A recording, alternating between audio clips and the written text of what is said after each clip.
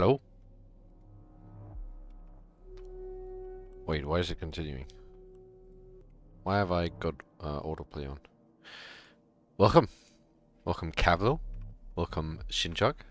Welcome Jedi. Welcome in.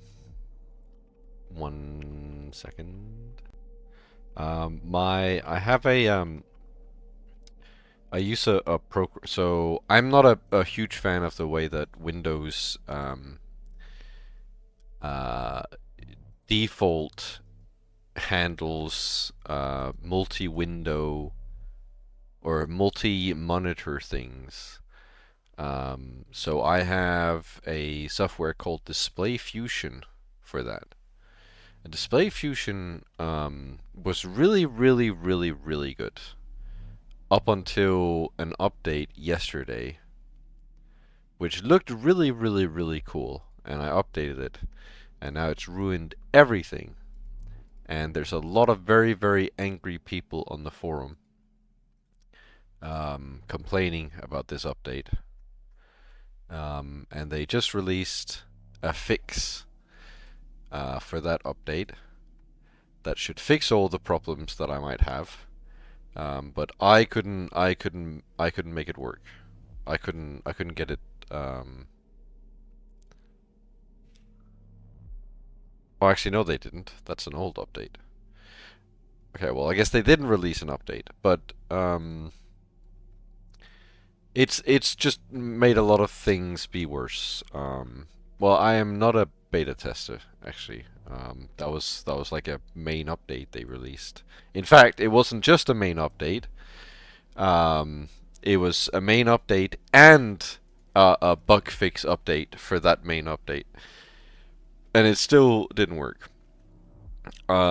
So basically, so originally the way Display Fusion works is that they change a lot of things that are like default with Windows, and one of the things they changed is the Alt Tab menu, and it looks much better. Sorry, it looked much better on Display Fusion rather than the original Windows. Except now, I don't know what they've done, but all the pictures are extremely small, so I have no idea.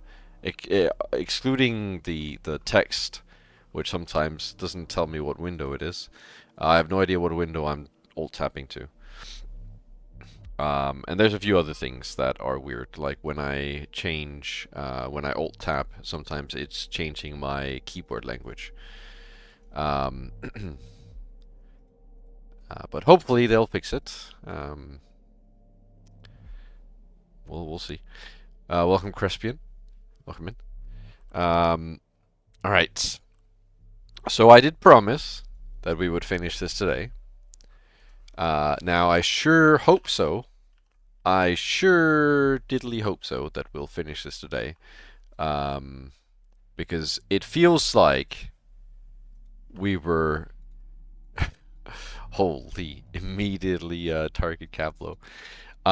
It feels like we were very close to finishing this game. We had... Oh, this was when I can just delete these saves, just so I don't have anything confusing. Yarn, oh, thank you. Shinjak as well. Simon says, "Oh no." See, so okay, this is where it gets problematic. So now I need to figure out. Okay, so I did actually have. Okay, well, no. I had to alt tab, and I didn't know where to alt tab to. I'll put this right here. Now I need to alt tab again to this one.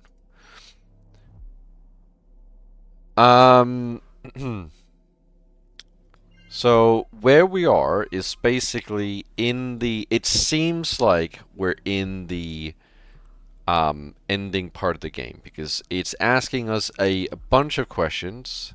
It's like, oh, what happened here? Who did this? What is the reason behind this? And we have to fill in those answers. And this is where we ended. We ended with a question, which was... when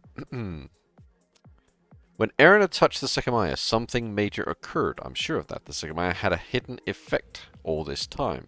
That effect occurred when Erina touched it. That was definitely the strangest travel of them all. 3 major questions arose. Why did Erina, Shiroya, and I not travel, but Sai did? Why did the Sekimeiya teleport back to its cabinet? Why was the range bigger than it should have been? Now that I'm aware of a factor I didn't consider at the time, which could be the answer to what happened.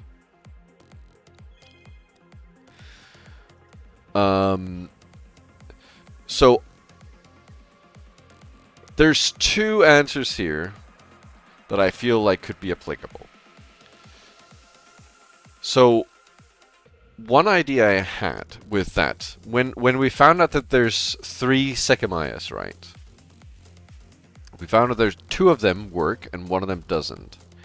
I was thinking, in theory, what could have happened was that the one that Erina had doesn't work, but she thinks it works. So she put her hand on, and at the same time that she did that, Sai put his hand on a real Sekimeiya, which he had in his little pocket thing. So in theory, this could be an answer.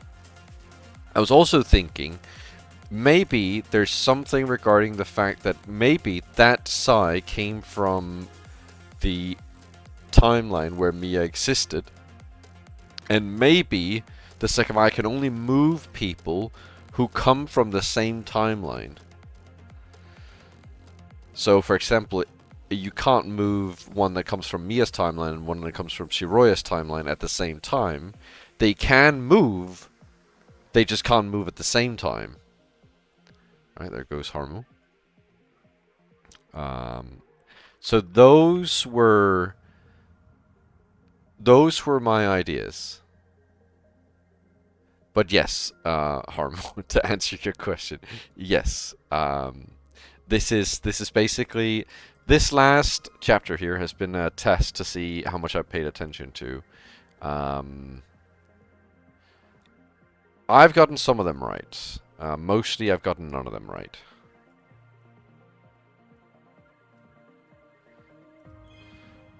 I'm going to say it's a second Sekimeiya. I'm going to say that Sai had a Sekimeiya in his little pocket thing, and he touched it at the same time as Erina did. The second Sekimeiya. Before Erina touched the Sekimeiya when we entered the event room, Shiroya and I were confused to see the Sekimeiya in the cabinet. In my case, it was because I had recently hidden it, specifically in a locker in the staff room. When I saw it in the cabinet, I thought it must have teleported to its original place, or where the cold temperature was. The reality was, it was not the same Sekimeiya. I don't think it was the same Sekimeiya. However, the one I hid in the staff room was working, and the one in the cabinet, which Erina touched, was working as well. Alright, apparently the one that Erina touched as well was also... welcome, Pump. Welcome in. Okay, there's another image. So... what the hell? So Sekimeiya. We are near the end of Sekimeiya. We're in the question/answers section of Sekimeiya. We are being asked a bunch of questions regarding the game, and we have to answer them. So, you know, all these like things here are questions. So you can see we're getting a lot of questions. So basically we're in the section where now we're being asked questions and we are responding to them. We are figuring out how this game ended up working. So I think that what I believe to be the main key to most of those questions is... I mean, I'm going to say which Sekimeiya was activated, right? Because that has to be it. Because this whole thing is regarding the second Sekimeiya. It was not the same Sekimeiya. So it can't really be these three.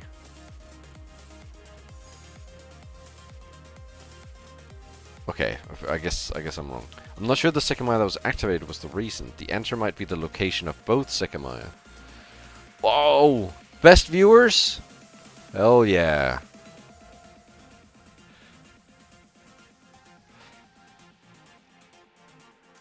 The one in the event room spent 15 minutes outside the cabinet. Meanwhile, as I had touched the one in the staff room at around 1830, it should have gathered power there for almost half an hour. The range of the Sekimeiya Erina touched probably looked like this. However, the hidden factor that I didn't account for was the Sekimeiya in the staff room. Oh, okay, I see. Okay, I did not think of that at all. That is good catch, but I did not think of that at all. Welcome, Mandy. Welcome in. It was in the rightmost set of lockers, and given the time it had been there, I imagined the range extended halfway through the event room. If this is what was special about that travel, then what happened to us? Sai did travel because he was only within range of Erinus Sekimeiya. However, the rest of us didn't travel through space or time. Instead, what changed was the world around us. The Sekimeiya didn't teleport back to the cabinet, that was a mere illusion. Then I quickly went to check the locker and found the Sekimeiya I had hidden there was gone. That only contributed to the same illusion. I might be mistaken somewhere, but I don't think that was still the same world. However, what happened later, we did reunite with Sai, who traveled in the event room, didn't we? Similarly, Akuro and the other Sai weren't found again. It was as if we'd gone back to our world. I wonder, does that hypothesis solve every mystery surrounding that travel? What about the range? It was bigger than the previous 15-minute travels, wasn't it? 2 functional Sekimeiya existed. If their ranges overlapped, the Sekimeiya effect wouldn't just be time travel. I think that could be right. It's not an idea that could be applied in that instance. Where is everyone? The Sekimeiya was just activated when both of them were close to each other on the crystal floor, and it doesn't seem like the others are still in this tower. How did I get to this world? Could it really be the same one we briefly visited?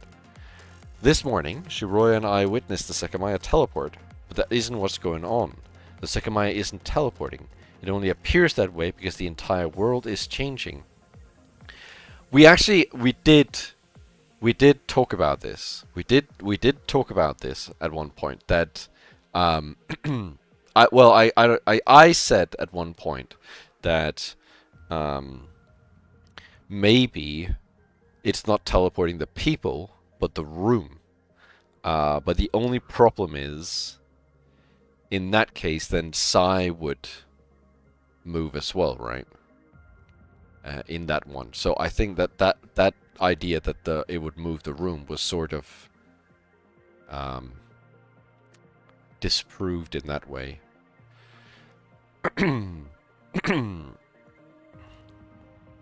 When it happened, we found the Sekimeiya inside a cabinet and room before it.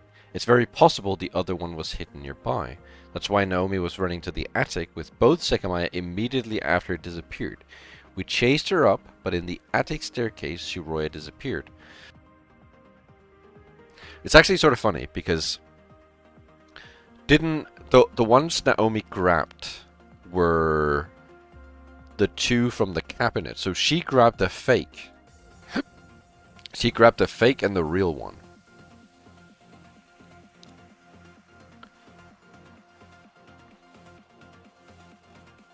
No, she didn't. She grabbed the 2 from Katai's briefcase.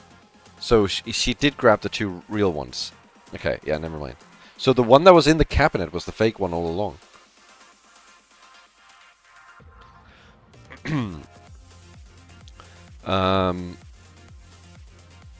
We chased her up, but in the attic staircase, Shiroya disappeared. When I looked at the living room, both Sekimeiya were next to each other, and one of them was grey. As a result, neither Naomi nor Shiroya are here. No. So when we started this whole thing, like when this whole thing started, the one Sekimeiya in the event room was the fake. It never did anything.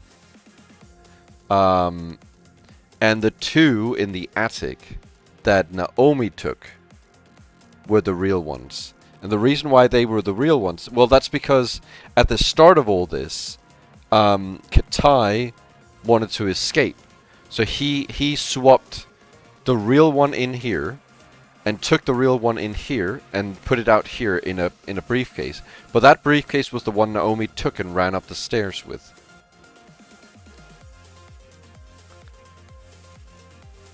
So she actually got away with the 2 real ones. And he specifically left the fake one in the event room. No. Katai didn't have the fake. Akuro replaced one of them with the fake. So the whole point was, one of these in here had to be put in here. One of the real ones had to be put in the cleaning room. Akuro didn't know there were 2. He only knew there was 1. So when he did that, he found out there was two, but he could only take one of them because if he took two, it would be suspicious. So he took one, put it in the cleaning room. Katai knew there was going to be one in the cleaning room, so he took the real one from the event room, which was still left because, like I said, Akuro couldn't have taken both of them. And then he went into the cleaning room, took the last real one, which was in the cleaning room, put both of them in the briefcase, and tried to escape out the storeroom. But he couldn't because the door wouldn't open. He had left the briefcase on the floor, which Naomi took when she woke up. She found out that Katai was trying to escape. So she went into the storeroom, took the briefcase, and tried to run with two of the real ones. And then the fake one was always in the event room. Lastly, though, this would answer the question of how Naomi's corpse appeared 2 times. If Naomi touched the Sekimeiya and the world around her changed, she would have appeared in the attic. Her keys had been left behind, so she had no way to leave.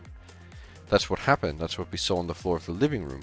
That's why we found Naomi dead twice. The Naomi that Shiroya disappeared with was one of the 2 bodies that we found dead. Does this mean that that version of Shiroya was there since the beginning? There's a lot more Naomis.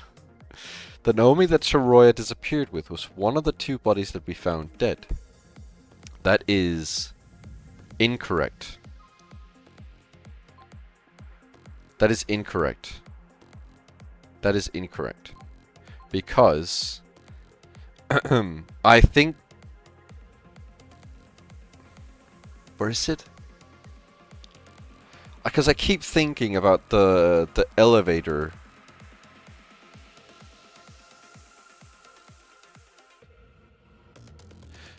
The elevator Naomi as well. Because there's the elevator Naomi. There's the 2 Naomis. And then there's the Naomi that's alive. Why are there so many Naomis?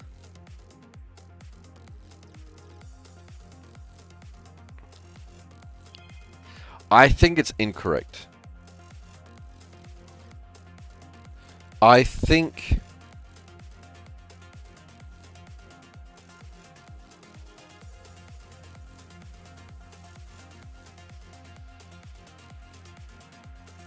Maybe it's correct. Because at the start... Naomi... doesn't she...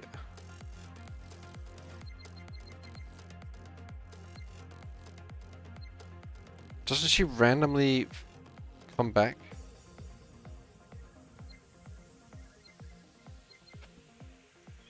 Oops. Doesn't she randomly come back? Oh, I'm never gonna find that, am I? I think Katai and Naomi talk at one point.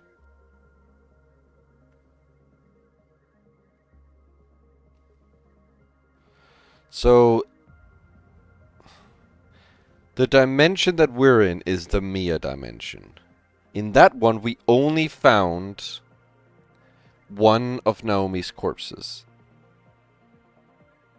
which was in the elevator. There was never 2 of Naomi in the Mia world, I think.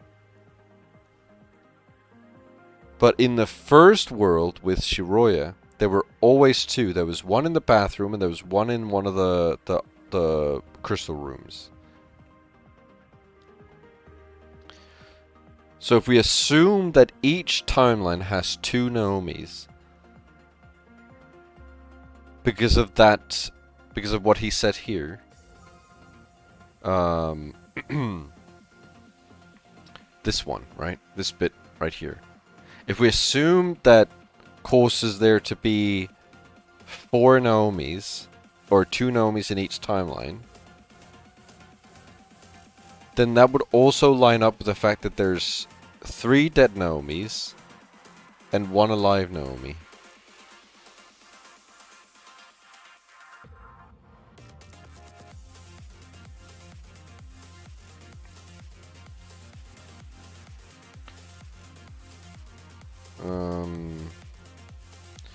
I think I'm just gonna say correct, but I think that's wrong. Yeah. Unfortunately, it is not correct. While it's understandable for Atsuki to have made that mistake, I thought perhaps you had realized it. Okay, thanks, Godot. So, if I activate the Sekimeiya right now, will I go back to the other world? When Shiroya disappeared, she wasn't in the living room yet, meaning she didn't leave any footprints. Is it not going to tell me why it's wrong? I would like to know why it's wrong. I wondered earlier how I'd been there for 12 hours without being found when the searches we executed would have found me. Of course, in this world, this doesn't apply. Everyone is gone. Where are they, though? Am I really correct in what I'm thinking? Everyone who was in Hallway B is no longer in this world. If that's the case, are they in the world I came from? Is that possible? It might be, but it doesn't feel right. After all, if this is the world where I was when Erina touched the Sekimeiya, Sai and Akuro must eventually come back.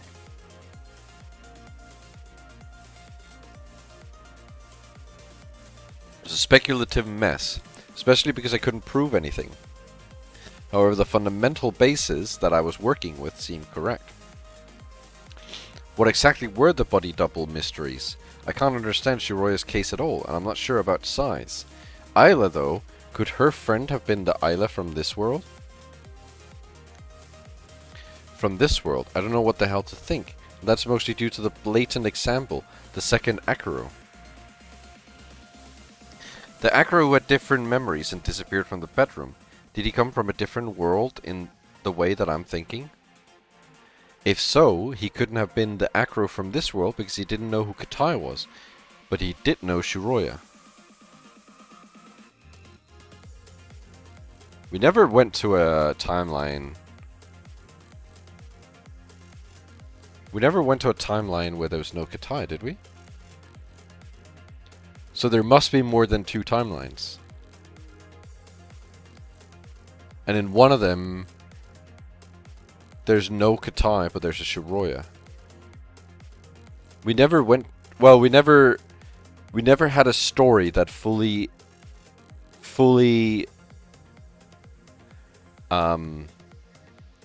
went through that, did we? I'm pretty sure we didn't.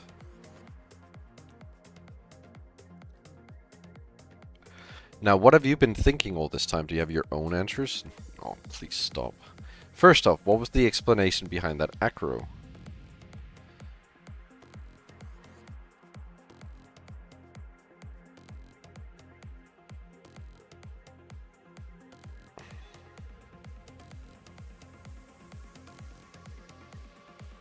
I like to think maybe he lied. Because I don't... Could there have been a single... Maybe he was trying... Maybe after he found out. Maybe he figured something out regarding how the Sekimeiya works. And he was trying to do like a red herring thing. Where he made it seem like there was another dimension where Katai didn't exist. But we know there wasn't another dimension where Katai didn't exist. I'm gonna say he lied. Okay, well. The explanation is a world beyond Natsuki's knowledge. So where did that Akuro come from? Could he have come from a world without Katai? If that's it though, this is too fucking confusing. Could changing worlds bring me to any kind of world? It could be infinite worlds and the Sekimeiya could act as a bridge between them. See, I just don't think that. I don't think that there are infinite worlds. Now tell him, although he can't hear you, tell him why he's wrong. There's 2. No, the answer is 3. Now that you know, perhaps you have an idea of how you could have asserted that fact. There's 3.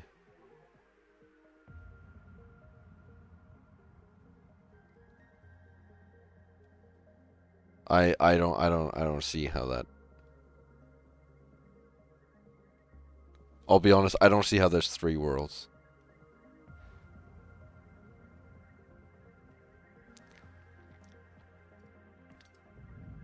Because the 3 worlds...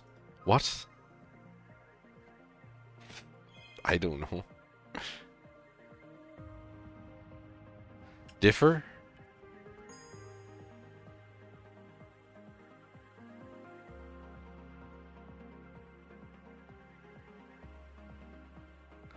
Oh, is it the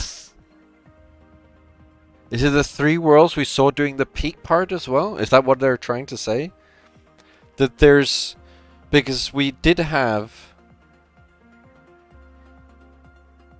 The Katai one was different from the other two, but I thought two of them were the same. Okay, well that explains a fair bit then. Why is it proven there are not infinite worlds? Why can't a fourth one exist? It's because the three worlds loop.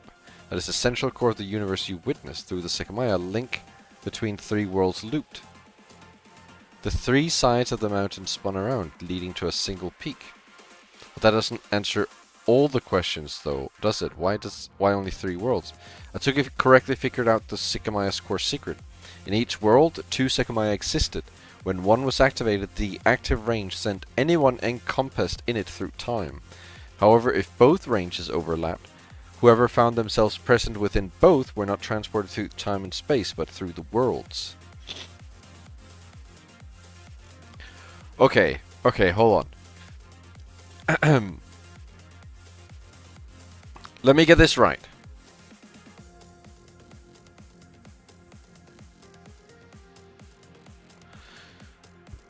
So there are two Sekimeiyas, so there are 6 Sekimeiyas total. Well, in theory there are 3, because there's also the fake, but that one doesn't actually do anything. So there are 2 Sekimeiyas, right? So 6 total. If at any point 2 Sekimeiyas overlap in range, you don't travel through time, you travel to a different world. But if they don't overlap, you travel through time. And then depending on how long and which Sekimeiya you touch, it depends on whether you go back and forward in time, and how long back and forward in time you go. This effect is called a world switch, although the full extent of the name might not make a lot of sense to you yet. Like everything about the Sekimeiya, the world switch had many secrets of its own. Of course, you may have figured some of them out with the tools you were given. There is one world in which only Atsuki is found alive in the tower. He is suspected of having been behind multiple crimes, but his life is suddenly cut short as he looks through a window. That world will be called A. If that world is A, then the world in which everyone survived and left the tower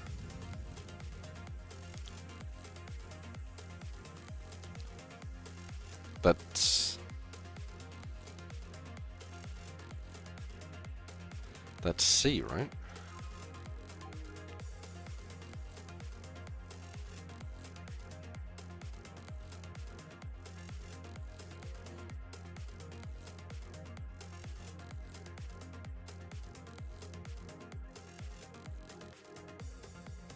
Don't they leave here?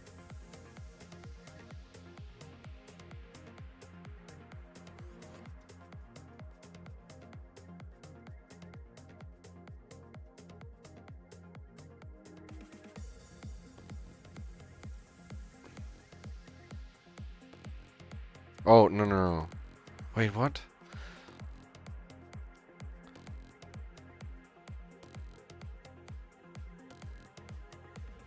Is there really one where it's just Atsuki? Oh, yeah, that's... Cause Sai leaves, right? Sai leaves out the door. It's in the one where, where, Atsuki swings at, Sai.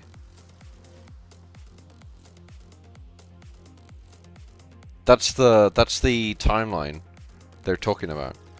Because...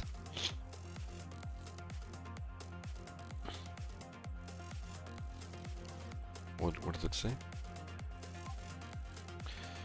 There's one world in which only Atsuki is found alive in the tower. He's suspected of having been behind multiple crimes, but his life is suddenly cut short as he looks through a window. That world will be called A. If that world is A, then the world in which everyone survived and left the tower. I guess B. Honestly, I don't know. No, that world is C. B is the world in which the recorder was present. At 2100, Atsuki, Sai, and Erina weren't able to escape. By world switching from world A, people were brought to... I don't know.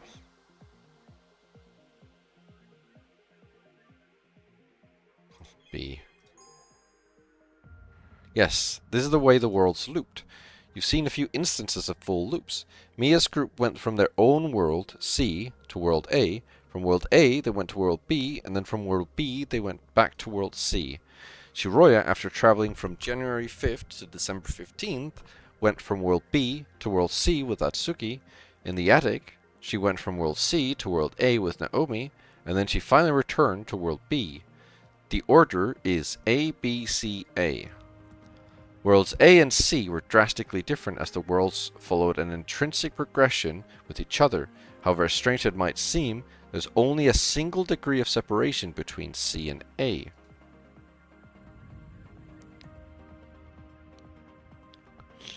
The picture will come out.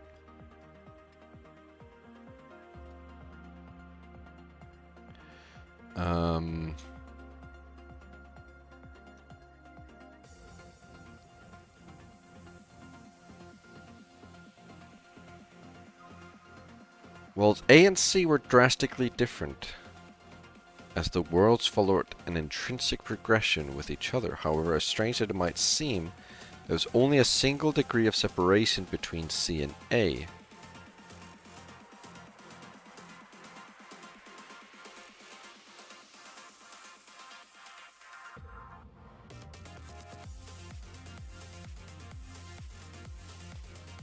That was me. I drew those.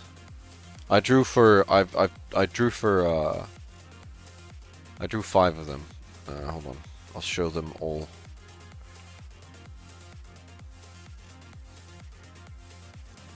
Yeah. There's... Oh my god, they're massive. This is Choco.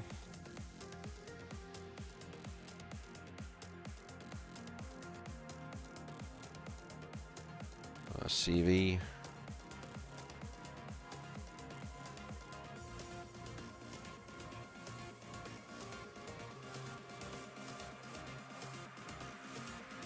Ember.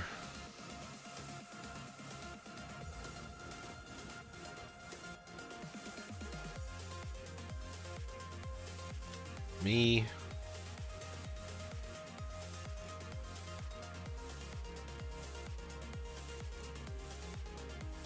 And shoot.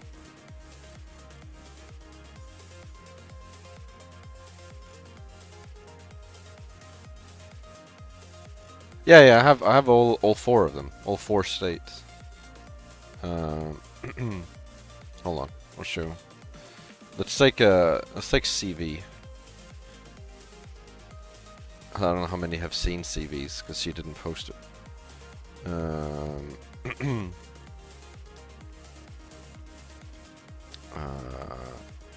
So that's the idle one on the left. Then there's and there's muted when she has her mic muted. Then there's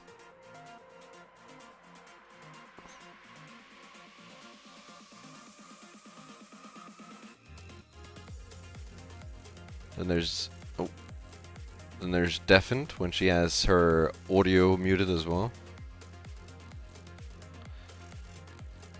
And then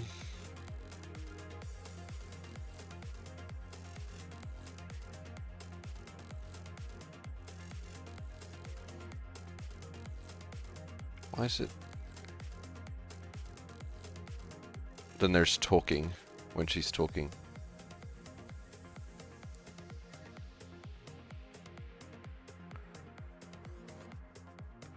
And then animated, you have... Animated looks like this.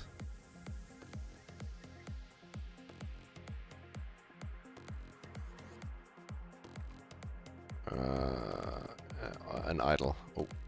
Oh, hold on. Actually, I'm using the wrong. Well, I guess you guys wouldn't see the difference, but here's the idle one, and then the talk over here.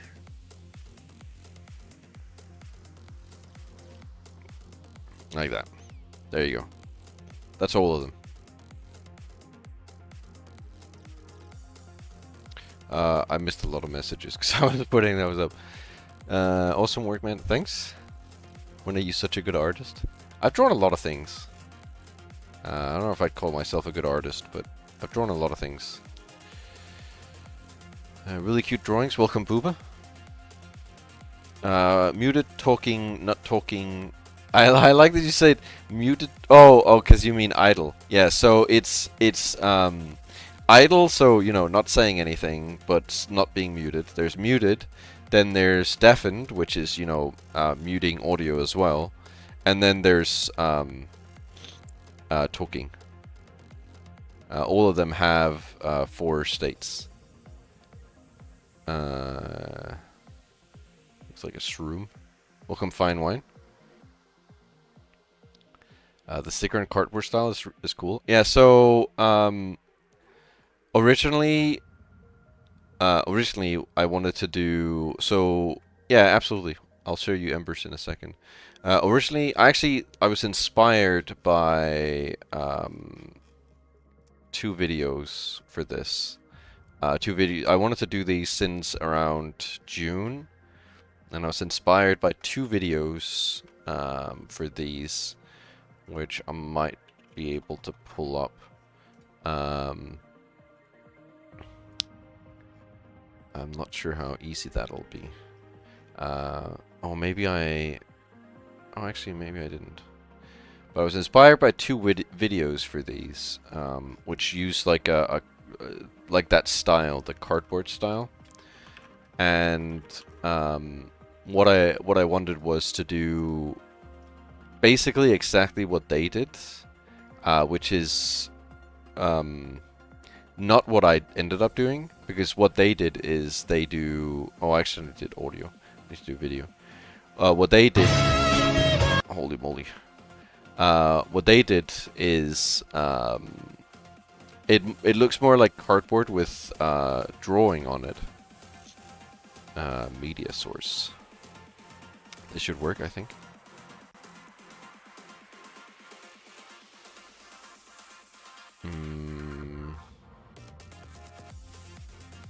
Does that work?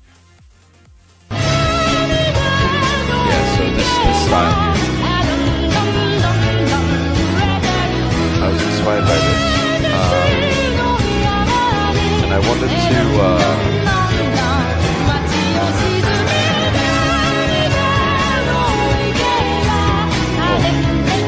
I didn't. There you go. So I wanted to do something like this.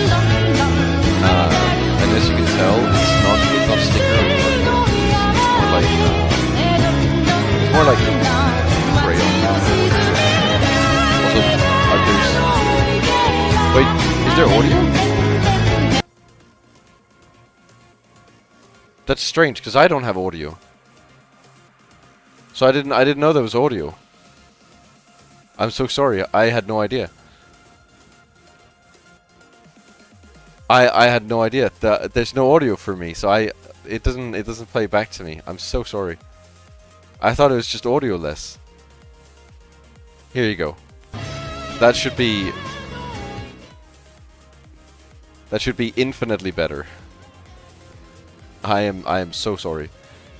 So I wanted to do something like this, and as you can tell, the art is more like It's more like crayon drawing on cardboard, or like just like, you know, pencil drawing, something like that. And that's not really what I ended up doing. And the reason why I ended up not doing that is because I don't have a drawing tablet. Hold on, I'll show you the other one as well while we're at it. I don't have a drawing tablet, so doing...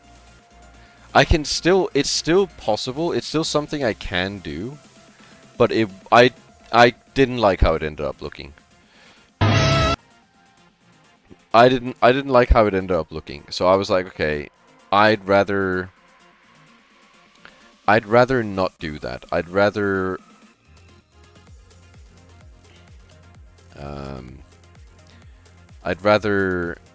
just go with what I know. So what I ended up doing instead... Hold on. Give me a second. So what I ended up doing instead is I made sticker on cardboard. And this is the other one, by the way. This is the other one that I took inspiration from. But I ended up doing sticker on cardboard instead.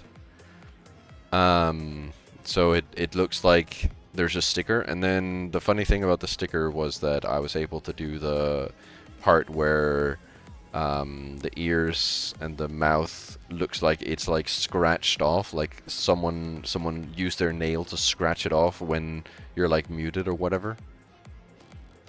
But yeah, that's the inspiration from it. And then Booba wanted to see embers. I guess I could show all of them, really. There's nothing really stopping me from doing that. So here's embers idle. Here's embers muted. Here's her deafened.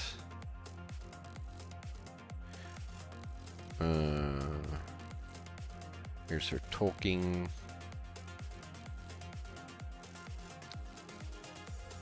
And here's her idle cropped, or here's her idle animation. Is it this one? It is. And here's her talking animation.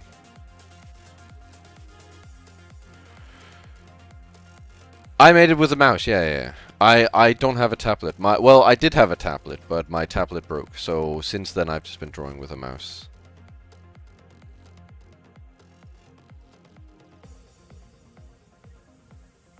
Since then, I've just had to draw with a mouse since then. And then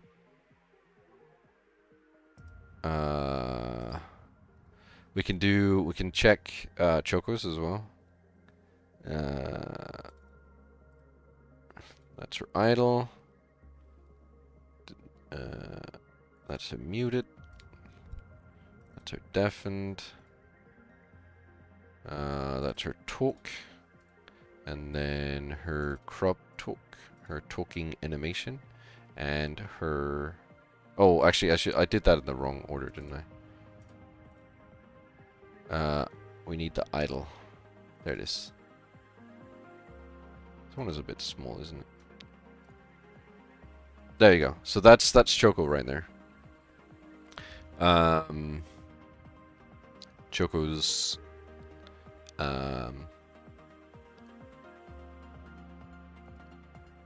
idle talk, and then mine isn't super interesting, but I guess while we're at it, we can look at mine as well. So we have idle, we have muted, we have deafened, we have talk, we have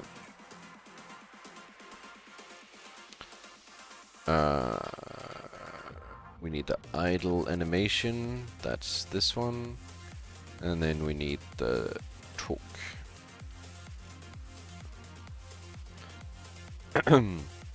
So these are mine.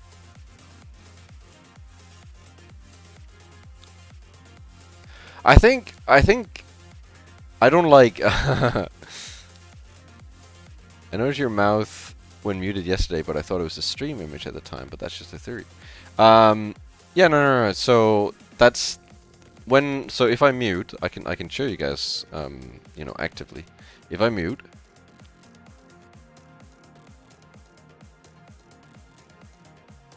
you'll see that my thing has the scratched off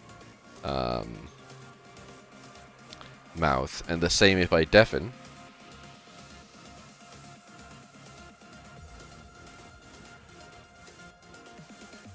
You will see that the ears get scratched off as well. And then finally we can look at shoes.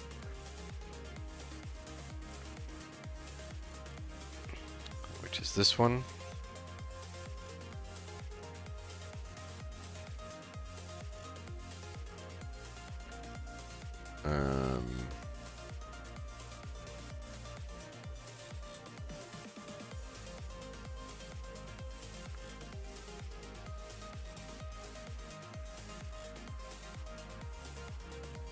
And this one. So this is shoes.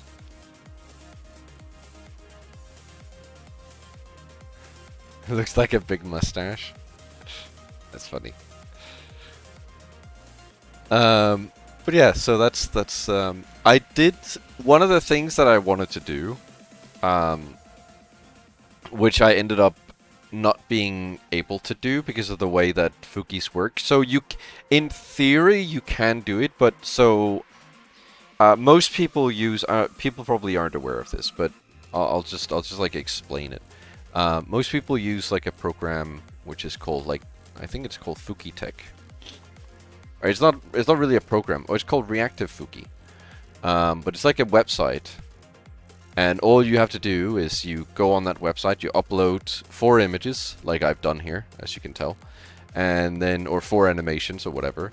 And then you've got yourself a Fuki, and then all you have to do is you put, in your OBS, you put a web source. And it's really simple, it's super easy. And then, obviously, if other people use that, they will see whatever Fuki you have as well, when you're in Discord. There is...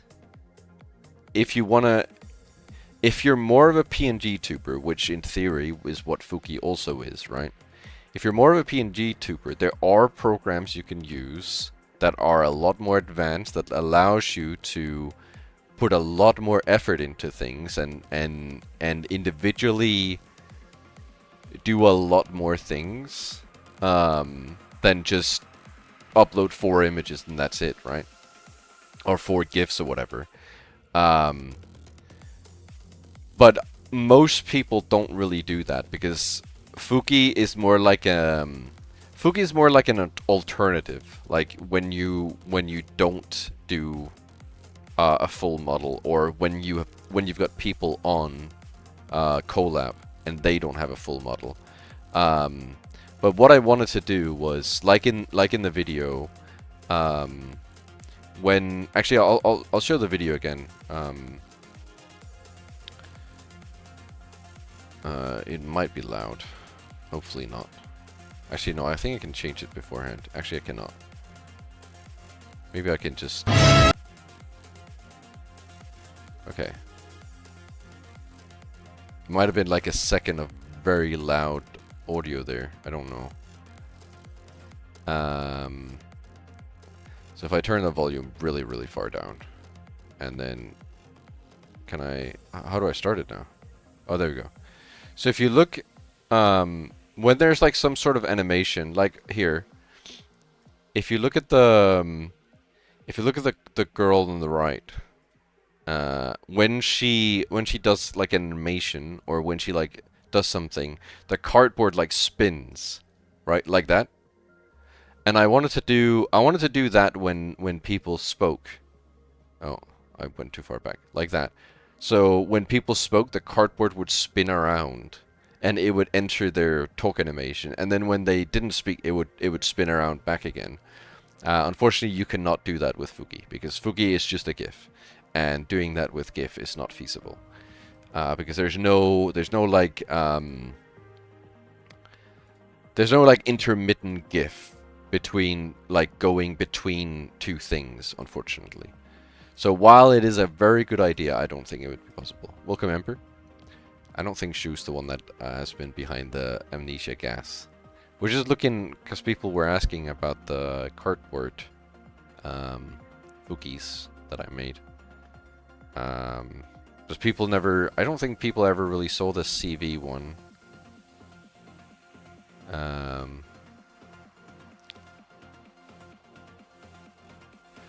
A 30-second long GIF? Well, I think the longer you make a GIF, the bigger it is, and there's also a limit to how big they can be, right?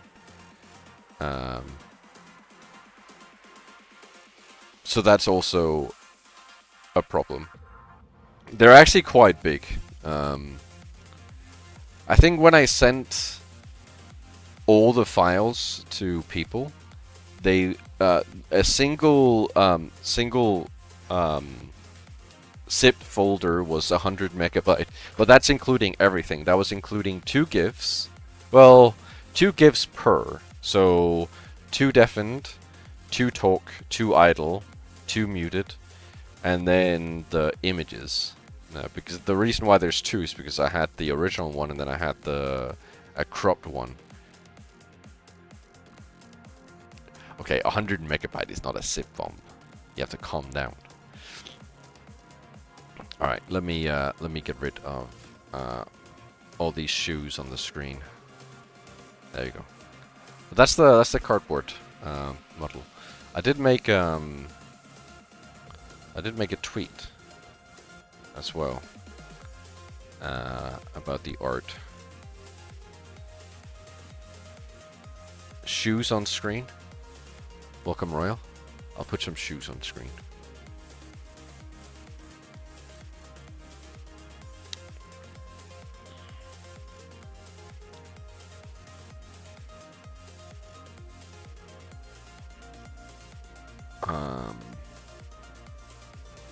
What the hell are these? I'll be wearing these. I'm putting these on the screen. These are the kind of shoes that I would like to wear. These are my kinds of shoes. Right here. There you go. Cardboard shoe idol on top of your cat. Alright.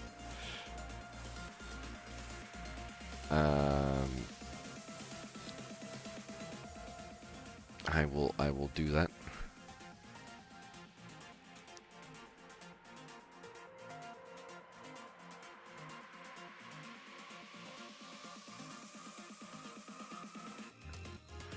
I think Mike likes clown shoes. Well, that's not clown shoes.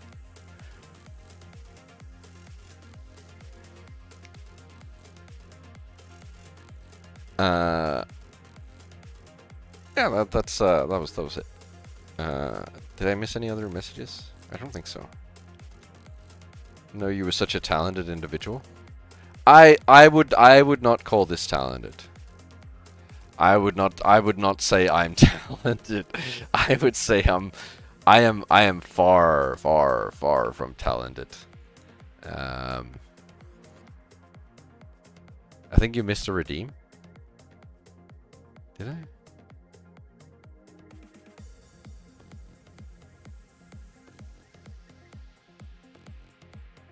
No, I didn't. No, I didn't. You're lying. Boopa profile picture. Oh god. How do I find that? Instruction 452. Oh! Oh, you're right. Oh, I thought that was play sound.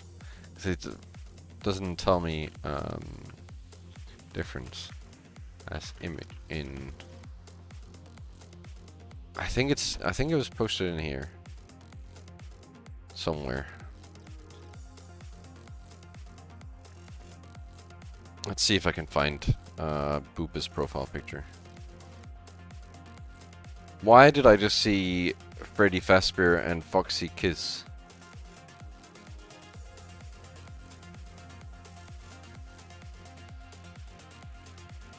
Why is it smelling like burnt in my current location?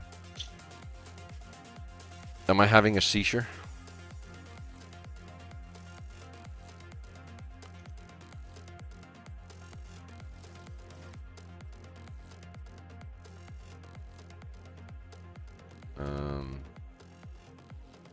Copy. What do you mean it lifted?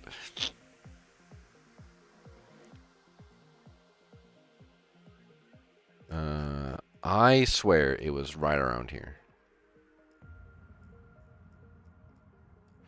Oh, there's the derp faces. I keep seeing like pictures that are completely irrelevant to what I'm looking for. There's Squidward. There's the incest people. Shit and fart.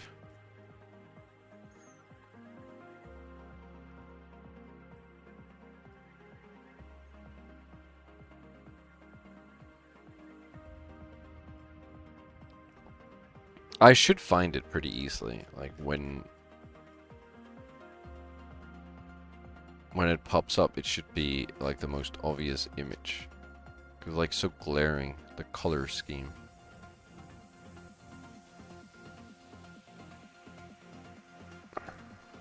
Bunch of Wordle. There's Choco J Dog. There's a Isopod.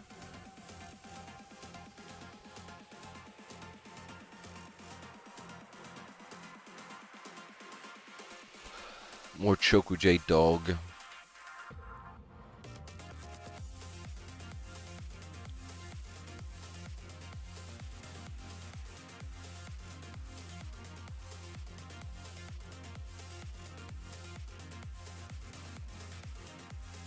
There's the green gremlin.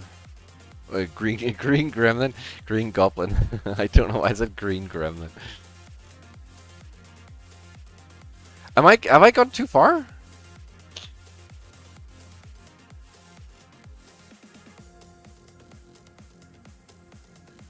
Is it back at the green goblin?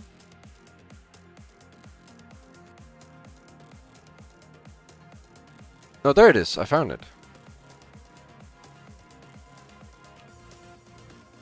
What the hell?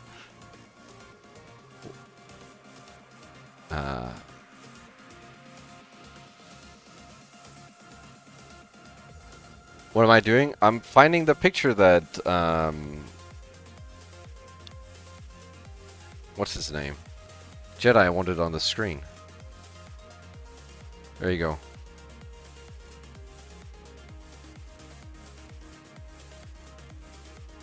Of the Green Goblin.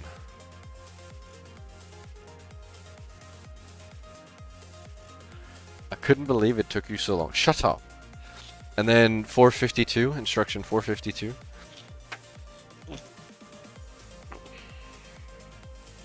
I hope this one isn't as bad as the one yesterday and the one the day before.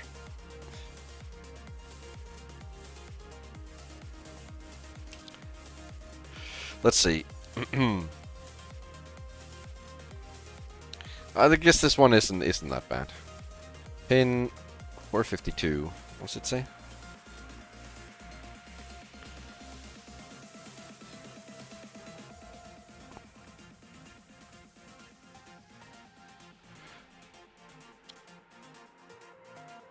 To yesterday's?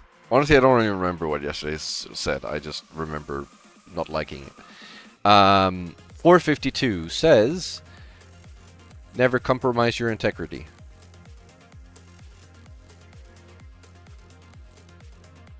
Alright. There is a problem with this order. There is, isn't there? I'm sure you can find instances that didn't follow that order, all of which had something in common. The incident at the tower happened in all three worlds, but the outcome was vastly different. Why? The major difference in World A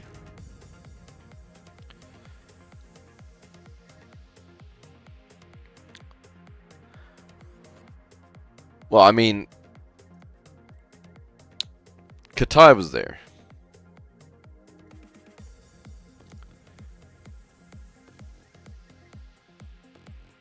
Was he?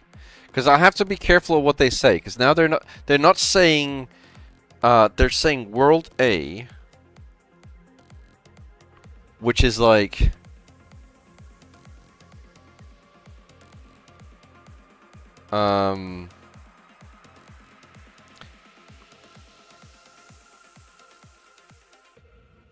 It might not be. Chapter 1. Yeah, exactly. That's it. The World A might not be Chapter 1.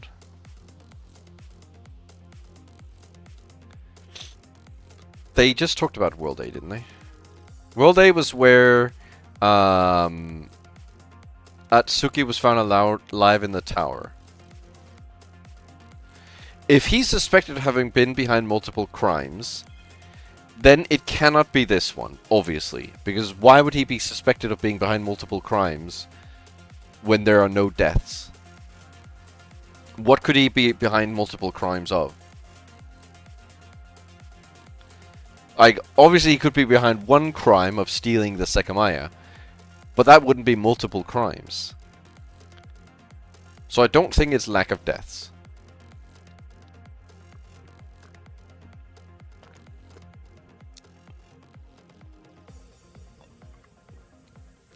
I think it's the second Naomi.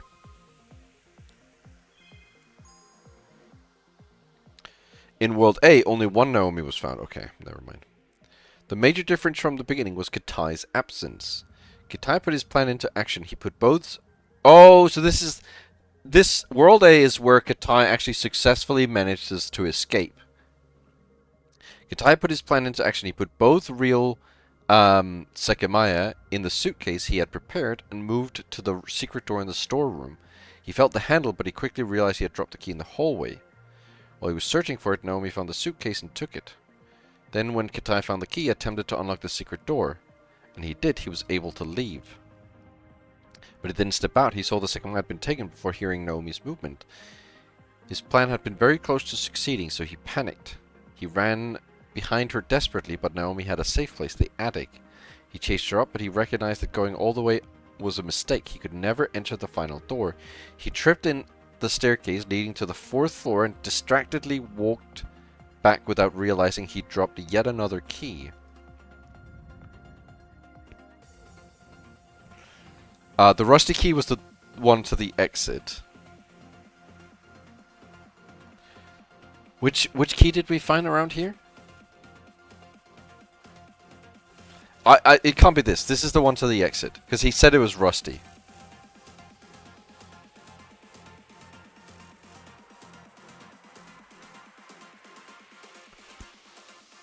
I would imagine it's the Sekimeiya's cabinet because he has to use it, right?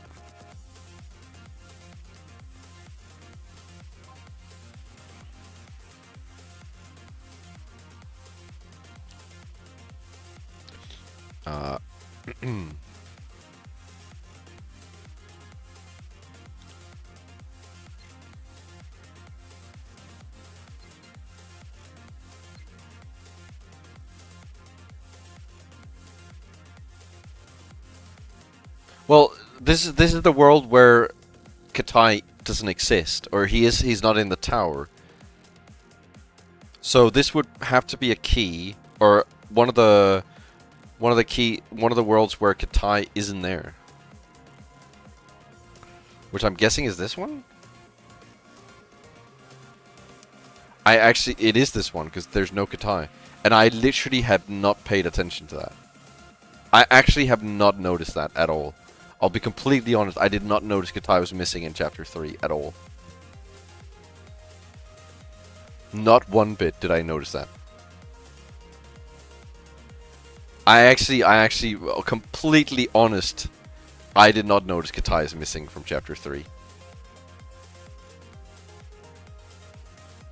Yeah, maybe it's because of the time between when we played.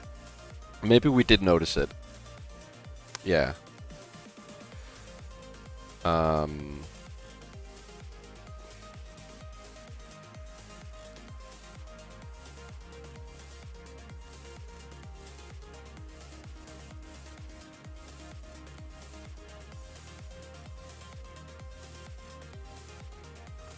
I don't know which key it could have been. It can't be the rusty key, because that's the exit key. I think. Rusty. Glancing at the many open doors, I saw something next to a pile of files, pulled a heavy compartment open and tried to reach the bottom. A brown key, large and rusty.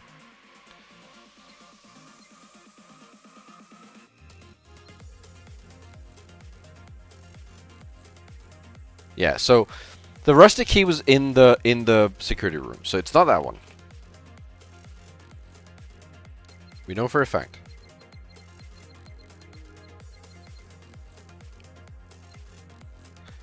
From the security room, we contacted the outside.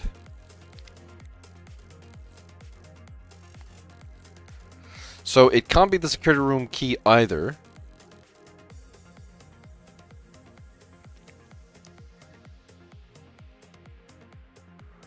Because it seems like it was unlocked. Yeah, I think it was unlocked.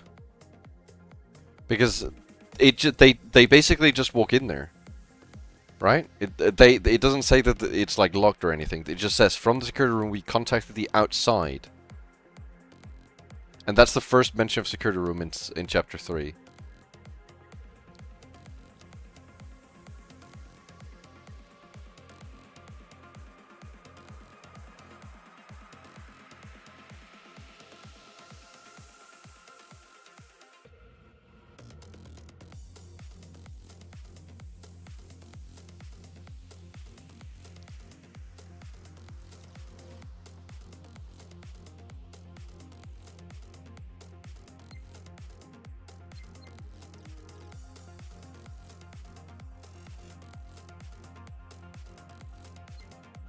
It was the key to the Sekimeiya cabinet. What is this?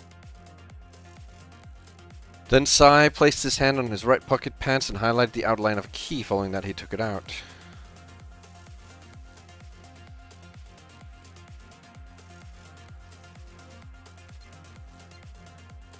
Wait, what?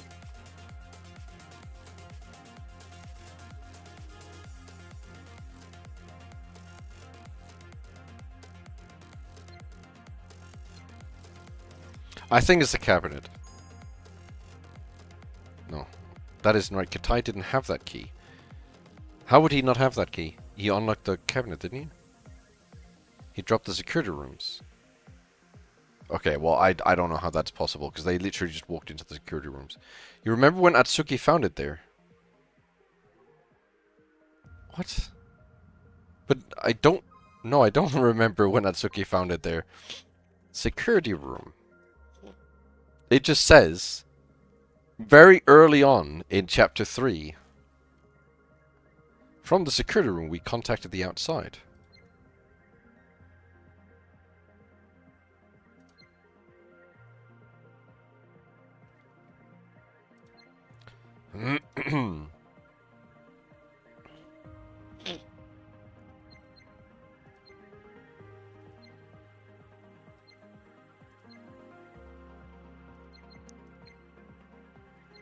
I don't see it. You remember that Atsuki found it there, but that didn't happen in World A, did it? Yeah, but it is chapter 3. It's chapter 3. There's no Katai. And we're talking about the Katai one. Because this is the one where Katai ran up the stairs trying to catch Naomi. After he could get out.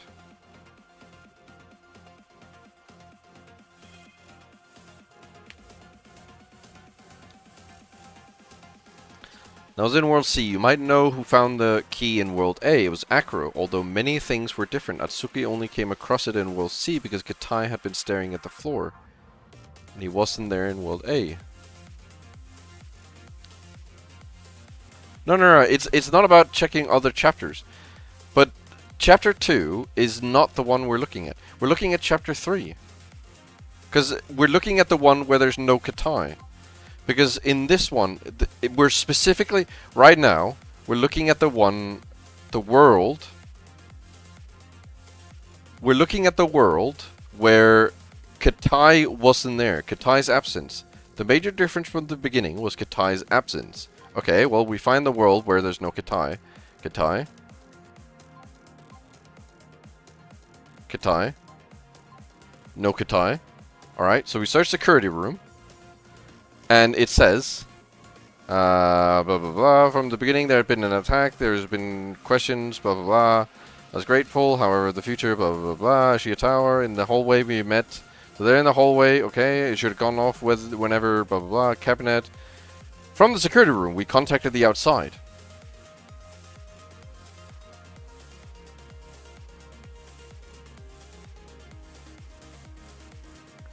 And there's like 103 other mentions of key.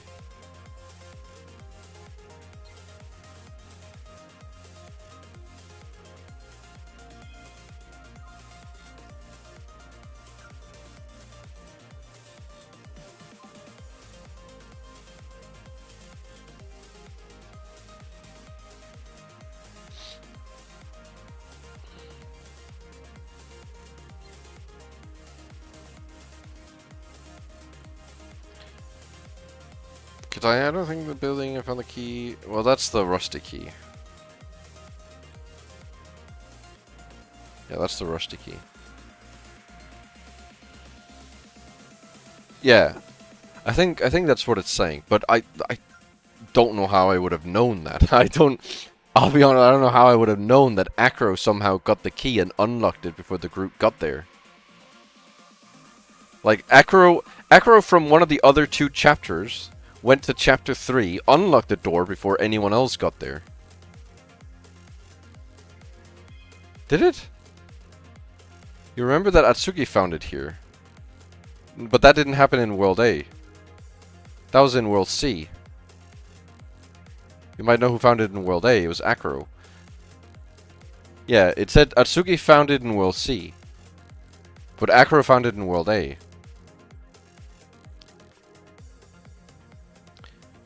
Although many things were different, Atsuki only came across it in World C because Kitai had been staring at the floor. And he wasn't there in World A. Yeah, but the thing is, I don't know how I would have known, because what's happened is that an Acro in Chapter 1 or Chapter 2 traveled to Chapter 3, unlocked the door before they got to it, which, you know, is only explained by the fact that it says, from the security room we contacted the outside, so the door was obviously unlocked. I don't know how I would have known this. I'll be honest, I don't know how I would have known this. Well, they talk about it right away. Wait, do they?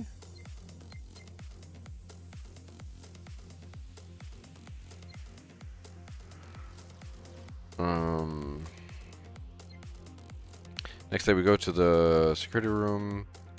Possible the security room. And could I get... this proves he wasn't in the security room during the attack.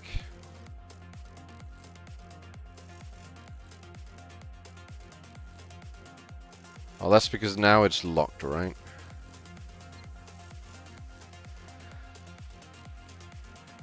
Rusty key in the drawer. That's the rusty key. I touch it since nobody's within the security room.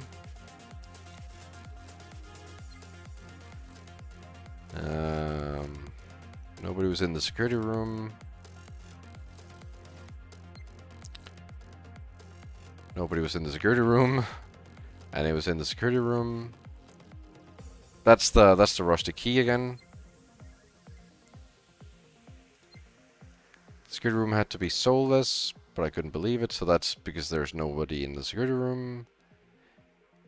Being recorded. So there couldn't have been anyone in the security room. There had to be someone in the security room. Was the security room vacant or not? The fear of someone being in the security room. I knew someone was in the security room. The person in the security room. I'd be talked to from the security room. Assuming the person in the security room.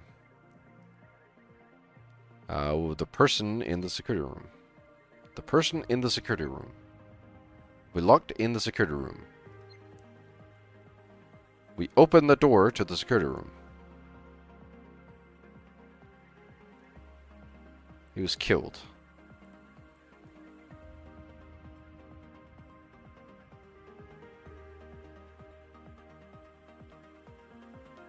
Why is the door now locked in the security room? Oh, it's not locked. They just open it. Someone locked it very late into the thing, yeah. Because the right near the end, they couldn't get into it again. Well, Katai is dead, but I think that's a different Katai. Because one of the Katais from the other worlds went missing, right? I think Katai came into World A, but was murdered. Because one of the other Katais went missing. Like in one of the other worlds.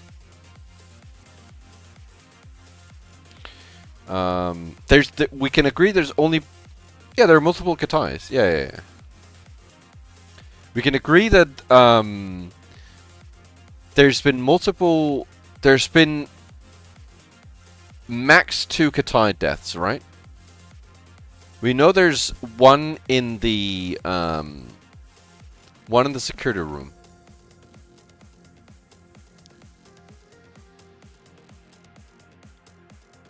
And that's in World A.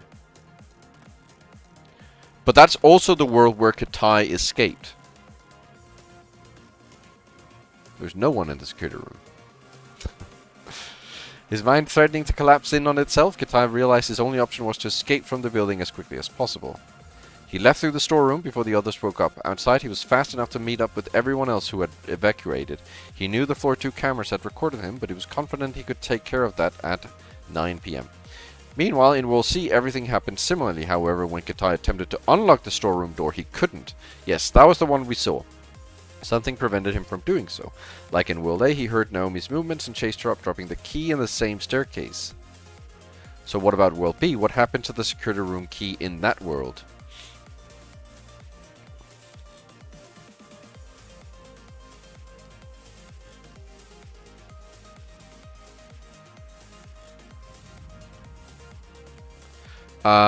So I do know what they're hinting at here. The last world...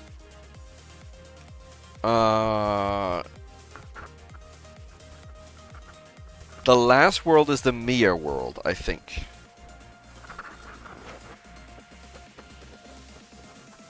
There is one world... No, I think it was the Mia world, right? Do you guys remember there was one world where he was... Yeah, I was just about to say. There was one world where he was, for some weird reason, extremely helpful and, like, really nice, and he actually knew things. I'm assuming in that world, he never intended to escape. Like, he never intended to leave with the Sekimeiya. He was just being a security guard.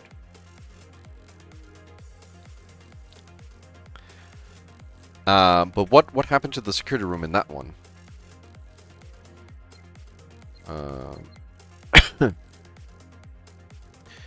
See the basic layout. As it says here, security room, well, we won't be able to access it. The door was locked by the alarm. We have no means to open it. I don't think so. Does it remind you of the security room door?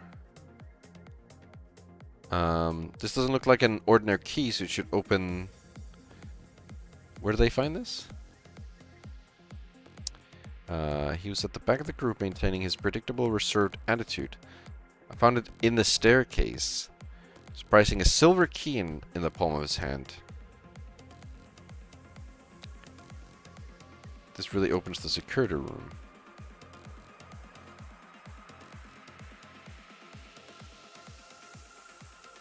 But wouldn't that imply he dropped it as well?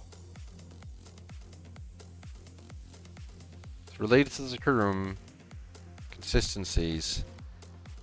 Stated that the alarm shut the door to the security room if you wanted to hide the existence of its key. Although we could open it despite that.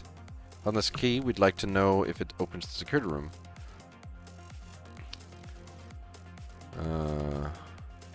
So he inserted it into the keyhole. It enters all the way, but it's not unlocking it. He was getting stuck in the middle of the turn, but as he'd said, and it had been the correct one.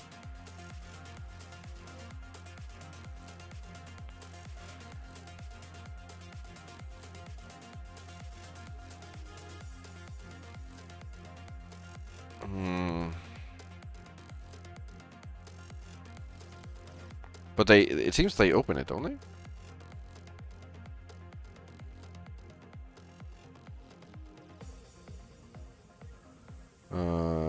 You're right, what the hell? It wasn't even locked. That was the right key, though. Oh, it wasn't locked! Oh.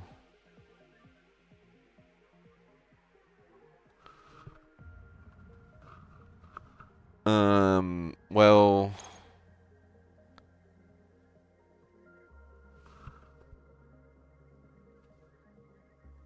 I don't know.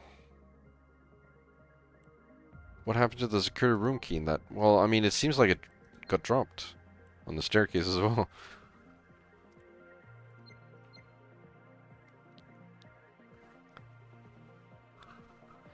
Right? It says here. See, they're on the 4th floor. Is a Suki. He was at the back of the group, maintaining his predictable, reserved attitude. Look at this. I found it in the staircase. Unless... Because Atsuki was shady in Chapter 2, wasn't he? He was a bit weird.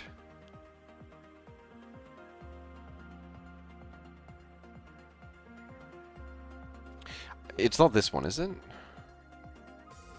Oh, I don't know. Honestly, I don't know. I feel like it could be any one of these.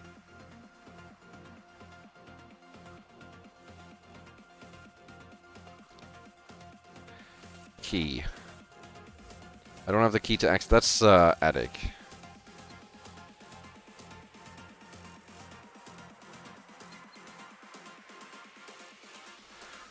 I'm seeing it looked fairly modern, not like one that had. Wait, when I turned, I like to not tell them.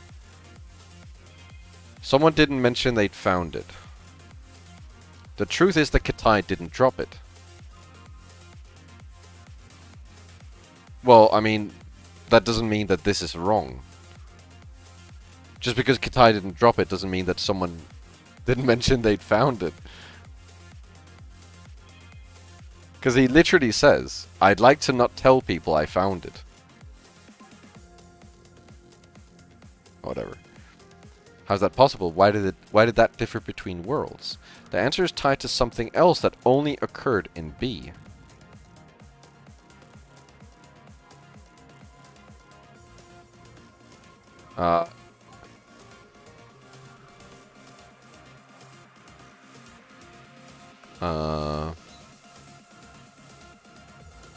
Suripo, was that?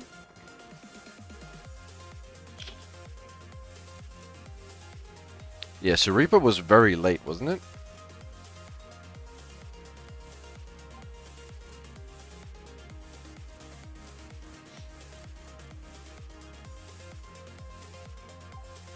In chapter 2.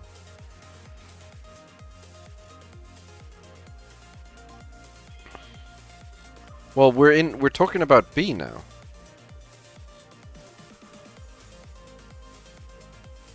And I think B was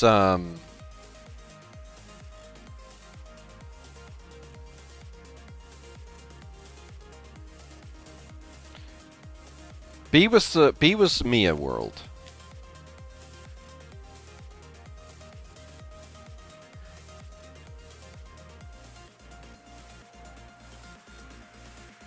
Okay, wait, hold on. Was B Mia world? Okay, security room.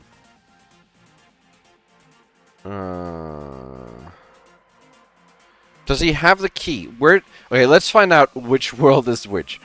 Which does he have the security room key in chapter 1? This A and B stuff is too. They should have just used chapter. Like this A and B stuff is too confusing. They just said like, well, I guess that would imply that the entire chapter takes place in that world. But it's just this A and B and C stuff is just so confusing. No, I think in chapter 1 Atsuki finds the key.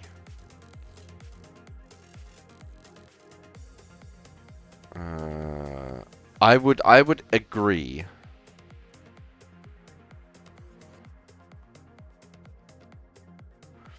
I would agree.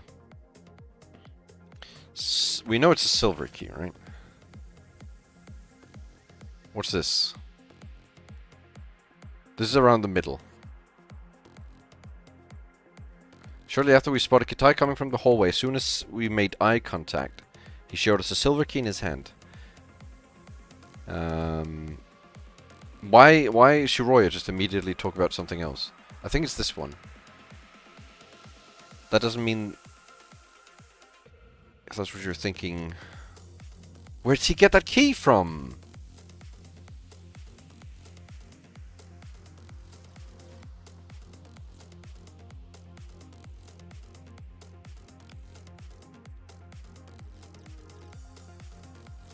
No, this is the men's bathroom. What? That's not silver key.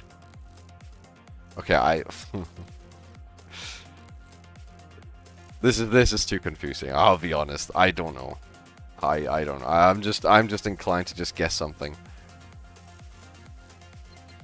I don't know what world A, B, and C is. I don't like this guessing game stuff.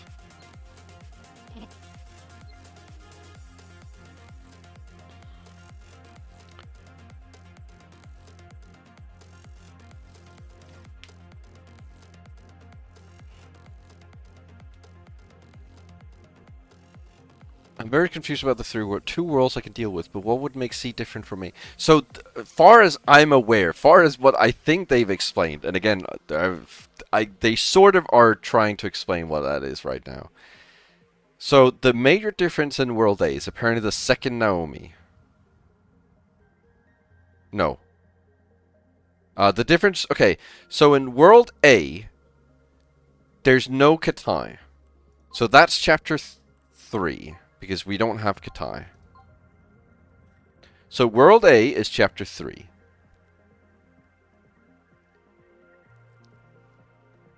And the biggest difference in World A is that there's no Katai. Okay, fine. So now we have that settled.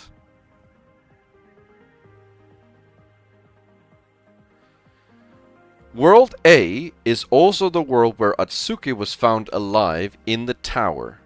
Where only Atsuki was found alive in the tower. So that must be where...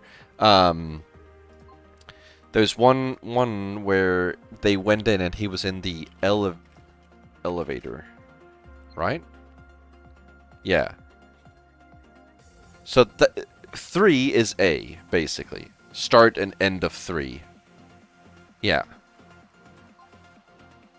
Okay. The world where everyone survived and left the tower is C. B is the world in which the recorder was present. So C is Mia's world. Because Mia wasn't present when the recorder was present. Nor was Shiroya.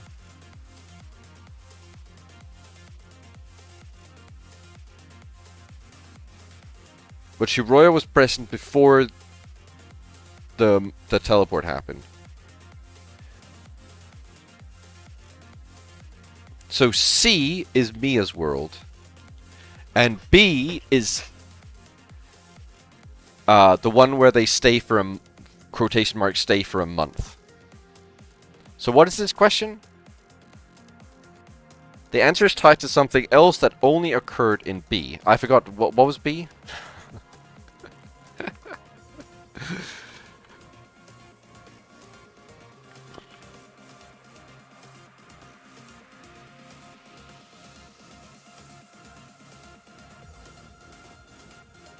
I am writing it down right now. I am writing it down. I'll write it down in a note, but I need the search up while we do this, else I cannot. Oh.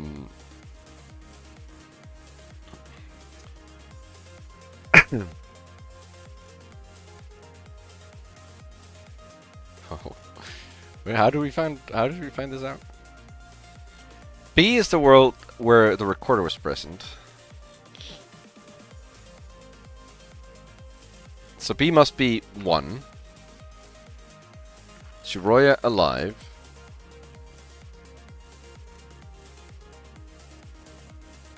Question mark. Katai. 1 month into future. C equals 2. Mia alive. Katai. Everyone leaves safe. Alright. I think this is right.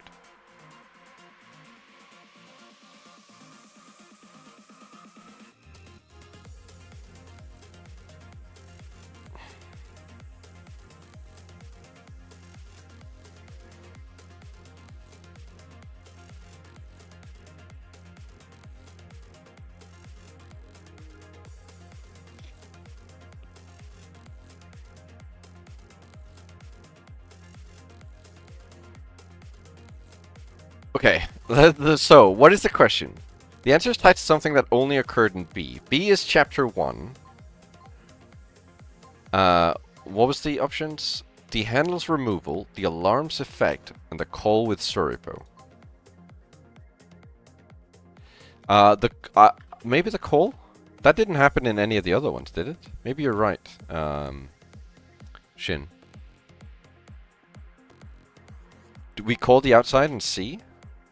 Sorry, I'm looking at chapter 2. We do, but that's near the end, isn't it? Yeah, it's near the end. Wait, no. Are you sure we call the outside? Outside. Can you not talk to the people outside? Understand what happened? We can't, actually. I just realized this alarm side effect made that impossible.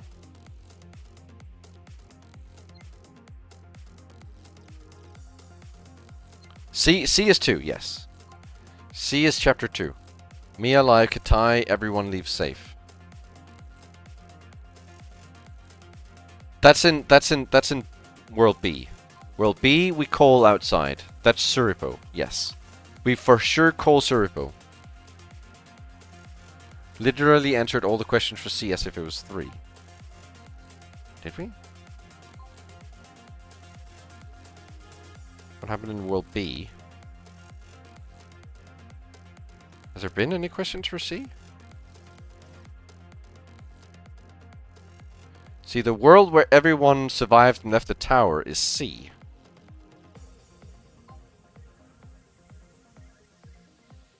But in chapter 3, only Atsuki is alive.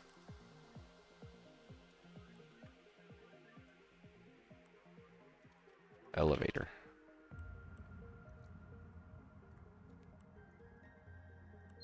Right? Unconscious above the elevator. I think it's the call with Suripo. I think you're right that it's the call with the Suripo that probably changes Katai.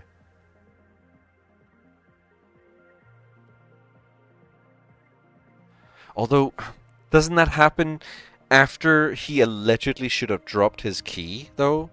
The call with Suripo? Doesn't that happen like some time after? The only two that would make sense are these two. I don't think the handle... The handle was removed, I think, but I don't think it was removed early.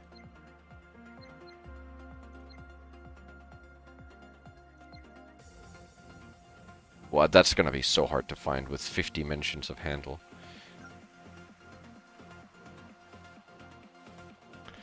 The long corridor still extended up to the door without a handle. See, we find it... Well, I guess this doesn't explain whether we removed it.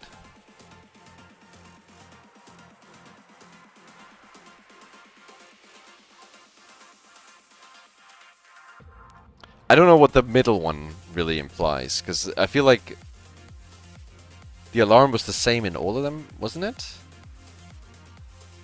I don't remember there being any difference in the alarm. At all.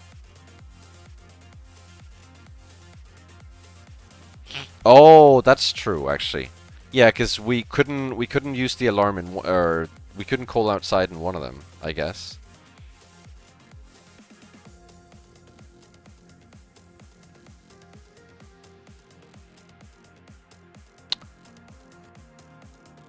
But the call happened after, though. After when he should have dropped his key.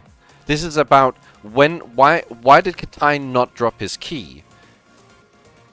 But the call happened when everyone was awake, right? So why would the call that happened after he should have dropped his key change that he didn't drop his key? The call only happened in B, but so did the handle's removal. The handle was only removed in B as well. And I'm not sure what the alarm's effect really implies for B, because I don't remember the alarm being significantly different in B compared to the other two. I do know in one of them we couldn't call the outside because of the alarm. But again, I don't know what that implies for why it would be different in B.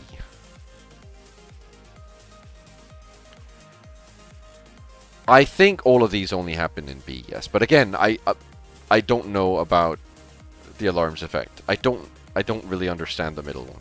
Regarding B, like regarding what happened in B. I don't really understand why why the alarm's effect would be different in B specifically compared to like literally any of the other ones. Yeah, probably it's gonna be so hard to find.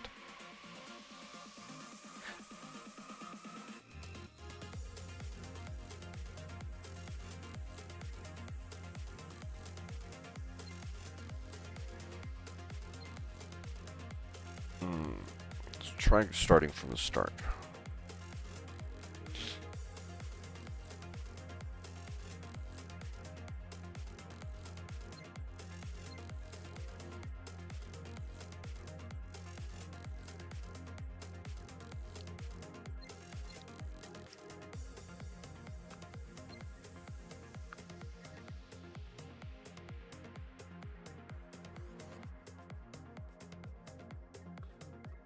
Is it because the alarm sounded late?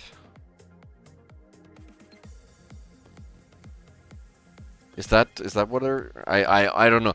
The middle one I'm not entirely sure. But I guess so it can't be the handle's removal either, can it? Because if the handle was removed, why would that change that he dropped the key? Because he would still go to check if he could exit through the door, right? And then Naomi would take the Sekimeiyas and run. No, because their briefcase in chapter 1 wasn't that... okay, well that's gonna be impossible to find because I don't know if it specifically says briefcase. Suitcase? They found a suitcase in the hallway, didn't they? Like right here, they found like a suitcase in chapter 1. And I'm guessing that was the suitcase that had the Sekimeiyas in them. But then why did Naomi still run to the attic in chapter 1? Okay, let's just guess something. I'll go with the call with Suripo, because I do agree that that seems the most likely one. It's just weird that because it happens after when he should have dropped the key. It was the handle's removal. Okay, none of us were right. In World B, Katai went to the secret door, ready to leave. However, he immediately felt it with his hand. The handle wasn't there. In World B, let me just double check. World B, Chapter 1, okay. He couldn't believe it. He had been outsmarted. Speechless, he froze in place. Of course, as the keyhole had been in the handle, he couldn't even attempt to unlock the door. That is why he didn't notice that he dropped the rusty key in hallway A, and it's why Naomi didn't have the chance to take his suitcase. He understood that he would have to stay in the tower, but he didn't immediately give up. Since Sekimeiya was still in the event room, and perhaps he could make use of it. Katai sighed deeply, trying to figure out who could have known about the storeroom's secret. Before anyone could see him, he went to a crystal room in hallway B. He had been told that a refrigeration was essential for keeping the Sekimeiya stable. He had independently learned that she had two identical Sekimeiya, but it wasn't public knowledge, hence abusing Sin's plan still seemed feasible. He could keep a Sekimeiya for himself as long as Ashia found Sin's fake in the cabinet. That was why he left Sekimeiya inside different cabinets in room B4. He came to the conclusion that it was a good idea to let the suitcase be found, as he had disposed of it. He heard a sound coming from the crystal room he'd just been in. He ran there and saw one of the Sekimeyas on the floor. Atsuki and Shiroya had just world switched to world C.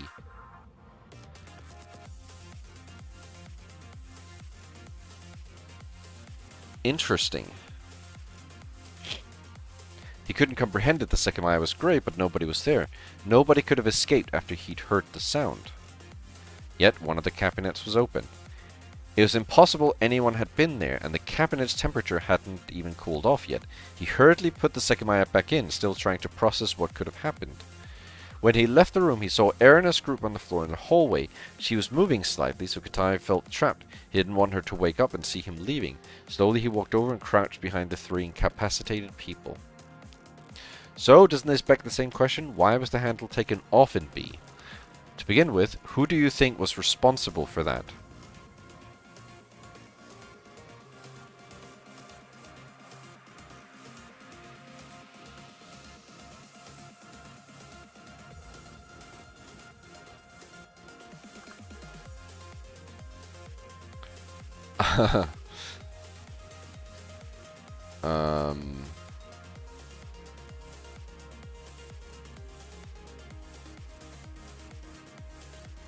Kuroka's he's a shifty fuck.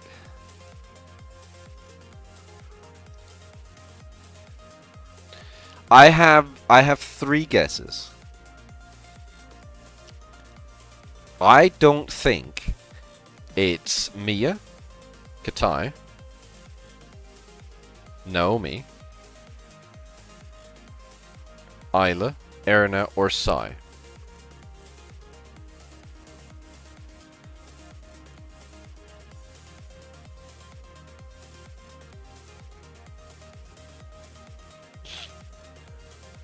I think if it's Shiroya, it's because it's one of the Shiroyas that came from a dimension where she knew what had happened and she wanted to stop Katai. And the same can be said for Atsuki. And for Acro, the same can also be said. That's the three that like sort of women couldn't remove handles on doors.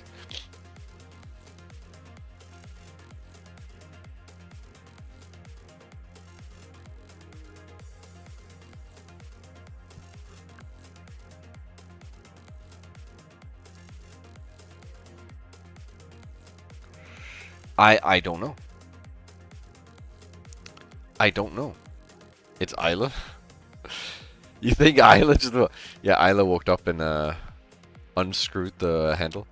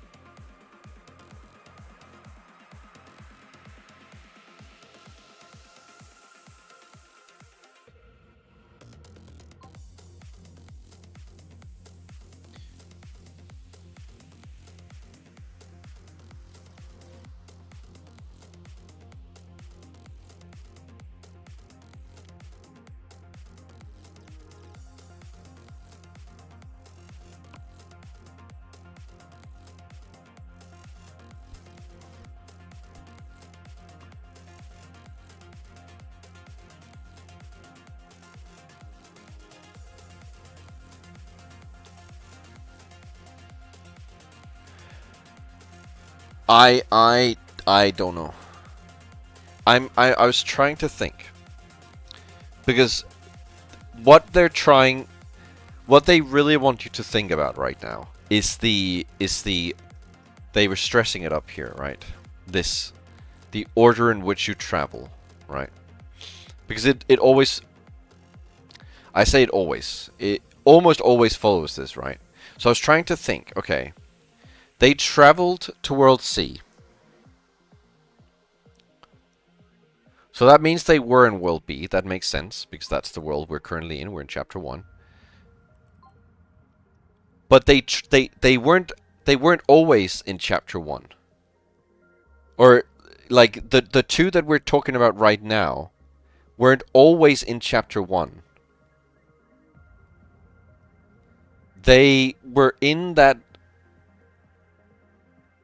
other dimension as well.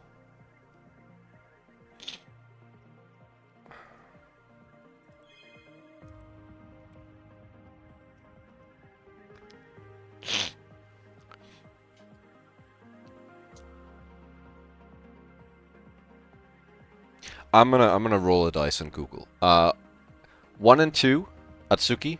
3 and 4, Shibuya. 5 and 6, Akuro. Dice. Alright, it's Akuro. Akuro did it.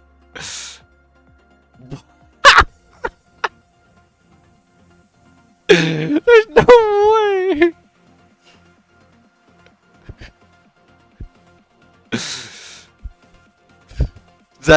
There's no way, man. Ah, fuck off.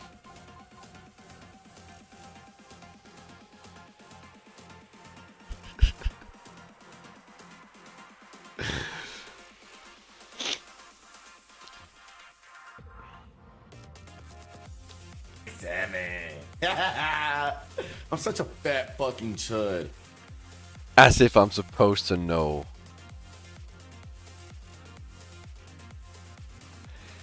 If I ever see Godot's name on a game again, I'm not playing it.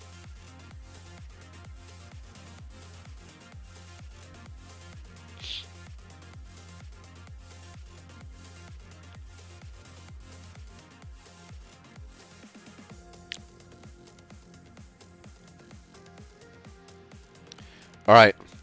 We roll a dice. 1 and 2, A. 3 and 4, B. 5 and 6, C. It was Acro B. That's not right. Oh, well, okay, we weren't that far. We weren't that far off. We weren't that far off. Booba somehow knew. Booba somehow knew. The person who removed the secret door's handle in World B was Acro A. He was the main person behind the attack. In this world, however, Sin were outsmarted. The alarm Sin didn't know about went off, and the Sekimeiya Acro had hidden in the cleaning cart was taken. Who had been responsible? For a while, Acro had no idea. However, eventually he world switched to be with Isla. In that world, he was surprised to find out that the attic was unlocked, and even more so to see that everyone was taking shelter inside a bedroom. There he learned about two things: Katai's presence in the tower and the existence of the storeroom's secret. Naturally, he knew who Katai Koichi was, but he shouldn't have been there. Akuro had suspected someone from Ashiya had hindered their plan, so he was internally taken aback when he heard details about that world's events. Soon, that Akuro traveled to the past and appeared on November 24th. You remember what Shibuya thought, don't you? Out of nowhere, he appeared in a detention cell, but he was able to leave it. There, he realized he was in the far past. He recalled the times Katai had chosen to speak to Aido. He must have been who had interfered with Sin's plan. Ah, okay. So,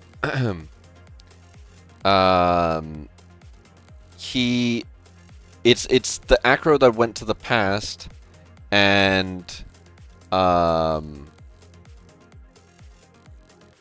then went in and removed the handle. Katai hadn't been in the tower, yet everyone had eventually claimed he'd been there since the start. It wasn't hard to suspect the truth.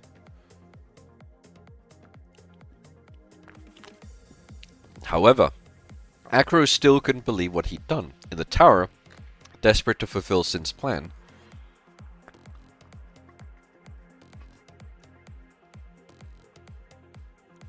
how had Shiroya come back to life?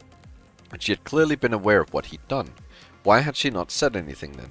Acro had no idea why she had come back, but he had been next to her and Atsuki for hours.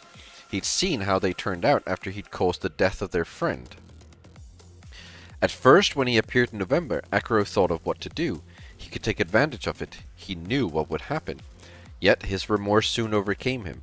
His greatest wish was to walk away, and he had the opportunity to do so. The plan was going to be a failure, but he was no longer in his world. Perhaps he could let his other self take the blame while he tried to atone for his actions. Of course, due to a certain perspective you viewed, you know that's not what happened. Yeah, he got arrested by the police. In any case, Acro's action significantly changed the start of World B's incident. Katai didn't know he'd dropped the rusty key, and Naomi didn't run to the attic with the suitcase. In Worlds A and C, however, the same thing occurred. In the attic, Naomi touched the Sekimeiya and world switched. When Naomi touched it, she appeared in World B.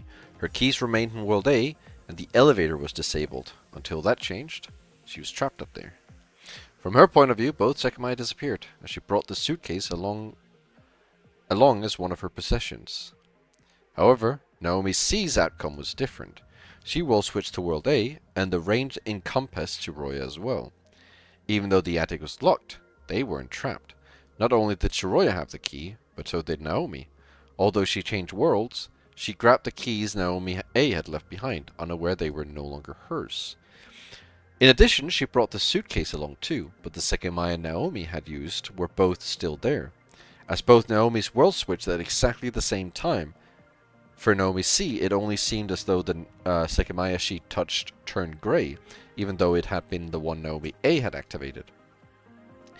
Instinctively, what she did was touch the other Sekimeiya, unable to believe her finger had changed the gem's color.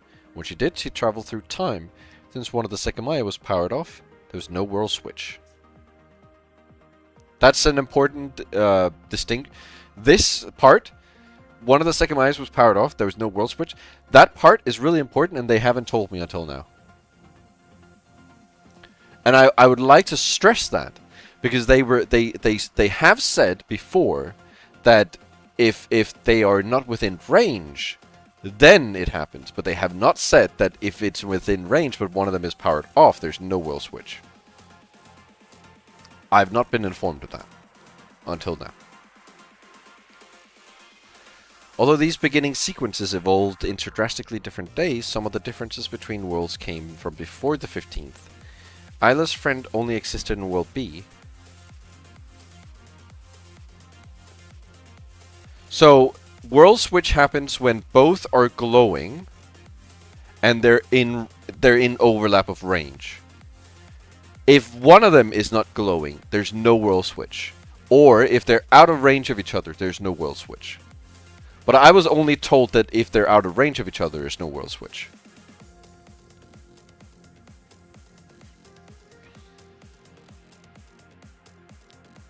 Well, it says since one of the Sekimeiya was powered off, there was no world switch.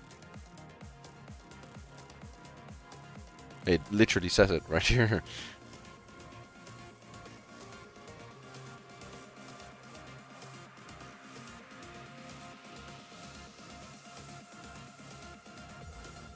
Do you think what it literally says right here? Since one of the Sekimeiya was powered off, there was no world switch. Shin, are you okay? I don't know what to tell you. It literally says right here. I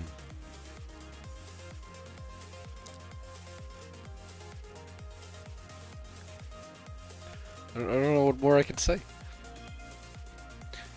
Isla's friend only existed in World B. In the other worlds, Isla hadn't been assured everything would go smoothly. Nobody had told her she'd be able to touch the Sekimeiya. Hence, her mood was more dampened and Erinna's was lighter. Yeah, that makes sense. We were told by Chapter 1, Isla, about her friend, so that makes sense. It's correct. Sai sniffed out that something would occur on the day of the event. However, only in World B was he certain. He had read a forum thread that foretold what would unfold in the tower. In that world, he was much more active from the start. In World A, Akuro couldn't see Katai as his enemy, so his attitude towards the others was rougher and sterner. In addition, the article detailing his escape from prison only existed in World B. In World C, Katai's Sekimeiya was taken by Naomi, so his priorities were very different. In World B, Katai had to step up to Erina's group, while in World C, he saw room A5 by himself before everyone else regained consciousness. I need to read that again. In World C, Katai's Sekimeiya were taken by Naomi. Yes. So his priorities were very different. In World B, Katai had to step up to Erina's group. Yes. While in World C, he saw room A5 by himself before everyone else regained consciousness. Yes, okay. Do you think there's a relation between all these changes?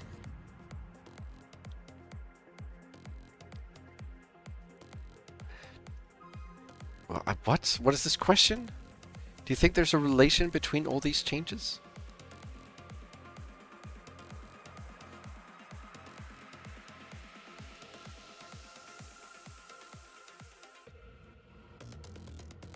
Yeah, someone from another world caused them.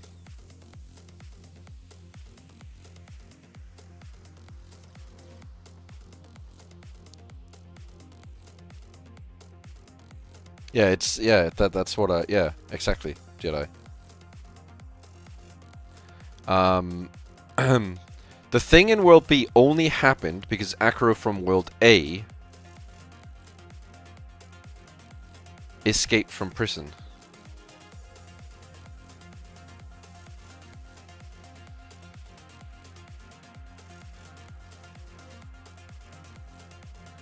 Or some... I'm just gonna say B. Yeah, this one. That's it. They were caused by someone from another world.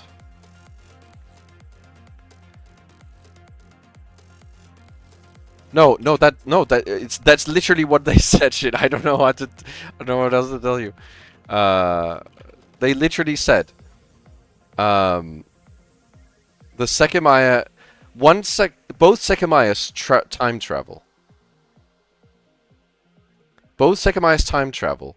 One goes to the future, one goes to the past. If the range overlaps. Yeah, if the range overlaps and neither of them are turned off, they world hop.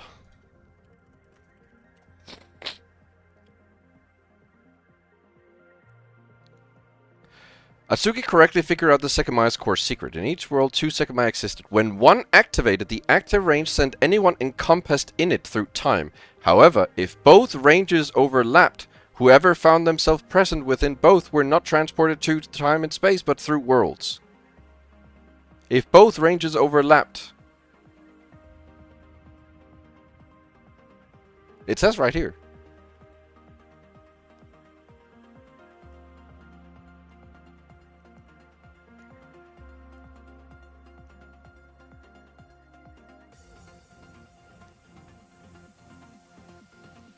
That is just how it is.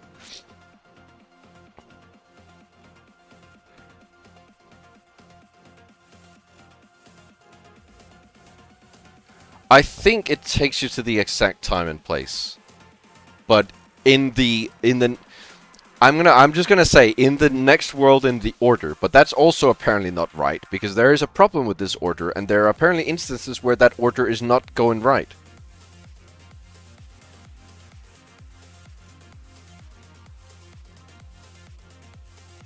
This is the order that it mostly follows, except for the times where it doesn't follow that. There is, isn't there? I'm sure you can find instances that didn't follow that order, all of which had something in common. Alright, let's continue. Up to the 24th of November, all the worlds were identical. You might be familiar with the many worlds interpretation. According to it, every choice splits the world, leading into infinite worlds, which are infinitely different. In these three worlds, the initial difference came in November of 2011, and it was caused due to someone who had world switched from another world. In other words, there was no change that wasn't influenced by another world. If 0 world switches had occurred, each of the three worlds would have remained identical. Only they caused reality to differ. It was the world switches that shaped this maze, a maze whose walls could be broken. There are numerous enigmas around the world switch. Perhaps you have some lingering questions. When Acro A appeared in World B, the storeroom had been sealed by his future self. However, in part, that helped him go back in time and seal it. Doesn't that seem contradictory? If he had appeared in a world without a sealed storeroom, he wouldn't have been able to go back and seal it. You might find a number of similar cases. For that, you can look at the people who world switched and the way they shaped their new world. If the answer escapes you, that's where you will find it, alongside the real form of the world switch. Thank you, Godot.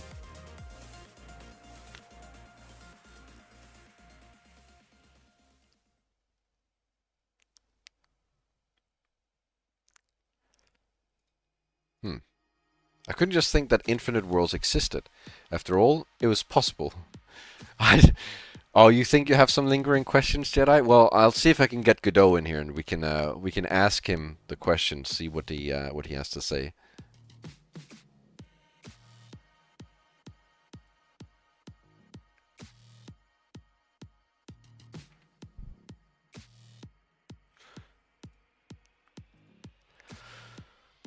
After all, it was possible I was going back and forth between two. The first time, Erina had brought us to a different world, but we had eventually returned. When we'd later traveled back to that same morning, Shiroya and I had changed worlds. But I suspected that we'd appeared in the same one again. That's why thinking that infinite worlds existed was a bit of a leap. I looked at both Sekimeiya. If I touched one, would the world around me really change? What about the range? The replicated location, the time travel, and all that nonsense? I stepped into the kitchen. Oh my god, the kitchen again. Can the refrigerator act like a cold cabinet? I opened it and put my hand inside. While it was cold, the temperature didn't seem as low as the Sekimeiya's cabinet. There was a regulation mechanism inside, so I changed it to the coldest setting. I shut a Sekimeiya inside the refrigerator for a few seconds. When I took it out, I felt it through my shirt. It did work. It was pretty hot before, and now it's not. So as long as I keep a Sekimeiya in here, I might not be encompassed within two ranges. I wasn't confident the concept of range I was working with was correct, though. I put both Sekimeiya inside to hopefully reset them. A few seconds later, I took one out and set it on the countertop. Theoretically, it should begin to gather energy now, so I'll travel a short distance if I touch it soon. I counted up to a minute in my head, then I touched the Sekimeiya on the marble. What just happened? I was still in the kitchen, but I teleported less than a step backward. Huh? The Sekimeiya is powered off just where I touched it. Does that mean I traveled to the future? I think I only went a few seconds through time, but there's no past self of mine here.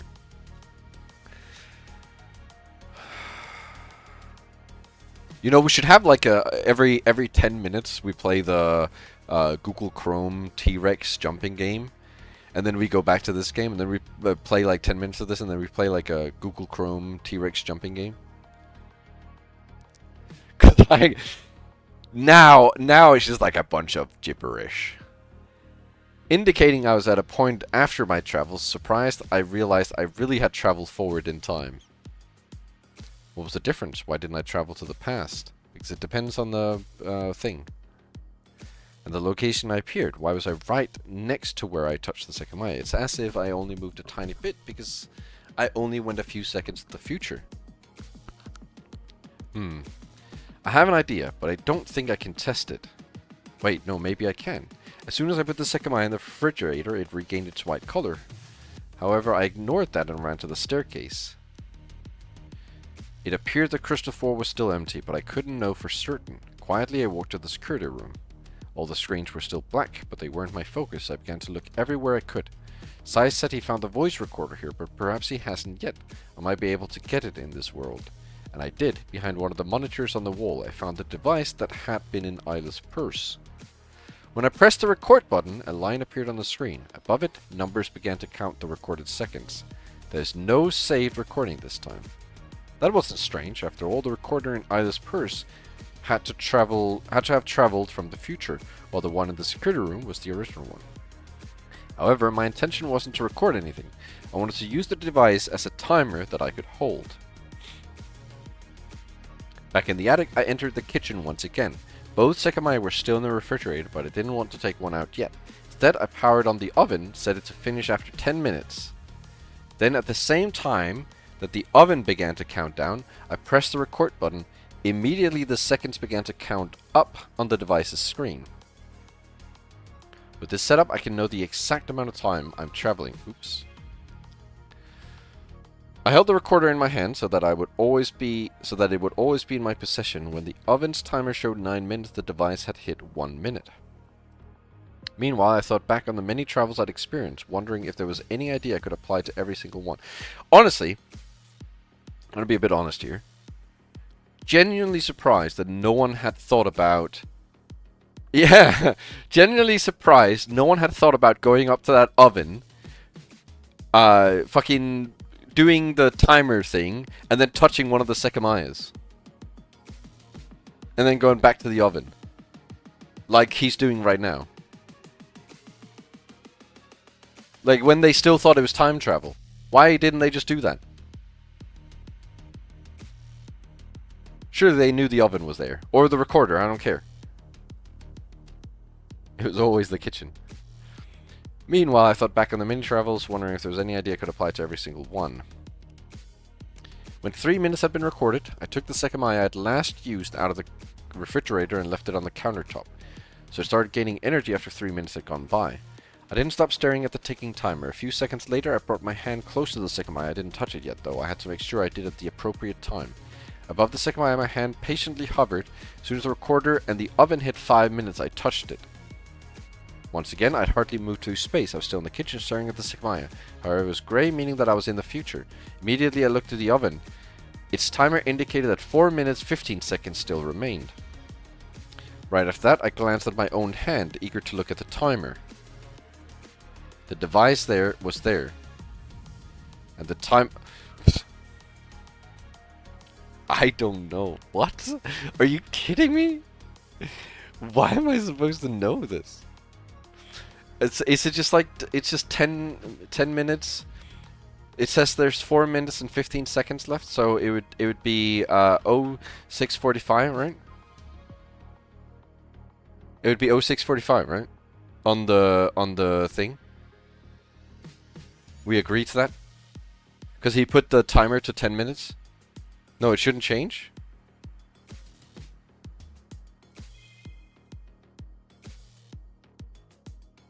Would pop in the mic? Wait, why wouldn't it change?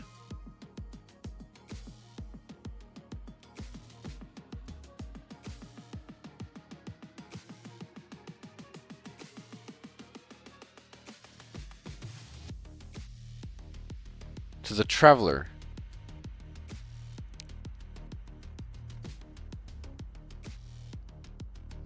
Oh.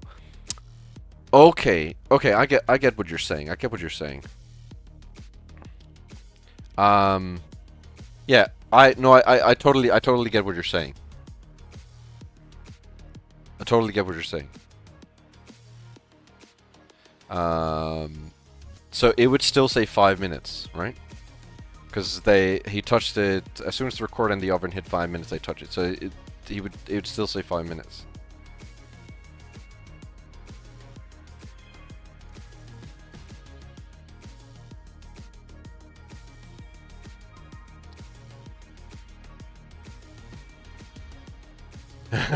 I love that Shin just saying maybe. He's given up. Shin has given up. He's like, oh yeah, maybe. You know, probably. That could be. It could be any one of them.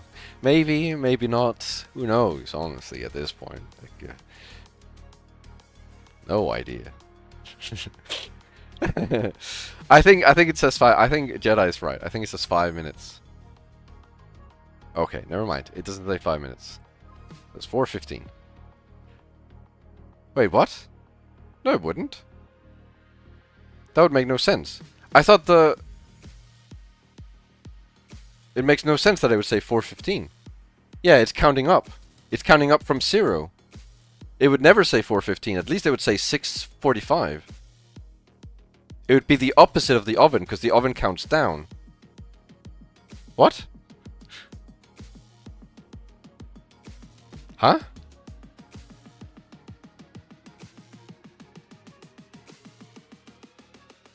Unless he's...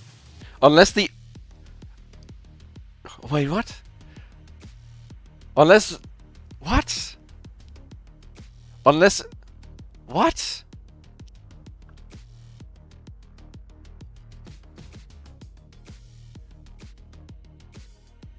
No, that would never work. That could literally never work.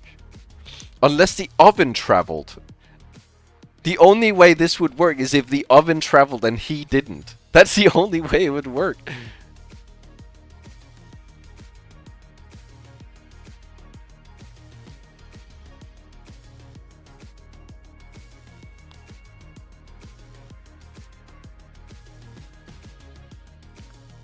Or if the recorder traveled and he didn't. Give me an explanation, Godot. Go ahead, explain it. Yes, we we are very much aware of that. I think perhaps I do have some lingering questions. But while the device's screen changed to 4:16, the oven's timer went to 4:14. Like before, the recorder kept counting up, whereas the oven counted down. Huh. I touched the Sekimeiya at the 5-minute mark and went 45 seconds into the future. That's a little odd. The Sekimeiya gathered energy for 2 minutes. I don't get it. The device's screen changed to 4:16. I touched the Sekimeiya at the 5-minute mark and went 45 seconds into the future. No, you would have gone 45 seconds into the past then. If the recorder... What? What?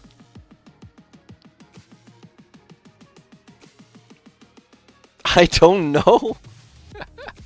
Is this like a writing mistake? Is this like... Did Godot like accidentally math this wrong?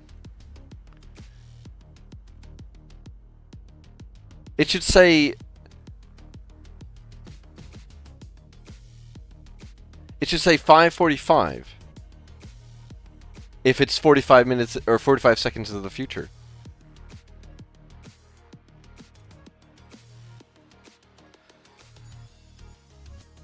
Okay, thank you. Okay. The most important thing though is that although I went 45 seconds into the future, the recorder seems to have gone 45 seconds backward in time. That must mean the replicated location was from 45 seconds before it touched the Sekimeiya.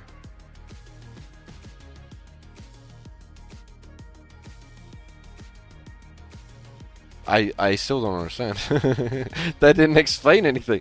That was just that just said like the inconsistency. That was just like, yeah, there's an inconsistency.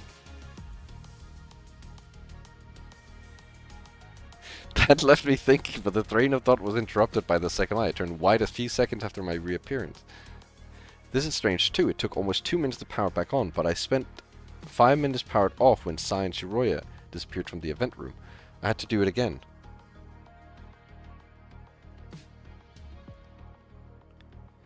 I don't know. I turned off the oven and erased the recording. Next I set the oven to 5 minutes and pressed the device recording at the same time. I left the Sekimeiya in the refrigerator until 2 minutes had elapsed. Then 30 seconds later, when the recorder displayed 2:30, I touched the gem again. The immediate result was the same. I appeared in the kitchen pretty much where I'd already been standing. I looked at both timers at once. The two of them showed 2:21.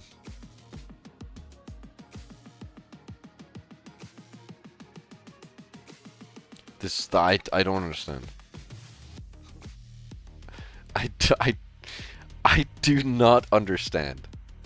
Like, not even remotely do I understand what's going on right now. I'll be so for real. Yeah, now they'll finally get this explained to them. Here's the explanation, guys. Oh, you didn't think about this, did you? If you touch the gem, both the timers will go back in 9 minutes. One counts down, one counts up. What the fuck? Again, I went 9 seconds to the future, but the location I appeared in was 9 seconds before touching the Sekimeiya. Is it? Does traveling to the future X amount of time replicate the location in space you were at X amount of time in the past? But then are you traveling to the future? That doesn't make any sense. You're not traveling to the future then, are you? They're clip CSP, Clip Studio Paint. That's the art program I use. I don't.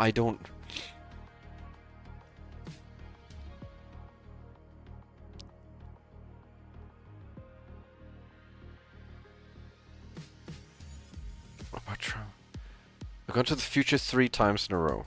The only idea I had was to use the other Sekimeiya, so I put the one I'd been using in the refrigerator. I set up the same conditions with the oven's timer at 5 minutes as I began a new recording. That time, when 2 minutes had elapsed, I took the other Sekimeiya out. 30 seconds later, I activated it. The result was almost identical. I appeared in the kitchen very close to where I'd been. However, someone was in front of me. It was my past self. What? What?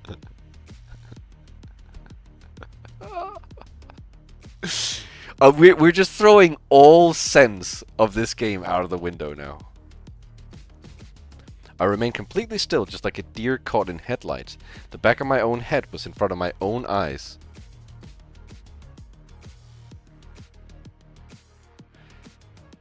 So one is future, one is past. Yes, we did consider that. But it didn't remain there for long. Quickly my figure disappeared, revealing the powered-off Sekimeiya. I see, I just traveled through time, and the Sekimeiya's range was so small that it didn't pick me up again. It did seem like I went 9 seconds to the past.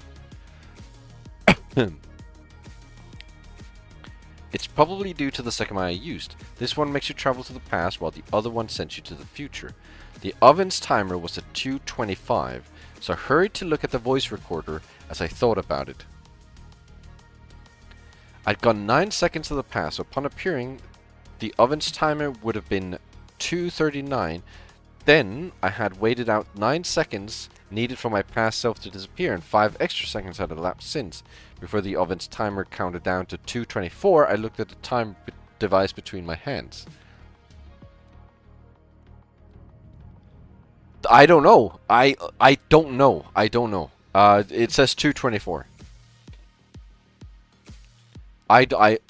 Quite frankly, I do not know. I have no clue. I have 0 idea. I literally could not tell you.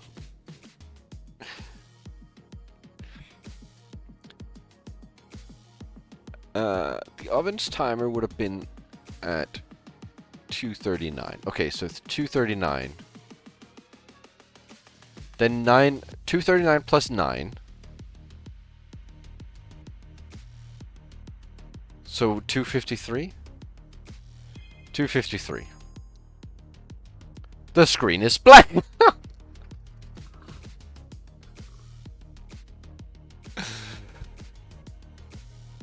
Why? I can't know where this location is from. Traveling 9 seconds to the future put me where I'd been 9 seconds in the past. Wouldn't traveling to the past put me where I'd been 9 seconds in the future?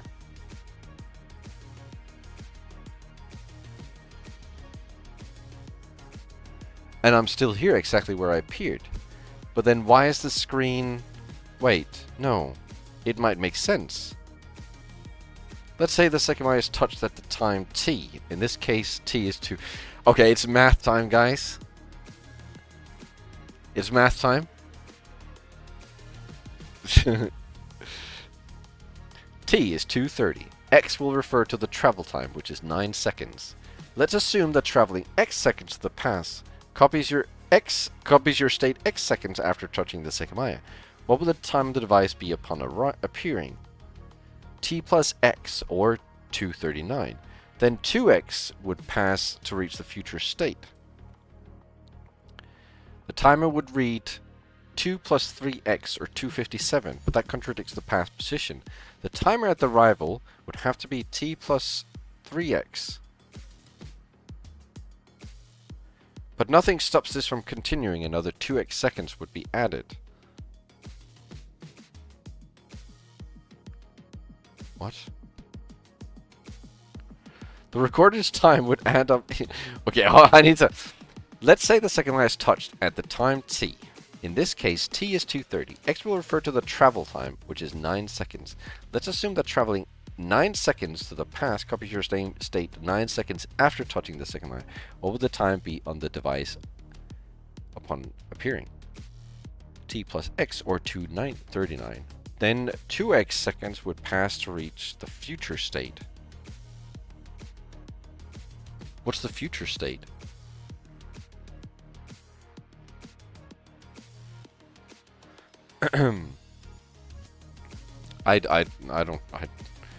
Yeah, that's right. Correct. This can't make sense though.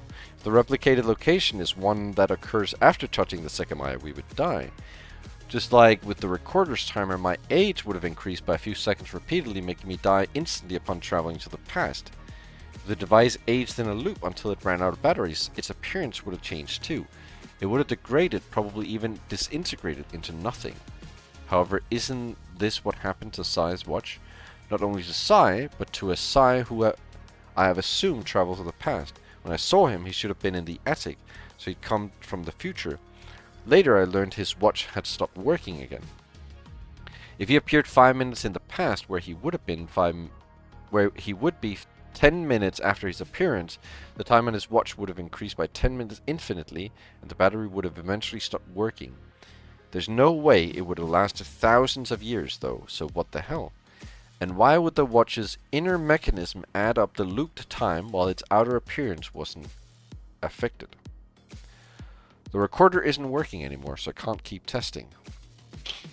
Wait, no, I can make it work again if what I've concluded is correct. After all, just minutes ago, I was holding it when it worked. I just have to replicate that location, which should be easy. I just have to travel a couple minutes to the future. That was what I did. I put the broken recorder in a drawer and traveled to the future. When I appeared, I was holding the device and the timer on the screen said 1:35, as if it was still working. This is definitely how traveling to the future works then. That's definitely it, guys. We've solved it. But what about traveling to the past? Did all those travels work like this as well? The first time I went to the past, I appeared in the lobby, right in front of the hallway A door. I later determined I'd gone about 20 minutes to the past.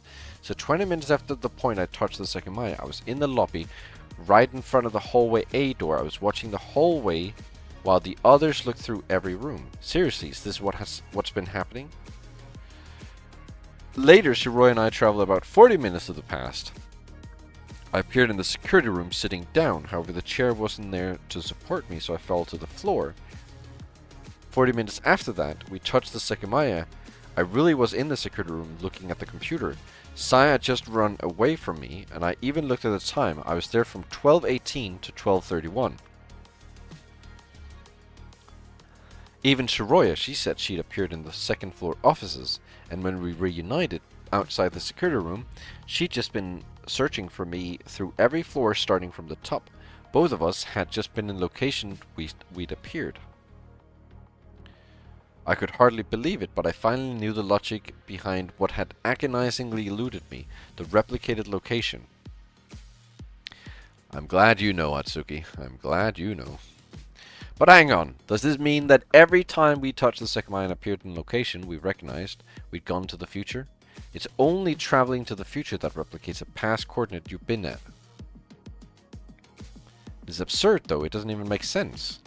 Why the hell did I appear in the security room in the past because I was later in the security room? That's nonsense. Why the security room? If I had appeared in the attic, for example, I would have been somewhere else 80 minutes later. I was only in the security room in the future because it's where I appeared in the past.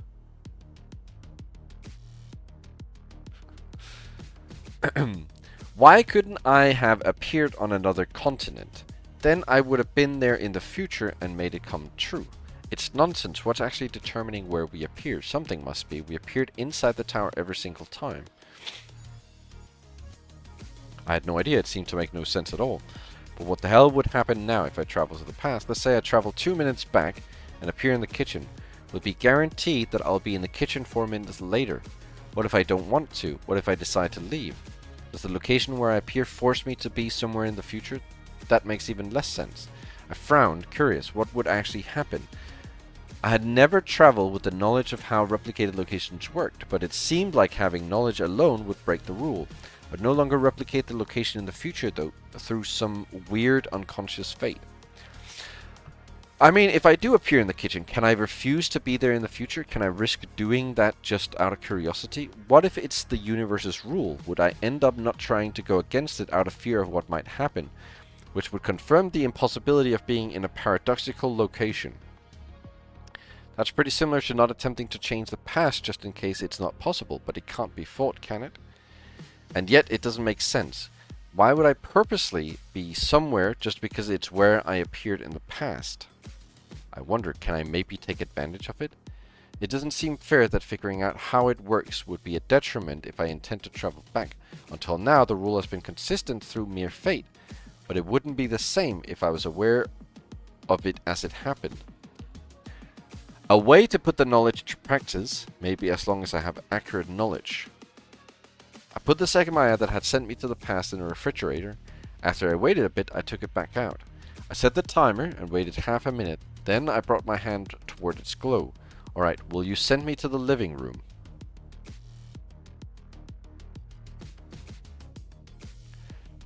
Okay, I sort of get this.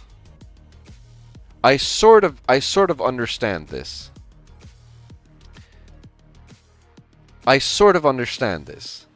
It's stupid, but I sort of understand it. So the reason why it sends him to the living room is not because he says, will you send me to the living room?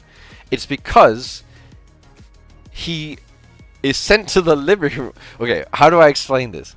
He is sent to the living room because it sends him to the living room because he makes his way to the living room by touching the one that takes him to the living room. That's the best way I can explain it. It's really stupid. It has to fulfill the paradox. Yes, that's that. It's really stupid. It is really stupid, but it makes sense. That was where I appeared, in the middle of the room. And so I waited. I had traveled 9 seconds to the past, so the only mandatory rule was that I had to be there after 18 seconds. But I didn't wait there because the universe had forced me to. I did so that my request could be fulfilled. Yes. See, he's fulfilling the paradox of traveling to where he wanted to be regarding the touching of the Sekimeiya. 18 seconds later, I was still there. Before touching the Sekimeiya, I had thought of what would happen. I had thought that 18 seconds after appearing in the past, I would be in the living room. Of course, if that was the case, it implied I would appear in the living room. So it was what had happened. Then to make it possible, I'd remain there exactly where I'd imagined myself appearing. I see, so this is the opposite of useless. It's like the thought-up loops that I came up with. As long as the loop is in my head before touching the Sekimeiya, and as long as it can be executed, it will work. As long as it can be executed. Didn't I just travel from the 5th of January to the 15th of December? I spent 21 days in the past, and my knowledge of the replicated location came after travel, but before the location is replicated in the future. What the hell happens now? I appeared in the lobby. Does that confirm that I'll be alive in the future?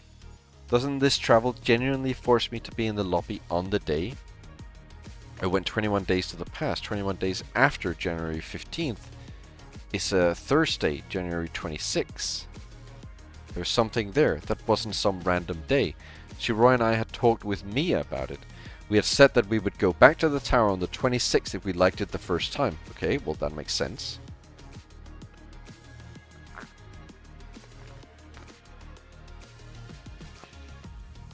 But why is Sai there? Why is everyone else there as well then?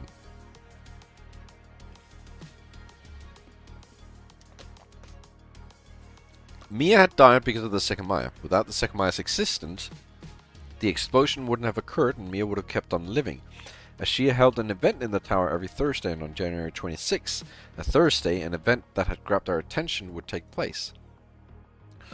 If the Sekimeiya hadn't existed, we wouldn't be in the tower on January 26th. Even after Mia's death, if no travels had taken place, it was feasible that Shiroya and I would have returned to continue healing and moving forward. But from what I understood, our reason for returning would be different to satisfy a travel that had already happened. Okay.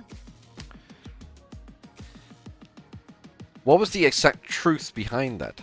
I didn't know, but it confirmed again that the locations where we appeared were in no way random. This means that I can pretty much teleport anywhere I want, doesn't it? Well, yes, I guess in a sense. He needs to make his way there.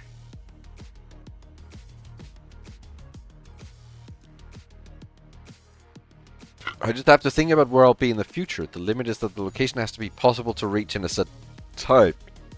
Yes, as long as he's willing to fulfill it. And as long as he can fulfill it, obviously. I went to the kitchen and briefly put the past Sekimeiya in the refrigerator. Once it had stored enough energy for 30 seconds, I touched it. Once more, I appeared in the living room where I wanted to appear. I looked at my hands, but they were empty. I guess that was too nonsensical to work. Before touching the Sekimeiya, I thought that I'd be in the living room with a chocolate bar in my hand. By appearing there with chocolate, I would be able to have it in the future so that it could appear in the past. Presumably that hadn't worked because I could have never obtained that chocolate in the span of those seconds. So I went back to the kitchen after I waited the proper amount of time.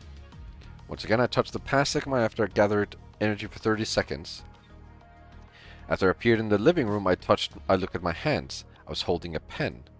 I looked next to the television and saw the same pen. I see, this does work. Before touching the Sekimeiya, I thought that I would appear in the living room and that during those 18 seconds, I would go grab a pen. That was why I had appeared with it. However, I already had the pen. I didn't have to go get it. I could simply stay where I'd appeared so that I could appear with it. 18 seconds went by and I didn't step away from where I'd appeared. So even though I never obtained the pen myself, I was able to appear with it solely because I could have obtained it. I effectively duplicated the pen, but I can't spawn objects that don't exist. I can't feasibly obtain before the future coordinates, like the chocolate. And this only happened because I thought of my actions before touching the Sekimeiya. Can you spawn infinite Sekimeiyas like this? Can you say you go up and like grab the gray Sekimeiya? Like you just go up and like grab the gray Sekimeiya. Like you teleport to the kitchen, grab the gray Sekimeiya. No, he did think about getting a pen. He said, I thought I would appear in the living room. I would go grab the pen. He would go grab the pen over here.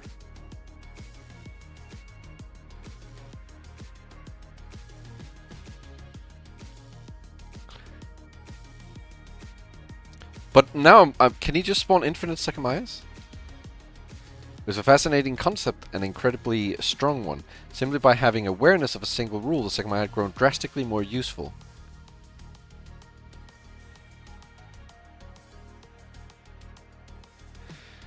If I touch the past Sekimeiya while I'm holding the pen now, I'll appear with it in the past. However, that's possible only as long as I have it in the proportional future. So when I touch the Sekimeiya, if I either think that I'll let go of the pen before the time expires, or otherwise wouldn't have it, I won't appear with it.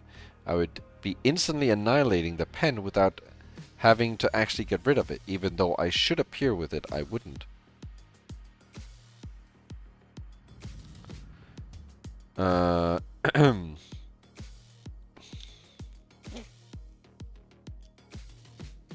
I don't think that's what happened with the knife.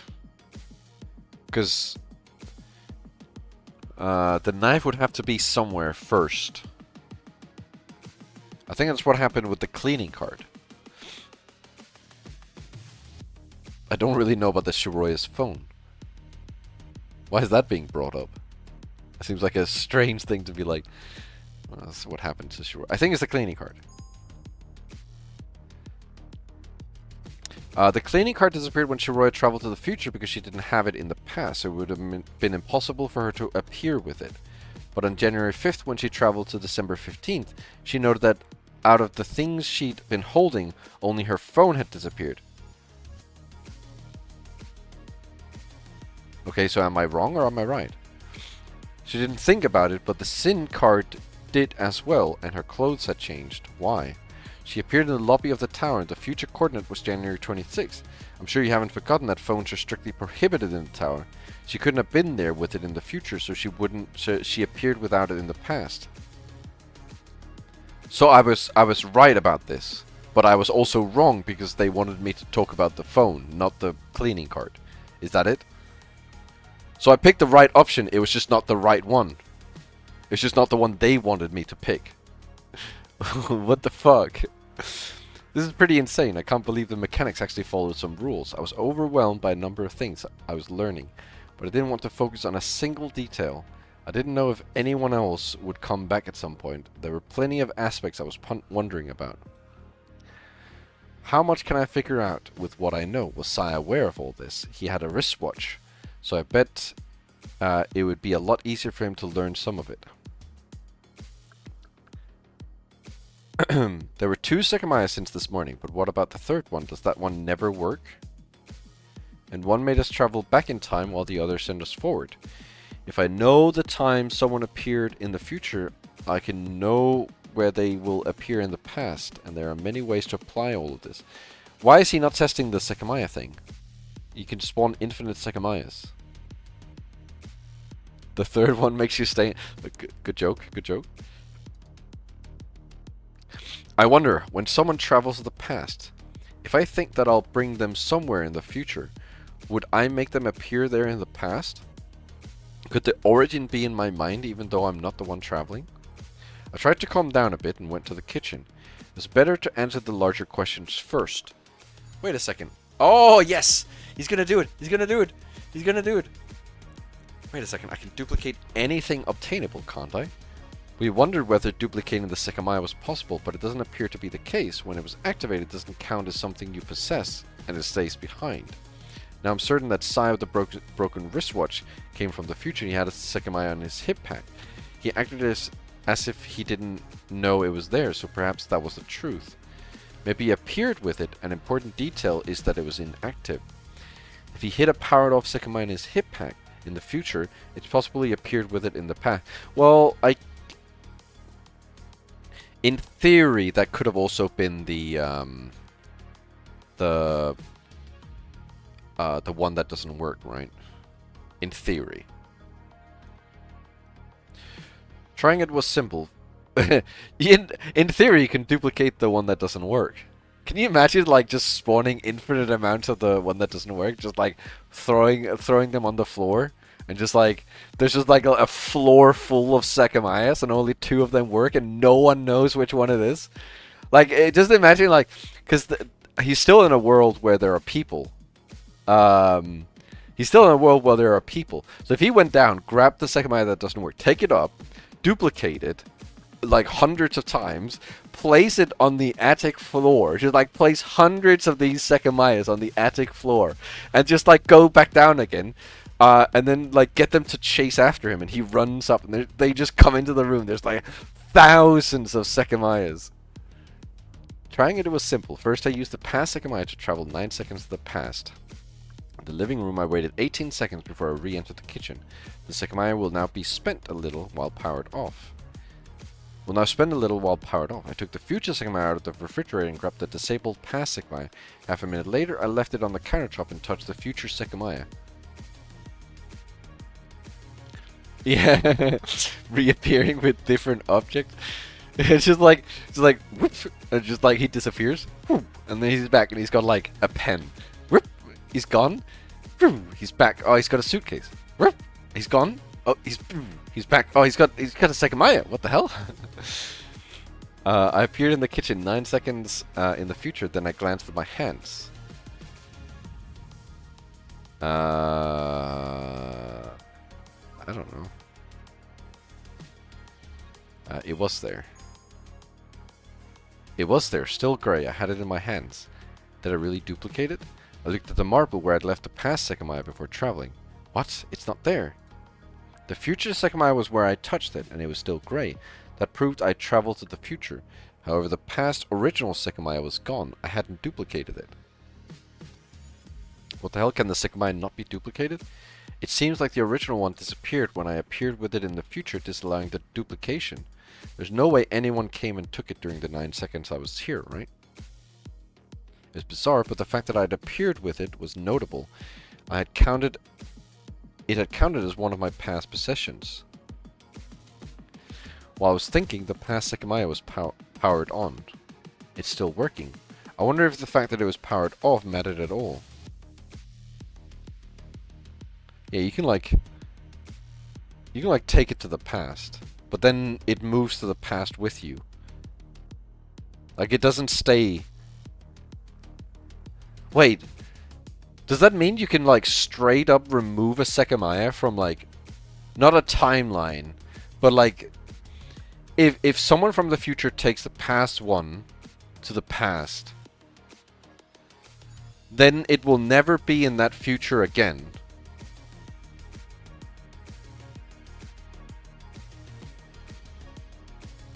Because it will never...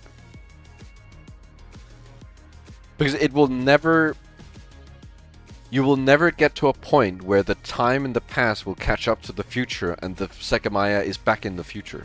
Unless you travel to the future again with the past Sekimeiya.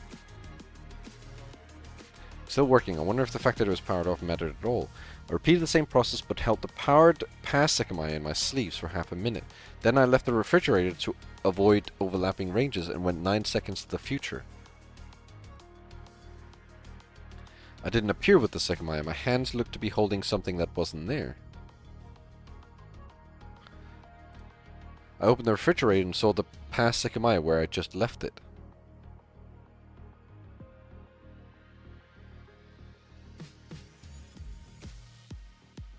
Okay, so he's trying to...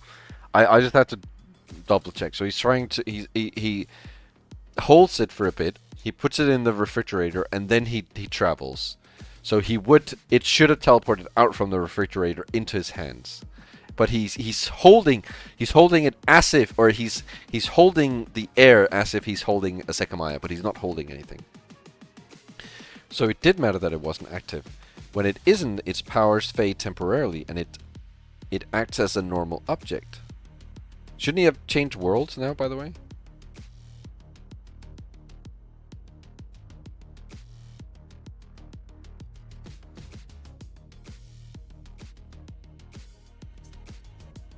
What would happen if I didn't reverse? What would happen if I did the reverse of this? Wouldn't the past change? If I go to the past holding the powered off future Sekimeiya, I would appear with it in the past, so the original one would disappear. That means that I couldn't hold it anymore when I'm traveling to the past, thereby changing it. I tried it out of curiosity. Holding the future Sekimeiya that I powered off, I went 9 seconds to the past. In the living room, however, I didn't have the future Sekimeiya between my hands. It didn't work. I thought that I would stay here for 18 seconds with the Sekimeiya, so that's strange. Suddenly I heard a sound coming from the kitchen. It scared me at first, but then I understood what it was. It's the Sekimeiya falling to the ground. 9 seconds later I entered through the door. The disabled Sekimeiya was on the floor. It hadn't disappeared alongside myself. Why though? I don't get it. Wait, no, I might have an idea.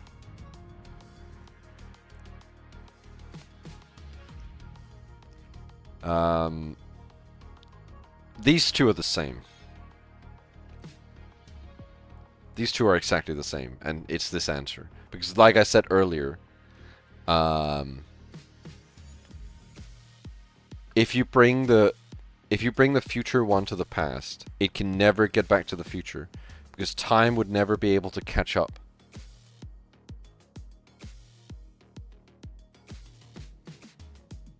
You could never have time catch up again, and it would never be able to come back to the future.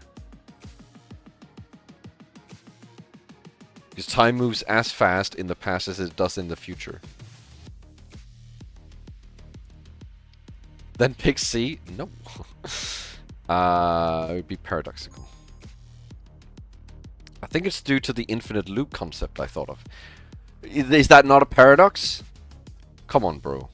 If I'd appeared with the powered off future Sekimeiya in the past, 18 seconds later, it would have been closer to powering on. Once the infinite loop is applied, the Sekimeiya could have never appeared powered off when it's powered on. It doesn't count as a normal object. I believe that's why it didn't travel. Oh. Okay, well I guess that's different from what I thought it was then. What exactly would happen if I waited in the middle of the living room for a few seconds, moved the sofa to where I've been standing, then travel to the future? My appearance would collide with the sofa, but what would that do? Would that overwrite part of the sofa? Would it cut off my legs and kill me? It's too risky to test that, but I have no idea what the result would be. After all, I've been appearing where there is air and it seems I'm overriding it. Or else it would also kill me. The case might be different if I appear on top of a solid object, though.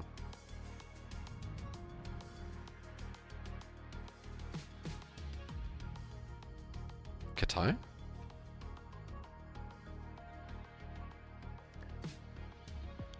What? Wait, this happened to...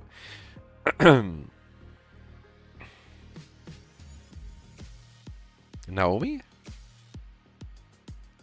Oh, someone was cut in half. You're right. I didn't think about that. Okay. I don't know. When do you go over the... I want to go back to the ramen, I'll be brutally honest.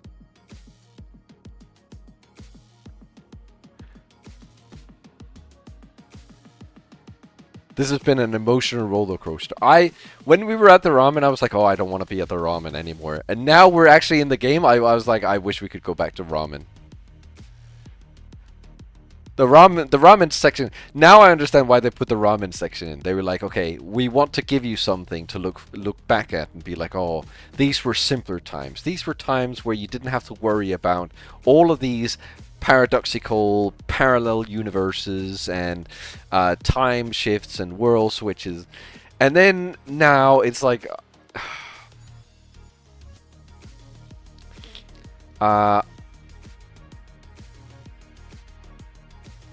Psi C. This is the fate Psi A met. Okay. Well, it was Psi. In his world, he was the first person to leave room B4 in which everyone waited. After his departure, he never came back. He was never again seen alive. Unaware of what awaited him, he touched the future Sekimeiya that had been hidden in the attic. For a prolonged period, he had been sitting against the door in the crystal room. However, when he appeared there in the future, that door had been opened.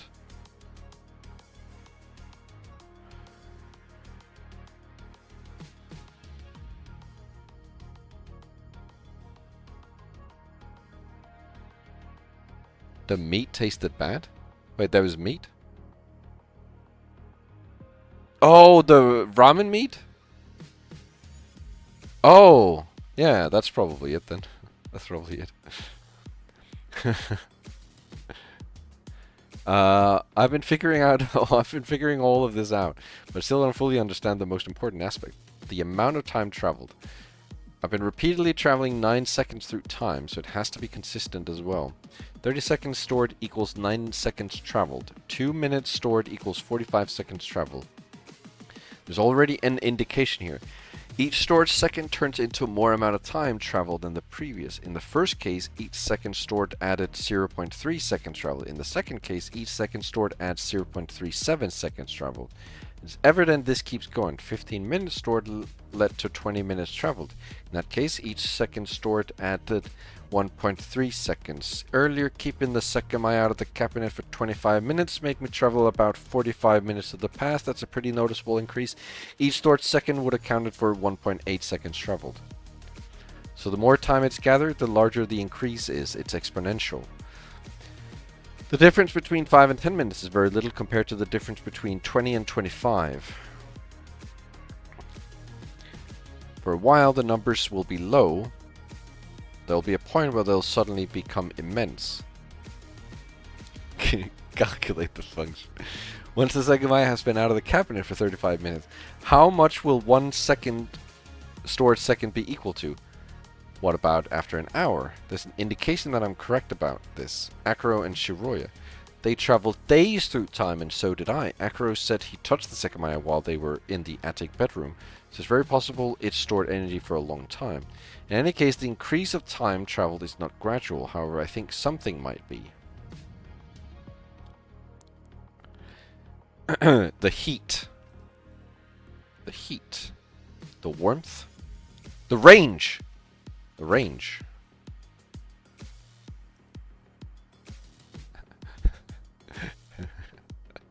I don't know. I don't know. I don't know. Maybe. I don't know. Warmth. What if it just turned into Wordle? That would be crazy. The range. Ah, yes! That's what all the travels indicate. Although I still don't fully comprehend it, I believe it works under a gradual increase. Otherwise, when Akro and Shiroya traveled days through time, we would have traveled as well. There's something else that could follow a similar progression, which is time it spends recovering. No matter the amount of time traveled, the Sekimeiya always spends a while grey. However, the amount of time stored seems to gradually add to the guaranteed amount. There's got to be a formula. No, please. Godot, please. Please. Please, Godot, please. I beg you. Godot, I beg you. I beg you, please. Don't have me figure out the formula. What could it be? A formula that increases the amount each second adds as more seconds have passed. If I could figure it out, I could use the Sekimeiya to appear at any point in time. Thankfully, it doesn't change over time. I could do small scale tests to figure out exactly what would occur at larger scales. Observing the difference between 30, 31, 32, 33, 34, 35 stored seconds might be all I need to understand 1 hour stored time would cause. But my way to measure time isn't precise, and I can't measure decimals. I might need a calculator too, and I don't know if there'd be one here in the attic. Why was I so preoccupied with the idea? Was it due to mere curiosity? No, that wasn't all. At some point, I had realized it. While locked in the tower for 12 hours, I'd spent a long time trying to figure out if saving Mia was possible, and I knew at that moment it was. However, those thoughts had all faded from my mind sometime previously. Shiroya had caused me to abandon the idea of saving her. But I'd learned that wasn't the real Shiroya, and it made a lot of sense. She would never have said that. She had wanted to save Mia just like me and had been prepared to do so once I told her it was possible. Had I truly heard Mia earlier? That voice continually replayed in my head, but I couldn't understand the circumstances around it. I don't know how reasonable this is. After a while of storing time, being off by even a single decimal would result in substantial difference. Even if I analyzed repeated short travels to the future, it might take me a really long time to come up with an accurate equation with just these two timers. I had no idea how long I'd been alone in the tower, but I couldn't afford to spend hours perfecting a formula. I didn't even know if it was consistent in the first place. My mind went back to a thought I had long in the past, when I'd originally conceived of thought of loops. I'd also considered a particular scenario. Depending on how it works, the possibilities could be limitless. There's even a higher step to reach. It's considerably different, but it follows along with a few things I thought about earlier regarding the date displayed on the size watch. Out of the countless examples, could you go back in time, trade information with someone, write it all down, and leave it all in a note you'd see before traveling through time? You read the note, go back in the past, however, since you would already know the contents of it, you'd have no reason to exchange the information. All you'd have to do is leave behind the note you'd read, so that you could read it before traveling. The note itself would be a paradox that you caused, but was the past truly changed? Was a past in which you exchanged information truly overwritten? But did it never exist in the first place? If size watch got up to 9,999, 1231 by spending infinite time in a loop, did the pasts in which the time counted up to that date really exist in any capacity?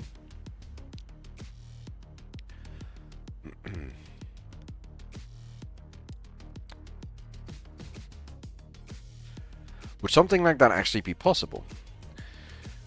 I don't have the time needed to find an equation that lets me calculate time values for the Sekimeiya, but as long as it's possible to find, could I use something like this to obtain it? How long would it take me to find it? Maybe 2 hours of monitoring innumerable travels?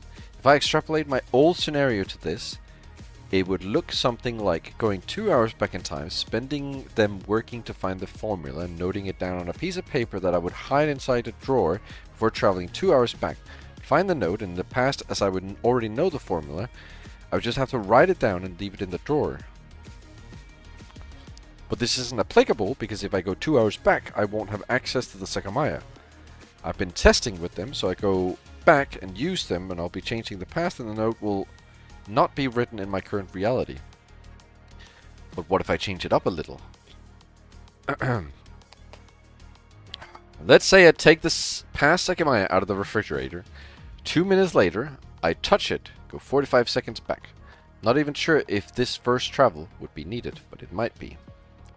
Then 45 seconds later, my original self will disappear, and I'll spend 2 hours testing with both Sekimeiya to come up with the right formula. Once I have it, I'll go back in time to a point before I travel the 45 seconds and write down the formula. Before traveling the 45 seconds, I'll read the note with the formula. Then 45 seconds in the past, I'll write it down so my original self can see it. Would this allow me to spend 2 hours finding the formula without actually having to waste time? There's no point in assuming an answer because it was easy to test. I've readied myself to perform the loop and started to store time with the past Sekimeiya. Is everyone along so far? Is everyone understanding it? Everyone get where we are so far? Yeah. However, when I looked at the drawer where I wanted the note to be hidden, it was empty. Huh, okay, why did it not work? I need a drink. The success of the loop required the existence of hypothetical events. In reality, if I had seen the note, I would never have spent 2 hours working to find the formula. Those events would only have existed in hypothetical history. Once their results was known, their existence would have become unneeded. Am I mistaken then? Is this concept just unworkable? That can't be. It's the same thing as the recorder powering off. When I go to the past, the hypothetical realities in which it progressively loses battery need to exist in order for it to appear without the power in the real one. Although I didn't fully understand that, as the recorder not degrading physically still didn't make sense to me. What if it didn't work because 2 hours wouldn't have been enough to determine the formula? Or what if, during those 2 hours, people would have shown up and I would have been unable to continue and go to the past to leave the note behind? If 2 hours wouldn't have been enough, what about 10? What if it would have taken me more than 20 hours to refine the formula until it was consistent with every travel? The tower will open at 9 PM, so assuming no one else comes, even in a hypothetical world, I would only have until 9 PM to experiment. Actually, probably way less than that, because to travel to the past and appear in the tower, I'd have to be inside it hours after 9 PM. But assuming I had all the time I needed, would I be able to use a hypothetical world to my advantage? Could I make use of countless hours without actually spending any? I considered that there might be a way to test it. I took the past Sekimeiya out and pressed play on the recorder. Following that, I went to the living room with the past Sekimeiya and the recorder and closed the door to the kitchen. Had to think very thoroughly about it. Instead of using a single hypothetical world, what if I used multiple at once by making it recursive? If I touch the Sekimeiya when 15 minutes have passed, I'll go 20 minutes to the past. But before I touch it, I'll open the door to the hallway and find a notepad from the bedrooms on the floor. Depending on what it says, I'll do one of three things. 1. If it has a formula written down, I'll go 20 minutes to the past, obtain the notepad, write the formula down, leave it in the hallway. 2. If I don't find a notepad, I'll go 20 minutes to the past, and using the future Sekimeiya in the kitchen, I'll start to work towards finding the formula. Before 20 minutes pass, I'll obtain a notepad from the bedrooms, and in the top left corner of the first page, I'll write a 1 along with the progress I made in the 20 minutes. Then I'll leave it in the hallway. 3. If I find a notepad that doesn't contain the formula, it will have my current progress along with a number in the top left corner of the first page, which will indicate the amount of iterations that have occurred so far.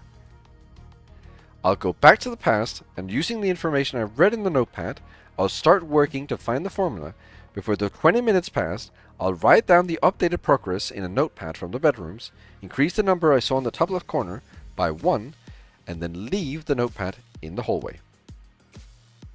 This makes use of infinite time by repeatedly using these 20 minutes across multiple hypothetical worlds. I can carry my progress over until the formula is found. I'm able to compress years worth of calculation into a single 20-minute loop. Since all the worlds will collapse into a final result, I'll always find the real formula behind the hallway door if this is viable.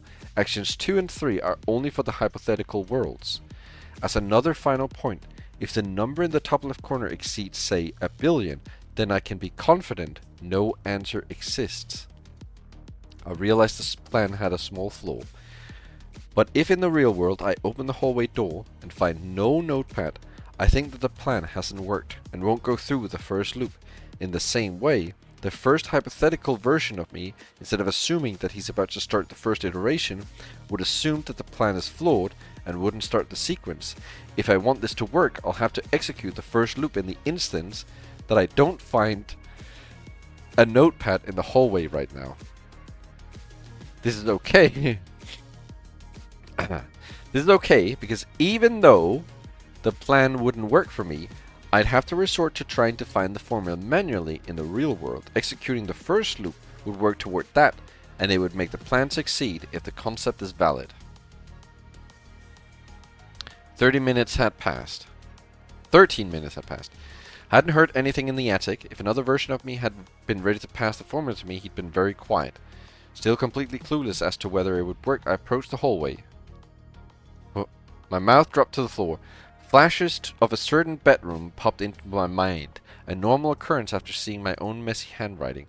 A notepad was beside my feet, containing a large string of numbers on the first page. Upon closer inspection, it was definitely a formula, far from a clean one. This is really it. It actually worked. All the pages after the first one were completely empty. There were no number in the top left, so I didn't know how many iterations had been needed to reach it, but its complexity was evident. So Shiroi and Akro weren't lying. Touching the Sekimeiya after an hour of stored time will really send you weeks through time, and I can calculate the exact amount.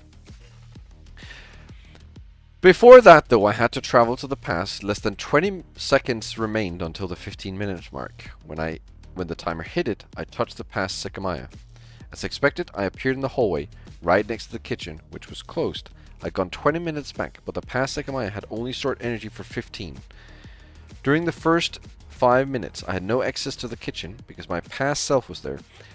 In the hypothetical loops, that time would have been used to check the progress made until the previous iteration. I went to the right bedroom, took a notepad from a drawer, I recalled all the numbers that had comprised the formula and wrote them down. Then I silently approached the hallway, left the notepad next to the living room. This is crazy. I wonder how much time was spent to reach this equation. It feels like an instant result for my real self, so I could even use something like this to brute force the computer passwords downstairs. I stood in silence until I heard my past self leave the kitchen. The future Sekimeiya is in the refrigerator. Had a slight doubt. Understood the formula, but a certain factor wasn't part of it. Is this really it? Is there no other influential factor? I stepped over to the sink and set the plug for the drain. Then I filled it with water very slowly so that I didn't make noise. Once it reached the top, I took the future Sekimeiya out and put it in the water. I set the oven count for 10 minutes. When only 5 had passed, I put my hand in the water and touched the Sekimeiya. I appeared in the kitchen and immediately saw that the disabled future Sekimeiya under the water. Then I looked at the oven and saw the amount of time I'd gone to the future. The timer was at 4:31, immediately taking down to 4:30. 29 seconds. I'd gone 29 seconds forward. So I was right. There's another factor, the temperature. The water is at room temperature, and the Sekimeiya spent 5 minutes in it. It should have definitely gone more than 29 seconds forward. But the heat capacity of the water is 4 times the air's, meaning that it heats up 4 times slower. It appears at a temperature higher than the cabinet lets the Sekimeiya store energy and become hot. Of course, that heats up the air around it. Then that same air makes the Sekimeiya even hotter, leading into infinite increase of energy. This is why the water's different heat capacity changes things, because water heats up 4 times slower. 5 minutes submerged in it is the same as 75 seconds outside, so I only traveled 29 seconds.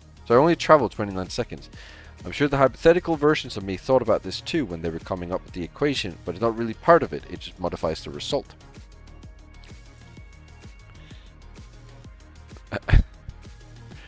Thanks, Jedi. Finally, this answers the last question regarding that time Erina touched the Sekimeiya. Why were we encompassed within Erina's range? The Sekimeiya had spent 15 minutes outside the cabinet, and based on the previous identical travel, we should have been outside of it. Erina opened the glass and rolled the Sekimeiya into her purse, avoiding direct contact with it. That's why, for those 15 seconds, the Sekimeiya was in her purse. That led to the opposite situation as the water. The air inside the purse couldn't easily escape, so it heated up faster than outside of it. That is why the range was bigger. And Sai was the only person who actually traveled through time. Would have been sent more than 20 minutes. I wonder how much of an effect that had on the travels. When the Sekimeiya was in the other cabinets, for example, did it heat up faster? Their interiors are wide, but I'm sure there was an imperceptible difference. Maybe you noticed the instances where this property was a factor in play. Earlier, did you wonder why Shiroya world switched alongside Naomi? She was in the staircase while the Sekimeiya were on the sofa, and they had recently been taken out of the cabinet. As you might guess, it was Kitai's tight suitcase that let the Sekimeiya gain power faster than normal. That might be everything. Oh my god. Is it true? The music's ending. Is it the ending? Although I could be wrong on details that I can't verify. I can't apply the time formula as long as I touch the Sekimeiya outside the water and in this room. The temperature in the attic doesn't feel different from everything else, but I should stay here. Heard myself in the living room stepping to the hallway soon after that, me touching the Sekimeiya and went back in time. I retrieved the past Sekimeiya and the recorder and stepped back into the kitchen. I put both Sekimeiya in the refrigerator and took out the past Sekimeiya as I began a new recording. I moved to the hallway and I had appeared right outside the kitchen. So I had to be there in 20 minutes. By leaving the door open, I could make sure the future Sekimeiya was safe in the refrigerator. Is there anything else? Is there any mystery that I can't explain? In the storeroom, I'd sporadically thought about the long series of events that had gone on during the 12 hours span of time. A few ideas had come to me, but I had to seriously think about everything with what I'd learned.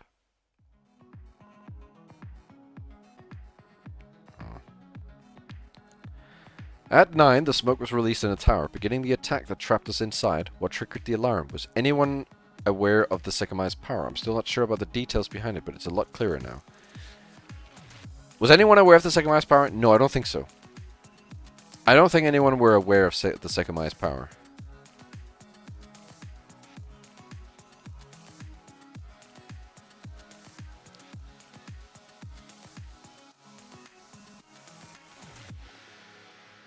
No, I don't think so. Not like at the start of everything, right? At the start of every dimension, I don't think anyone were aware. While we were asleep, someone hit the Sekimeiya in room B4 and turned on the temperature regulation. Was it Naomi? In this world, she ran up to the attic with them. There's also Kitai. He wasn't in the security room, and he has to be who dropped the rusted key in hallway A. Beyond the truth of the attack, the third Sekimeiya, the one that doesn't work, was the only one inside the cabinet when we woke up. When Ayla touched it, nothing happened to her. We went to the security room and contacted the outside. That's when we had the call with Suripu, who told us about the story behind Ashia and Sin. Before it ended, Sai turned off the monitor next to him. However, the whole computer immediately powered off too. Who did that and why? At this point, I believe there's an answer more likely than the others. Sai, right? Sai A? Wait, not A, sorry. Sai B. Wasn't it... Didn't we know it was Sai? He leaned over and turned it off, didn't he? Didn't he literally do that? Wasn't that like... Yeah, I thought we did, but who knows. Let's just go with it. I think it was Kitai. Okay, it wasn't Sai. The person who was sitting in front of the computer. When it happened, we were about to look at the recorded footage. That would have revealed that he hadn't been in the security room, and who knows what else. Oh! No, no, no, no. They're right. Sai only turned off this monitor. He was stood over here. He turned off this monitor. But they're asking about the whole computer. Which Sai obviously wouldn't have been able to turn off because he's over here. He probably wanted to use Sai's trick to his advantage. We were all focused on the screen that went black, so nobody saw him pressing the power button below the desk. Due to his timing, he tried to make it seem as if both things had the same cause. The first thing he did was crouch under the desk and check the wires. Wires? He said nothing was wrong behind the computer, but I think that what he did was disconnect a cable. Then when he repeatedly pressed the power button, the computer didn't turn on. However, he couldn't leave it like that. If we explained what had happened to the police, they would immediately notice the disconnected cable, and no one would believe a word Katai said. So after he acted like he'd been trying to figure out the issue for a long time, he reconnected the cable, and the computer was able to power back on. I don't think that's all he did though. During all the time he was below the desk, he unplugged the camera system from the computer. Later into the day, I realized the drive that stored the recorded footage wasn't being detected. And even that wasn't all. We tried to communicate with the outside a second time, but upon inputting his credential, an access denied message appeared. Why? I'm not completely sure why he would have done that, but he could have purposely entered an incorrect password to prompt that message. Perhaps there was a reason why he couldn't allow a second call, but he must have done that. After all, there's no way Ashia would have been the ones to cut our single method of communication. I'm guessing because maybe Ashia gets like a backup of the recorded footage or something. I don't know. He wasn't in the security room when the smoke went off, but one of the things he said was that he tried to do his part of removing the shutter and that the system hadn't let him. That didn't actually happen, but Suripo told us that a similar error was affecting Ashia. Since Katai knew or lied about it without experiencing it, it follows he was probably the cause behind it. He didn't want the exit to open before the time limit. Therefore, there was something he had to do before the time expired, and deleting the save footage was likely part of that. When we were done, we left him alone in the security room. That was the time we later learned footage had been erased. We used it to briefly reconnect the system and delete what he didn't want us to see. We looked through the crystal floor, but we didn't find Naomi. Then we separated into two groups who looked through the other floors. Erna, Ayla, Shiroya, and I took an elevator up to the 6th floor. On the 5th floor, before Ayla told us about her friend, we heard the elevator. Since we had left it on the 6th, and the other group only heard it once, it had to have been going down. That's Naomi, right? Because wasn't she found?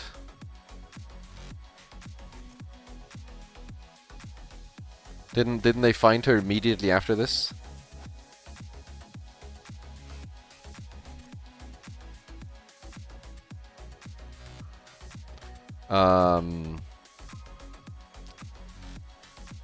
No, because no Katai is A, chapter 3.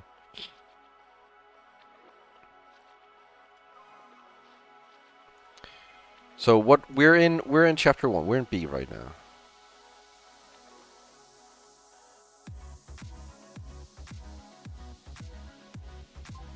Are we? Yes. We're in B. It's either... Oh, because I also think that right around this time is when the times stuff started happening, right? And one of the elevators...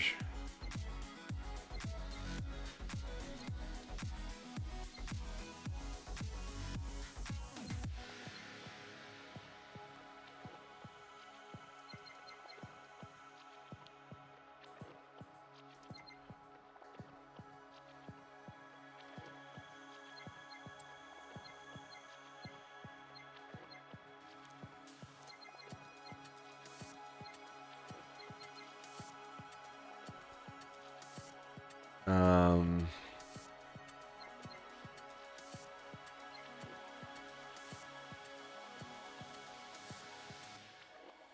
After we heard the elevator moving through our floor. No, no, no, no. That couldn't have been because they talk here.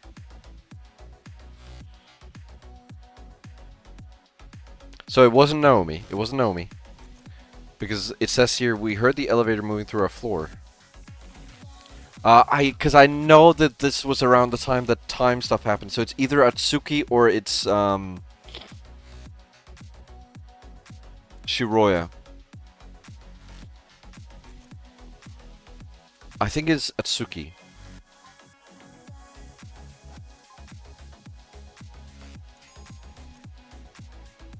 Okay. I should have said Naomi. It is Naomi who ended up trapped in the attic. When she appeared there, the elevator wasn't working. But she must have eventually tried it again after Katai re-enabled it.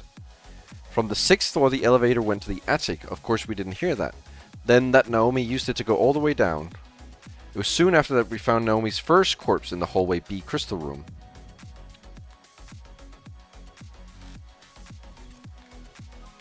It was soon after that we found Naomi's first corpse in the hallway B crystal room.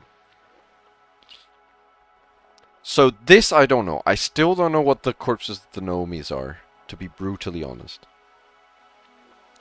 I still am not entirely sure.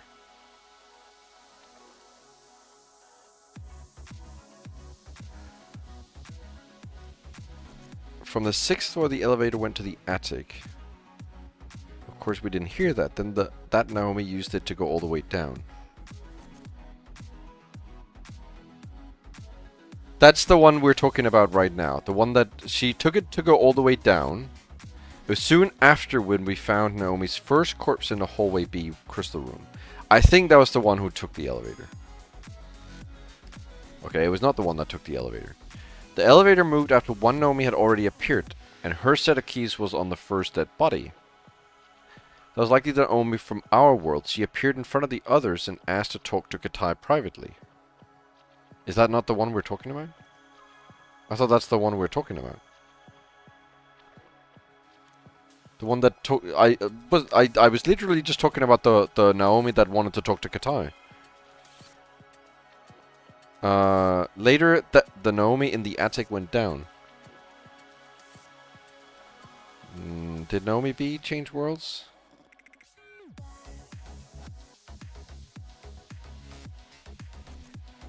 No, Naomi C changed world. Naomi B might also have.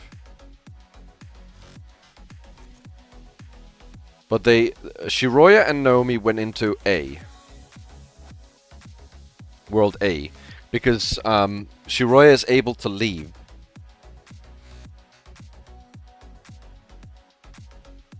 Two of them. B and C. Yeah, maybe. Later the Naomi in the attic went down, but after we waited, Katai came back alone, saying Naomi hadn't wanted to come back.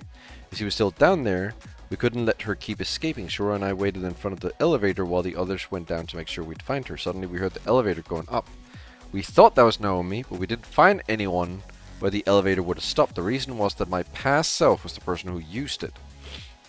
And while we were discussing what could have happened, Akuro came running. The Sekimeiya had vanished from the cabinet for the first time.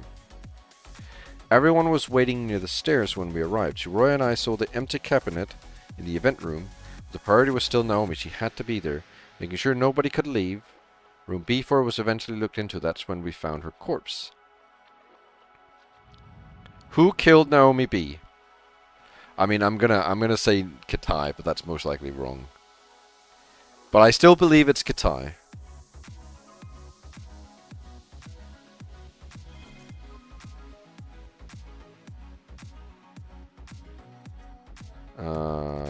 Katai B.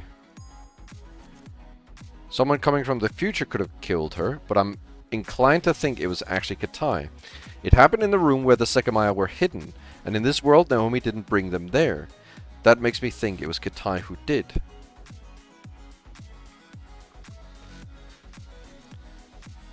Naomi appeared from the 2nd floor. She had been watching the group from a distance, just in case. Yeah, they don't say which one. They have me answer which one specifically, but they don't actually tell me which one. They're just like, oh yeah, this one.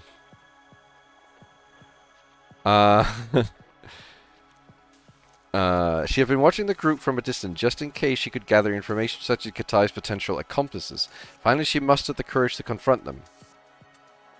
She requested to talk to Katai privately. She represented a Shia, so she couldn't let the others hear such bold accusations against one of their workers. If it was possible an explanation existed, however, she knew Katai... If it was possible an explanation existed, however, she knew Katai had taken the Sekimeiya out of the cabinet. Without speaking a word, they walked to the crystal floor. There, Naomi brought Katai to the room she'd seen him leave. The Sekimeiya had to be there. Naomi asked him to unlock all the cabinets and saw 2 of them lying inside. Raising her voice, she demanded an explanation. While Katai kept quiet, he knew how bad the situation was. Naomi would bring about his doom. She would ruin everything. He didn't bother making flimsy excuses. He explained everything he'd done, hoping she would sympathize with him. He had worked in the Ashia tower all his life. He couldn't take it anymore. He'd only wanted to free himself from the life he'd lived. When she discarded Katai's justification, it was his voice that rose. There's no way he would let his life end like that. The truth was out, so Katai attempted a bribe. Okay, so actually, this part is what I think the ending should have been. Not the whole fucking math and calculation, Sekimeiya this, Sekimeiya that. This is what I like. I'm fine with the questions in this. But the whole, this is what I like. Where we're going over, we're going through World A now with like omnipotent knowledge. We know everything. I'm fine with this. The truth was out, so Katai attempted a bribe. If they obtained the Sekimeiya, both of them could have worked together to trade it off. Immediately, Naomi refused. She was Ashia's most trusted employee. The third step was a threat. With a calm voice, Katai let her pick between Ashia or her own safety. He needed her to stay quiet, and starting immediately, she knew 2 real Sekimeiya existed. However, as Katai's words were dismissed again, he finally wavered. He had been acting stern, but that was far from reality. Inwardly, Katai burned with rage toward Naomi. After a sudden step forward, Katai dashed at her. She had enough time to react and defend herself, but she was no match for him. After an abrupt scuffle, Katai dragged her to the wall and knocked her out. Before her death, Naomi let out a yell that only reached a single pair of ears outside the room. Her own. Oh, because the other Naomi is also in this one right now.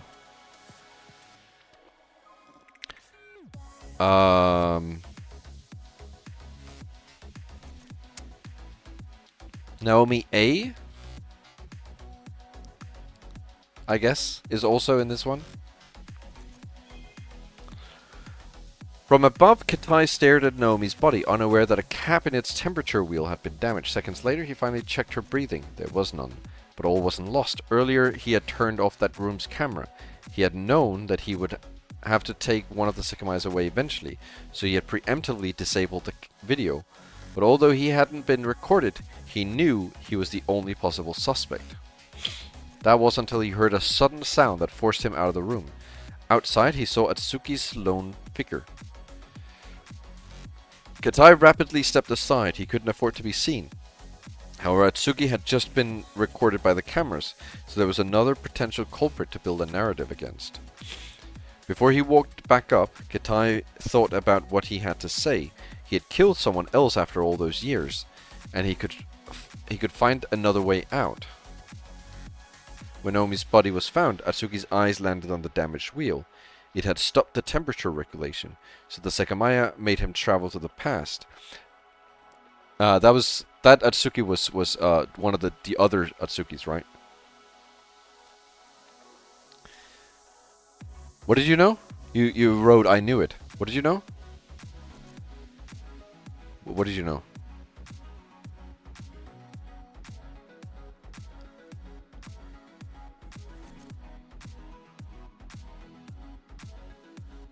Well, what was pretty obvious? You're just saying. Stop vague posting. Tell us what you knew.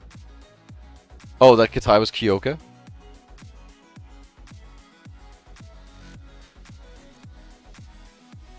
Oh, right, okay. Yeah.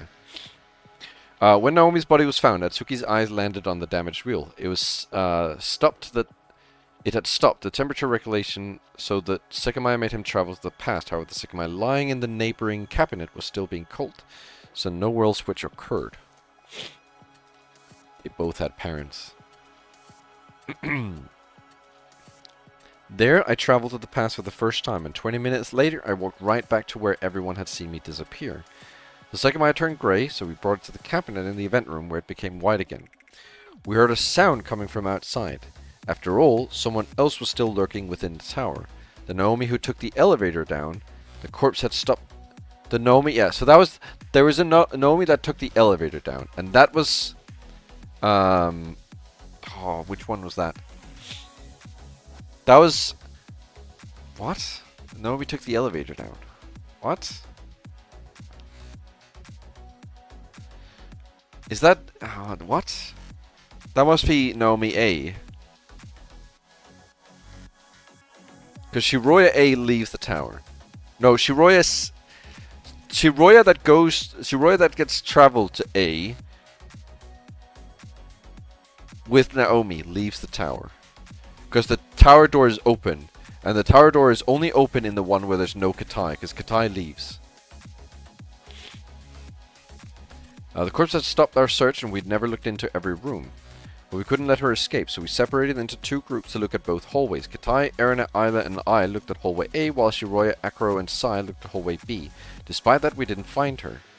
When we finished, Sai reiterated his distrust for Katai and refused to believe that Naomi hadn't been found in the rooms he'd investigated. Sai wanted to confirm it for himself, which led him to enter the storeroom. There he found a Sekimeiya. Had it been taken already? We went to the event room, and it was in fact gone from the cabinet. Who hid it in the storeroom? That question ate at me.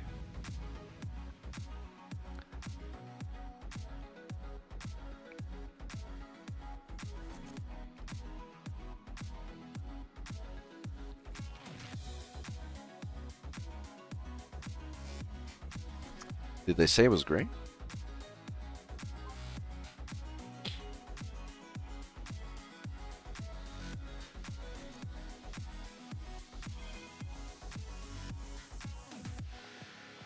I'm going to take a quick break. I need a quick break. I haven't taken a single break, so I need a quick break while we think about this question. So be right back.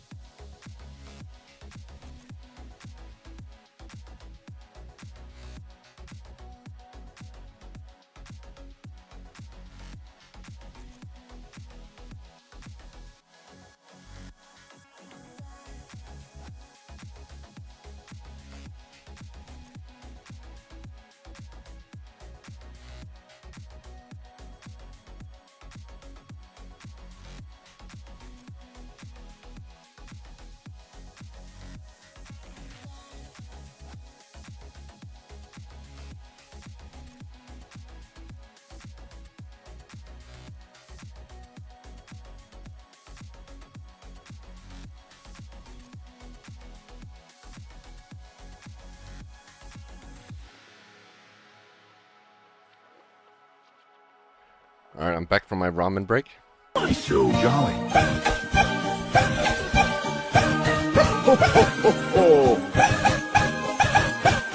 Merry Christmas. Thank you. Dick Sammy. I'm such a fat fucking chud. I was thinking a bit about this. It feels like whoever hit in the storeroom... storeroom.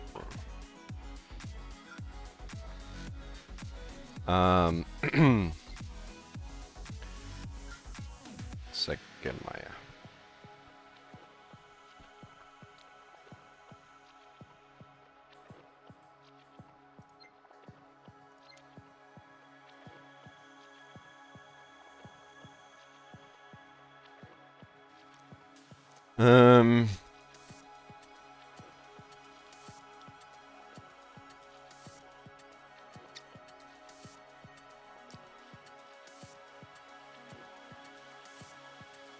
I think it's one of the other dimension people that hit the Sekimeiya in the storeroom. I don't think it's one of us.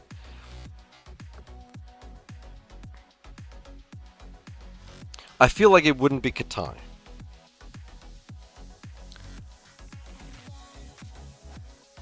And I feel like whoever it would be knows how it works.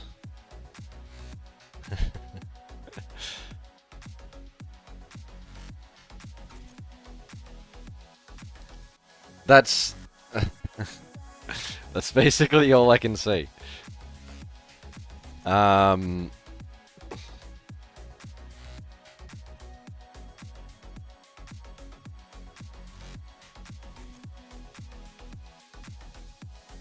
Isla C? I don't think it's Isla C. What the hell?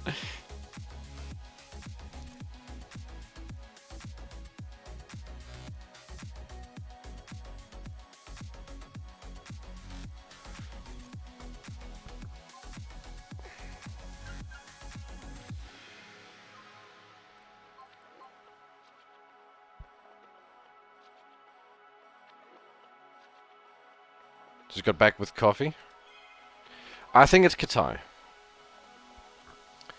Actually, I know I just said I just know I said I don't think it's Katai, and I don't really think it's Katai, but I literally don't know who else to guess. It's not. It's gonna say it's wrong, but I really don't know who else to guess. I believe I now understand what happened. To get the Sekimeiya out of the event room cabinet, the key was necessary, and it was with Naomi's corpse in room B4. That means someone who investigated hallway B must have taken it to unlock the cabinet. However, none of them had the chance to hide it in the storeroom without being seen by the people who'd investigated hallway A. That's why it didn't make sense. The answer is that...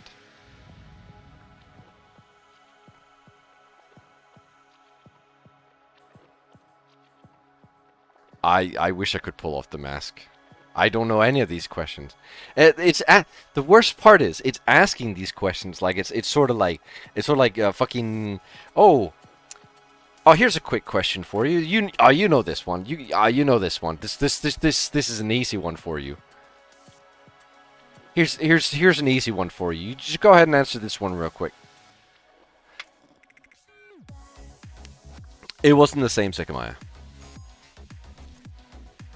It wasn't the same Sekimeiya. The first mystery regarding its whereabouts already pointed the truth that more than one Sekimeiya existed. After all, when Sai left the storeroom, he made me touch it, and nothing happened. It was definitely the third Sekimeiya, the one that had disappeared from the event room the first time. The past Sekimeiya was in the room before, and since we'd regained consciousness, so we'd never actually found the one that disappeared first. Who hit the third Sekimeiya in the storeroom? That happened before Shiroya, Akuro, and I walked down from the 6th floor. I don't believe it was Katai, because he's likely the one who hit the two working Sekimeiya. If he wanted to also hide the third, which was originally in the vent room, he would have done so while we were asleep. I don't believe the other Naomi would have wanted to leave it there either. There's one last likely candidate, Sai. After Katai said that Naomi didn't want to return, the others investigated the crystal floor while Shiroya and I waited next to the elevator on the 4th floor. We were told exactly what happened.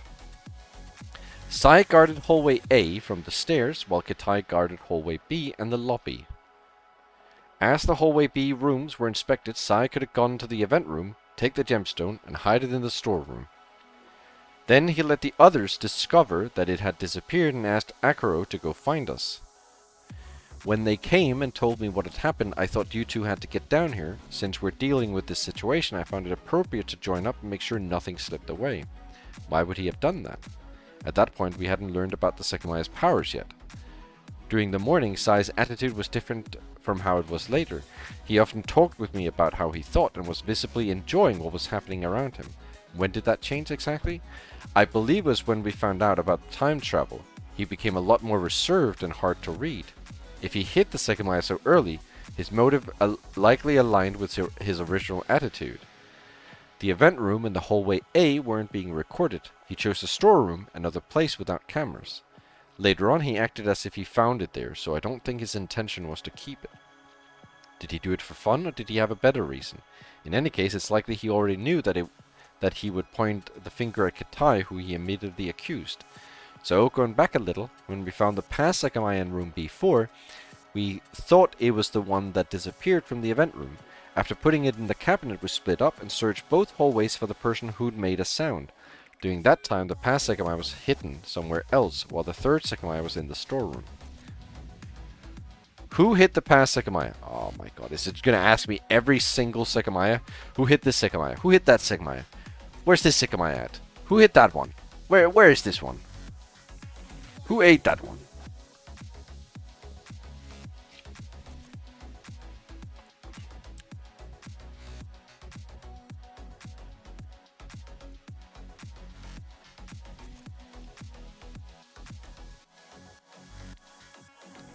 I was fine with this until it started asking me every single question. Like, it doesn't need to ask me every single thing. I wanted some questions so I could figure out what was happening, but I didn't want every single... Who hit this? Who hit that? I don't know. Sai? Did Sai hide the past Sekimeiya as well?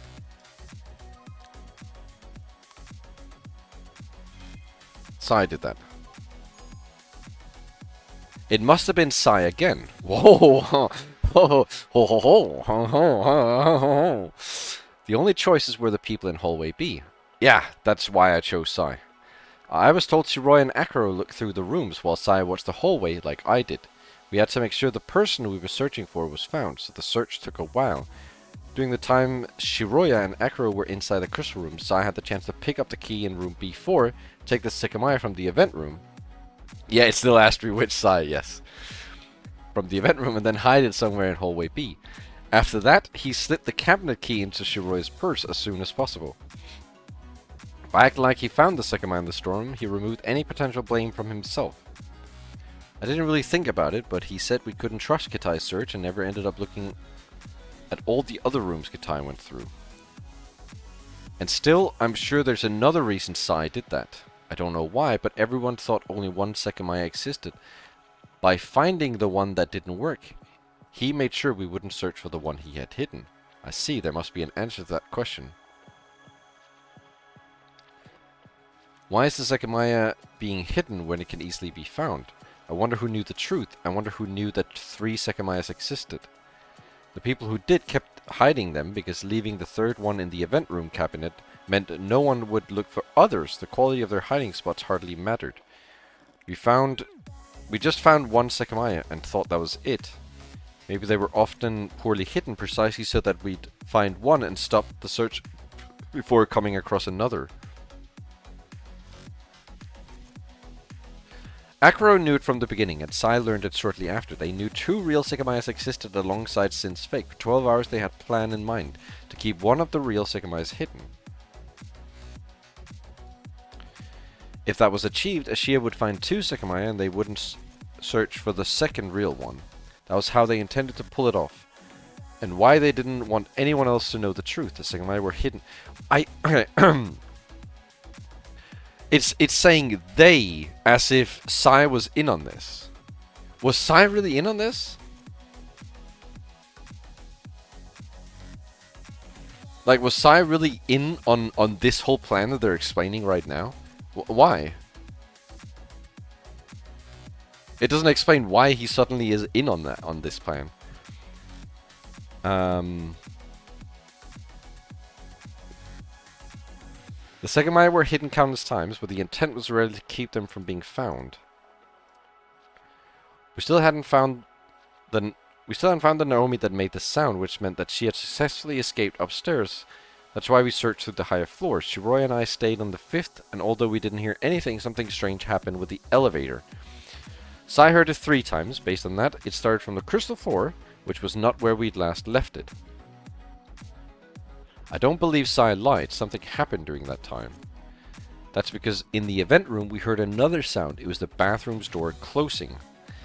Then inside it we found Naomi's second body. However, I later traveled 40 minutes to the past and appeared on the crystal floor before we'd all come back down. I kept a close eye on the bathroom, but nothing happened until Naomi entered it. First of all, why was Naomi not found? We inspected every floor but the attic. As I now understand the attic's footprints, I don't believe Naomi went back there, especially because she didn't have the key to unlock it. Somehow, the search failed to find her. A different person stayed on each floor, so it's possible one wasn't investigated. The floor the person who used the elevator was supposed to guard. Aaron and Isla were on the 2nd floor, Sai was on the 3rd floor, Akira was on the 4th floor, Shiroi and I was on the 5th floor, Katai was on the 6th floor.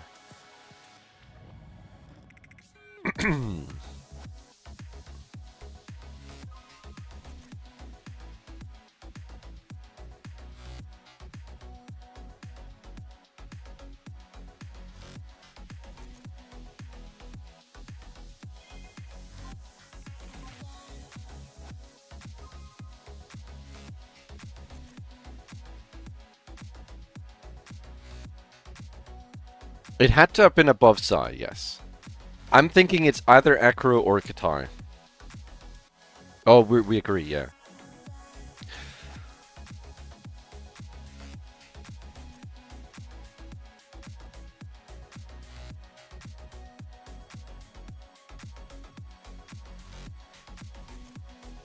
It has to be Akira, doesn't it? Because if Sai says... They kind of specifically says Sai heard it 3 times. Not people heard it 3 times. So if Sai heard it 3 times, if Katai had traveled down, then we would also have heard it 3 times, right? So it's Akiro.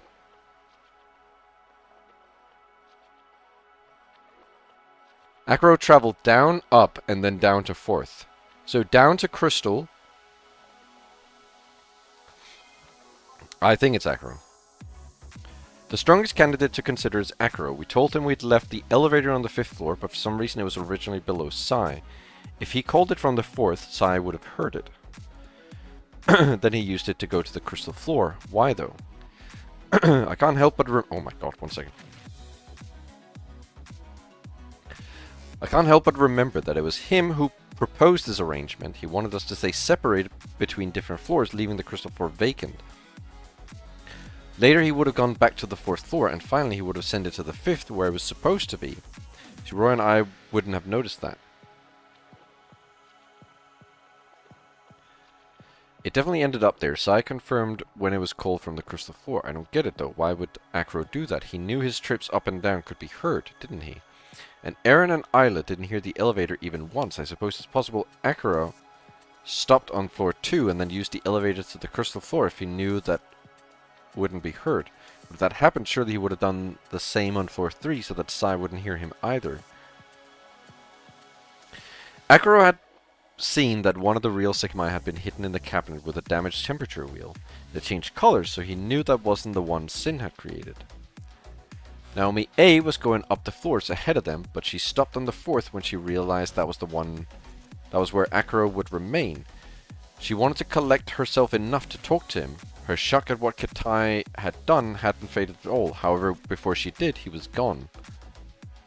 Akiro had a bad feeling. Something very strange was happening with the Sekimeiya, so he needed to see the cleaning cart for himself. When he did, he saw that the one he'd hidden was actually gone. Who had taken it? Not only the one in the cart, but also the two Akro had left in the event room before lying on the floor. Suddenly, Akro continued watching Katai, but it could have been Naomi as well. Katai was acting like only one Sekimeiya existed, and Akro didn't know the reason. It was rational to conclude that one of them was being in a cold cabinet indicated the other was as well. During the previous search, he had looked through the room. He knew there was another cabinet that had been set to 0 degrees. The other real Sekimeiya was there, and it was all he needed. He only had to keep one hidden. There weren't many places he could think of. He took the future Sekimeiya out of the cabinet. When he did, it turned grey immediately, but nothing happened to him. Did it really have time travel powers? He had a hard time believing that, but it had just changed colors before him. Then where did he hide it? The bathroom? I don't know. Is this Sekimeiya? Well, I don't. How am I supposed to find that? In the bathroom? That's what I thought as well. Yeah. In a rush, he chose to hide it in the men's bathroom. Inside the water tank seemed like a good idea. When I was staring at the bathroom door, Naomi appeared from the other side of hallway C. She likely came from above. She used the Naomi who'd appeared in the attic, but her actions differed from the Naomi who'd been killed. Why? Bathroom maybe, and then it was never touched until Shiroya teleported to the future. Oh! That would explain how it's been warming up for so long. You're right, actually. That would definitely explain why it's been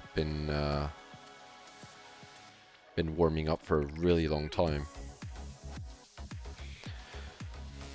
But her actions differed from the Naomi who'd been killed. Why? Why didn't she ask to talk to Katai? What was he doing exactly moving around the building? Well, she didn't ask to talk to Katai because she heard Katai murdering the other Naomi. Akuro's description of Naomi's face fell short of her actual expression. She was visibly terrified, breathing heavily, moving oddly, and stopping in place every few seconds. When I saw her face, there was no doubt in me that she'd seen her own dead body. She was avoiding being found, perhaps because she knew what her killer had done to her. What was she doing then? When she made the sound and when she walked to that bathroom. I'm not sure, but she was killed right there. Naomi said a few words before her body was pulled in. Who killed Naomi A? Well, I mean, it has to be Akro then.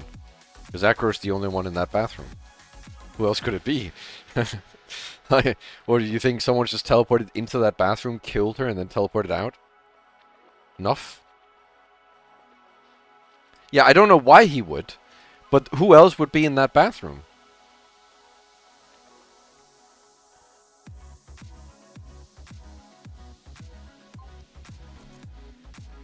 Yeah, I would have thought he didn't, but I guess there must be a reason why he killed her. I don't want to say Akro because I don't believe Akro would kill her. But I couldn't possibly imagine anyone else unless someone teleported into the bathroom.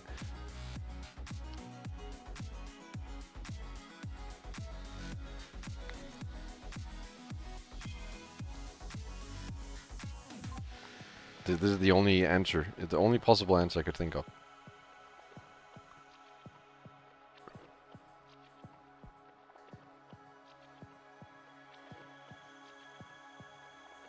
Katai did go to the bathroom? Well, it has to be someone who killed her now, right? Because isn't she killed next? I'm just gonna say Akro. I'm just gonna say Akro. We get told it's wrong if it's wrong. When Naomi entered the bathroom, someone else was there. Then when I approached, my footsteps were audible. Her killer slammed the door shut and locked it. However, they couldn't have left before the point we all unlocked the door. They absolutely had to have disappeared from the bathroom. How? When I inspected it by myself a bit later, no Sekimeiya was there.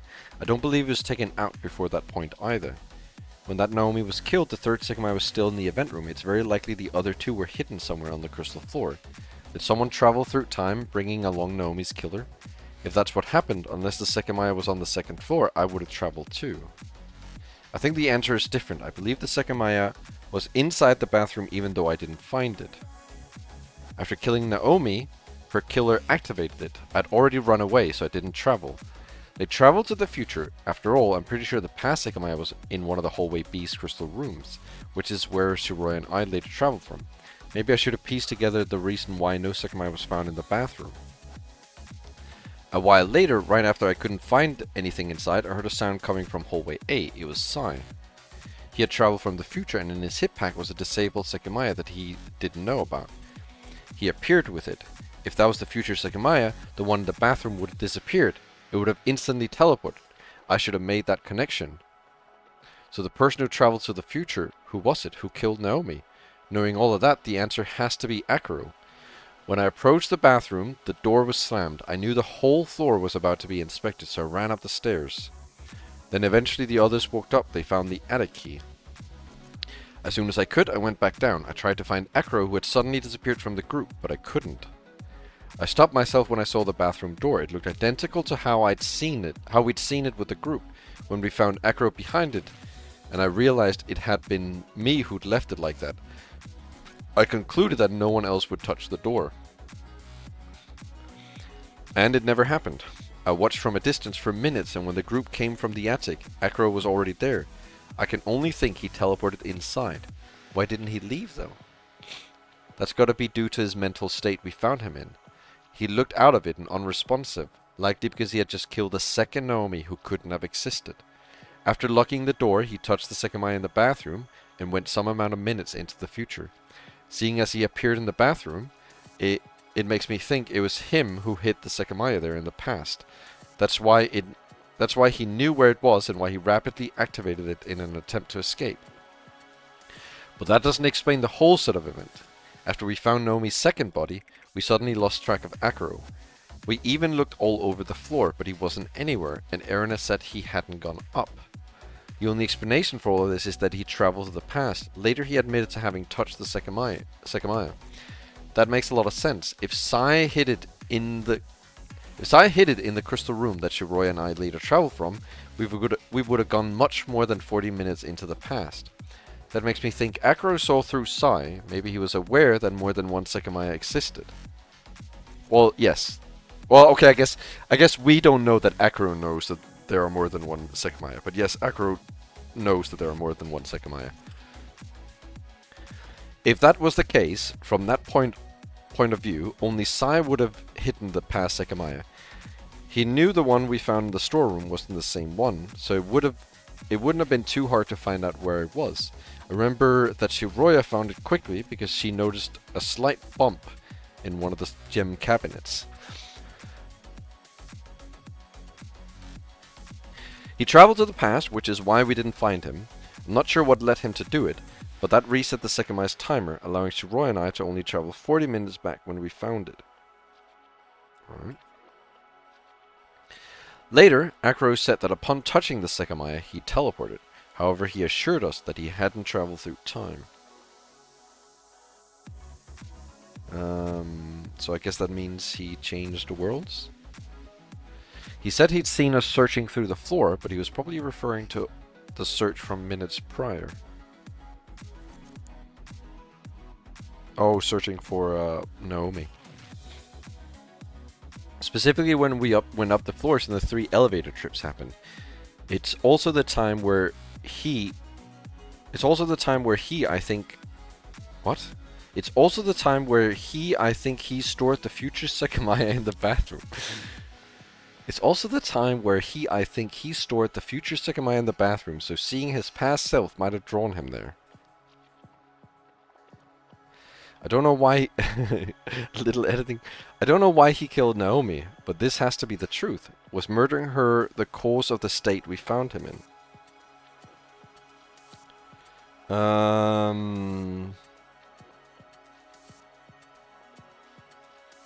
Yes. When we saw him, the first thing he did was ask Sai for the time, and when he heard it, he said he hadn't traveled through time, that he'd only teleported. Wouldn't this explain it? He went minutes to the past. I could probably calculate the exact amount, but that seems unnecessary. There he killed Naomi and immediately went to the future when he heard me approaching the bathroom.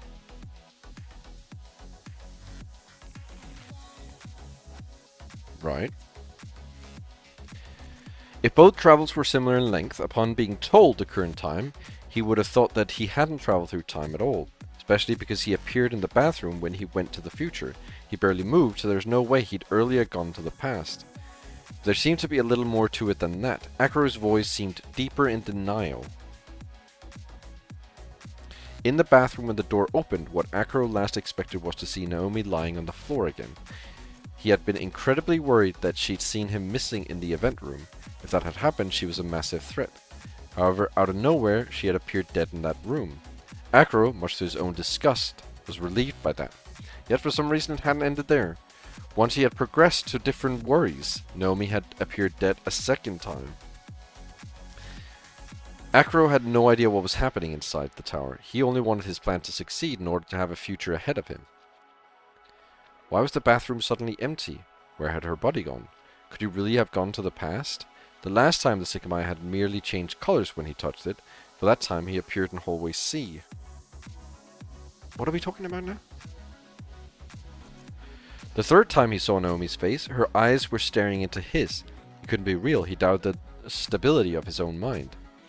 When her mouth opened, the words Acro had been dreading entered his ears. She knew he had left the event room, and she knew he had been concealing it. Acro lost himself in desperation. Naomi should have been dead. He couldn't comprehend how she'd come back.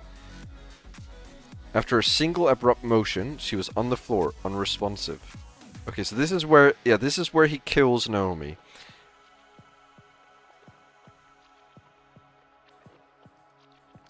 Immediately after that, Acro heard footsteps approaching. That's us. He was barely able to make them out over the violent drumming in his ears. As fast as he could, he slammed the door and frantically looked around. When he realized one of the keys the first Naomi had was the attics, he went there for the first time. When I realized one of the keys the first Naomi had was the attics, we went there for the first time. Sai pointed out that Naomi's footsteps didn't make sense. We found an empty suitcase on the sofa. It was the same one we saw in hallway C. It had come from another world alongside Naomi. That's likely where she was keeping the Sekimeiya. To change worlds, both had to be powered on, so they didn't travel with Naomi. That's why the suitcase was empty, and why it wasn't in the attic in this world. And now that I think about it, someone reacted differently to both suitcases. Katai. Before we entered the attic, when Katai went to grab the bathroom key, he brought the suitcase in hallway C to the security room, but he never did that for the one in the attic. Why? That makes me think it's because Naomi brought it up there. That one wasn't a threat to him because he didn't know anything about it.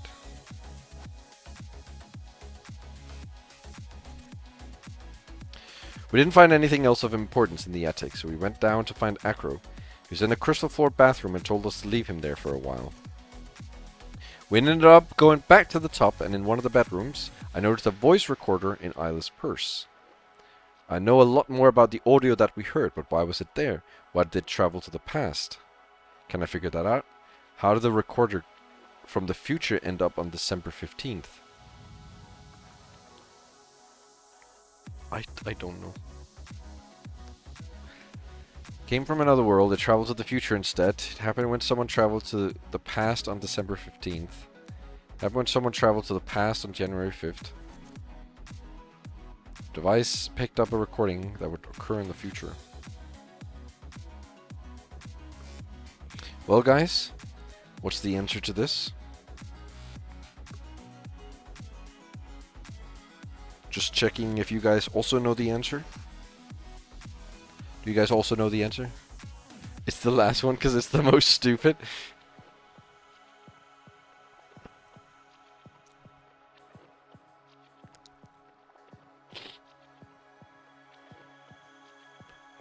What is the question? I don't even know. How did the recorder from the future end up on December 15th?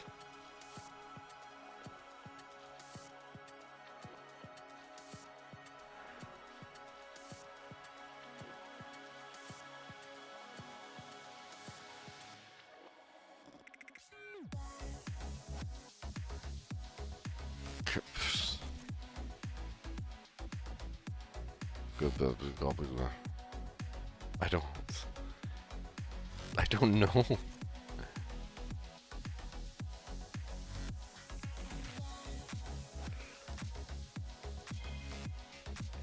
It traveled to the future instead. Thinking about it, it's very unlikely the device traveled to December 15th.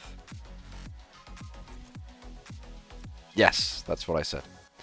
Isla said it was impossible someone dropped it in her purse, which means it was there when she entered the tower. If that's the case, why does he have it before December 15th? I think... Oh! Oh, I don't know. I think I know the answer. It has to be due to her friend.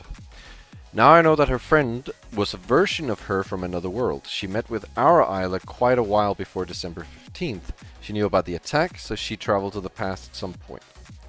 Apparently when Sai and Acro escaped from the attic, they met with Isla. Even Erina heard her from the bedroom. She was dead at that point, so she probably wasn't the same Isla we'd been with. Despite that, we never found her after we left the bedroom, so one explanation is that she traveled to the past at around that time. She went many days into the past, and the location where she appeared had to be identical to where she was in the proportional future. That means days after December 15th. So what happened to the device after it recorded the audio?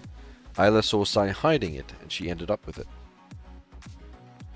If the replicated location was from a time where she still had it in the future, she would have appeared with it in the past. That's exactly what I've been saying, guys. Why haven't you been listening? This is exactly what I've been saying.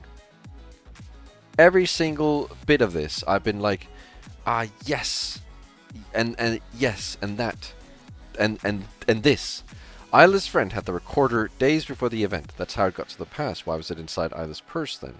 I can't know that, but it's likely the recorder appeared inside her friend's purse. That both Islas tried to hide the existence of the friend from Erina.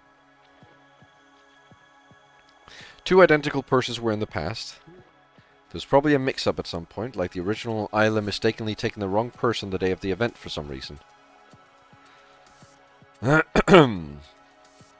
don't think I need to know exactly how it came to happen, but it had to be Isla's friend who caused the recording to exist in the past. After we listened to it, Shiroya and I left the attic alone. Going down the floors, we came across Acro, who kept walking up. Then, on the crystal floor, we saw that the Sekimeiya we left in the event room was no longer there.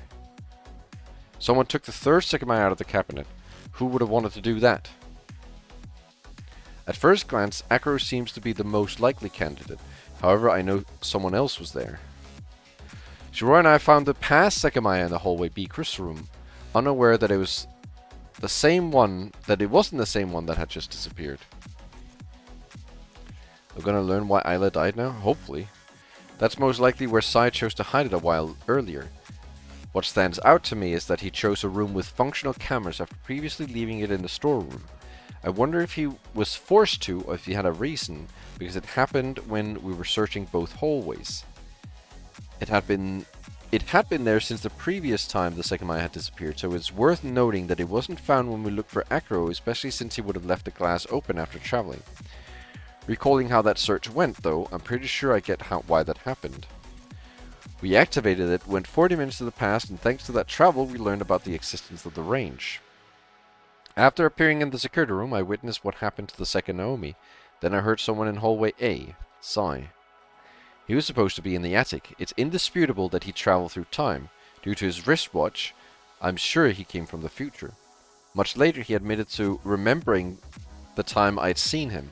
So it's definitely the same Sai who told the people in the attic not to follow us. The way he traveled to the past confused me for a while. That's because he was surprised to see me. He didn't know I'd also traveled. If he traveled after Shiroya and I returned to the attic, he would have had to fake his surprise upon seeing me. You perfectly remember when we went up to the attic to get the lithium battery, right? Of course. How'd you do that? I said you're incompetent, but at least you're doing your best, unlike the others.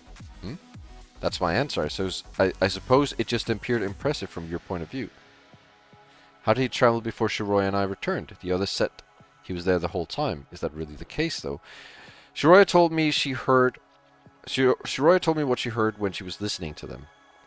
Yes, he was leading the conversation, telling everyone not to follow us down. Akuro was there too, and he confirmed that he saw us. Sai told them to all wait for us because we'd be responsible for anything that happened after leaving of our own volition.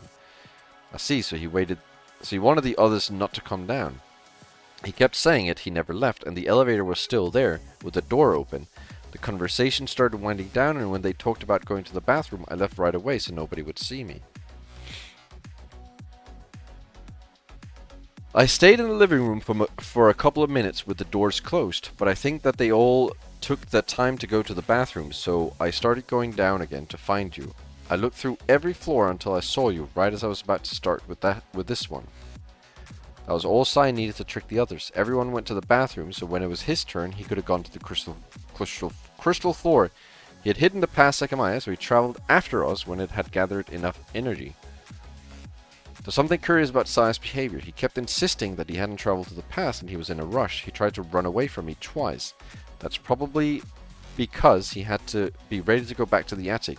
As soon as his past self went to the bathroom, he returned as if nothing had happened, which made the others say that he never left the attic. I don't know the actual specifics. Shiroya said it was possible she missed him when she was inspecting the office room, but when he returned to the attic we didn't see Sai's footprints in the living room. That's strange since I don't think he could have taken the elevator back up. The key was in the attic's door and he would have appeared with it, so he couldn't have activated the floor 7 button. Furthermore, it should have disabled in the attic anyway. I'm not sure this is exactly what happened, but maybe when Shiroya was in the attic, Sai, claiming to go to the bathroom, sent the elevator to the crystal floor and then called it. Then he went to the bathroom. Afterward, he took the elevator down. If Shiroya was still in the attic, she wouldn't have heard it. Sai traveled to the past, and that's where I met up with him. Entering the elevator on the crystal floor and waiting for his past self to call it was one of the route back to the attic. I don't know if his plan went this far or if I'm missing something else. Maybe he did all of this just so he wouldn't be analyzed for what he wanted to do. He set it up so that Shiroya and I would be much easier to suspect. But again, what about the cameras? They would have recorded him going down. Later he voiced his thoughts regarding that. He didn't think the recorded footage would ever see the light of day. As far as he and the rest of us knew, the killer had willingly recorded themselves committing crimes. What was it he wanted to do? He'd hidden a functional Sekimeiya, so I bet he wanted to know whether he'd really travel through time with it. He took the third Sekimeiya away from the cabinet, even though it was him who found it for us. And the future Sekimeiya, he appeared with it in his hip pack. I think he was genuinely surprised about that. Then, when he ran away from me, he hid the past Sekimeiya somewhere else. He knew I'd traveled through time, meaning that I was aware of its whereabouts. There is still one detail I'm struggling to understand. The screen on his wristwatch was blank. The fundamental answer behind that has to be replicated location upon traveling to the past. But even if the watch looped through time infinitely and didn't just crumble into dust, why did the date go up to year 9999? There's no chance the battery would have lasted that long, and it was swapping for a new one that let the watch work again. The answer to that is clear. It's because a new battery was added before the location to the replicated took place in the future. Thanks to that, if the watch looped in infinitely, the addition of that new battery would let each instance add up more time without the battery ever running out. However, this brings about another issue. Why didn't the watch work in the past? After all, it worked again when we added the new battery. This means that minutes later, during the future location, the watch should have been working. It seems to be an impossibility that it wasn't working in the past, given that both locations are supposed to be the same. Is there an answer to this? One that makes sense?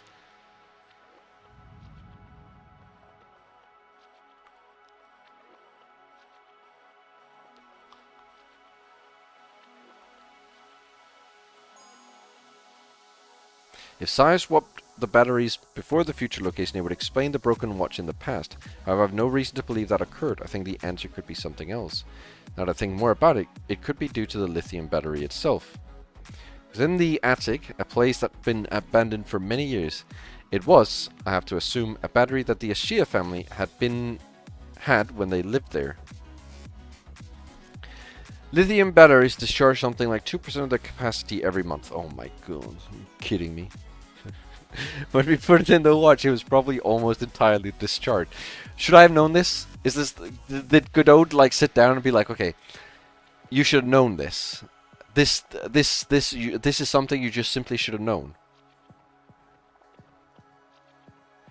The small energy it had was enough to loop cap the timer at 9,999, but it also ran out before the future locations. We eventually learned that in the lobby, Sai asked Katai for another lithium battery. At that point, I don't actually think he should have traveled through time again. That happened because the battery we'd obtained from the attic had already run out. Yeah, this is the... I have to admit, this is a bit crazy now. But does this really make sense, or am I missing something crucial? I just remembered. Sai must have synced his watch to the computer after we saw the 9,999 date, since it was working when Shiroya and I returned to the attic. The time would always been set to that specific point before reaching the end of the loop, so it could have been kept counting up. Would the date have been able to reach 9,999 anyway? In the end, I'm not really sure I understand how that happened. After Shiroya and I reunited outside the security room, we went back to the attic, where we were told we'd been downstairs for 50 minutes. There, Sai's watch displayed the current time, but that was because he had seen it in the security room. We explained everything. Most importantly, the Sekimeiya had disappeared from the event room. That's why we went to the crystal floor. When we got there, Sai was already gone. We were fast enough to see him in front of the cleaning room where he'd hidden the Sekimeiya. I thought something then. Shiroya was looking around while I questioned Sai's ambiguous actions. If he concealed the Sekimeiya in that room, I wasn't sure why he left upon realizing that we'd seen him. He had the opportunity to give up, but instead he left for hallway C. He likely wanted to travel through time, probably because he knew we were about to search the floor. But even though we'd seen him, he still had another Sekimeiya hidden somewhere else. In fact, at that point, he should have known where all three of them were, and he went toward hallway A. And out of nowhere, I teleported. Shiroya saw this Sekimeiya's glow within the cleaning cart and made us both appear in the attic.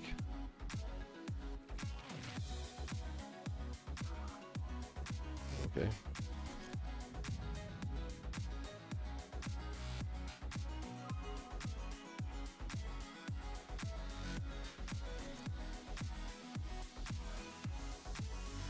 I travel to the future.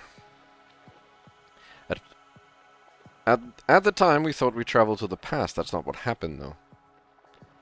We recognized our locations. We'd been there half an hour before we travel. That means we went half an hour to the future. The staircase door is open, so this is the past. This is past the time we unlocked the attic. There are a bunch of footprints next to the door, but I don't see ours. This must mean that you and I haven't gone down yet. These are probably the ones that we left after going back up. We found Akiro in the bathroom. We're not at that point since there are too many. That was a big misinterpretation. We were told what caused those footprints. It was the search that occurred after Isla went missing. The ones Shiroya and I had left were long buried. They were all slightly faded too. There was no chance we just traveled a few seconds back, which led me to be pretty certain of the time. How's that possible though? We heard a sound coming from the bedroom where we'd been. Who the hell was that? Nobody should have been there, right? We hid ourselves thinking we were escaping the sight of our past selves. It appears that didn't actually occur. In the second level of the opposite bedroom, both of us fell asleep. When we woke up, we had no idea how long we'd been there for. That's why when we were told the time, we thought we'd slept for quite a while. In reality, the main reason a lot of time had passed was because we'd gone to the future. I couldn't believe it. We really misunderstood so many things. When we woke up, we had no idea what transpired on the crystal floor. Tired and still uneasy about our non-existent past selves, we went to the living room. Did we leave it like this? We were used to looking at the footprints in front of the door, but that was no longer possible. The door was closed and the movements of it had erased every single footprint nearby, creating an empty arc. We must have. That means the groove already left, though. Even though the motion of the door wiped out the nearby marks, there were still many around the door. They were much fainter than the last time I'd seen them, but I was still able to recognize that new ones existed. These new footprints weren't from the time we walked on to the crystal floor. Who did they belong to? That was simple to solve. The remaining few gaps in that puzzle were all part of the same piece. When we came down, we saw that the cleaning cart had disappeared. What was strange was that the Sekimeiya was in one of the buckets which had been below it. But that wasn't the future Sekimeiya, it wasn't working. Why was the third Sekimeiya there? Had it also been in the cart when we traveled?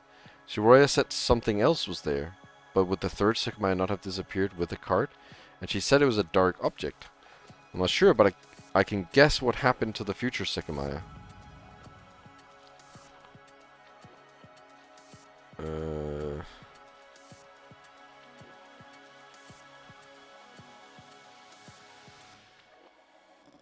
I don't remember if the future Sekimeiya teleports.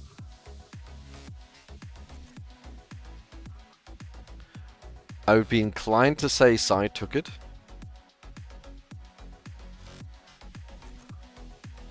D? I would be inclined to say Sai took it, but I think Sai knows. I don't know if Sai traveled too. Kitai took it sounds like a weird thing. But then again, there've been other times where I was like, okay, that sounds too weird to be true, and then it was true.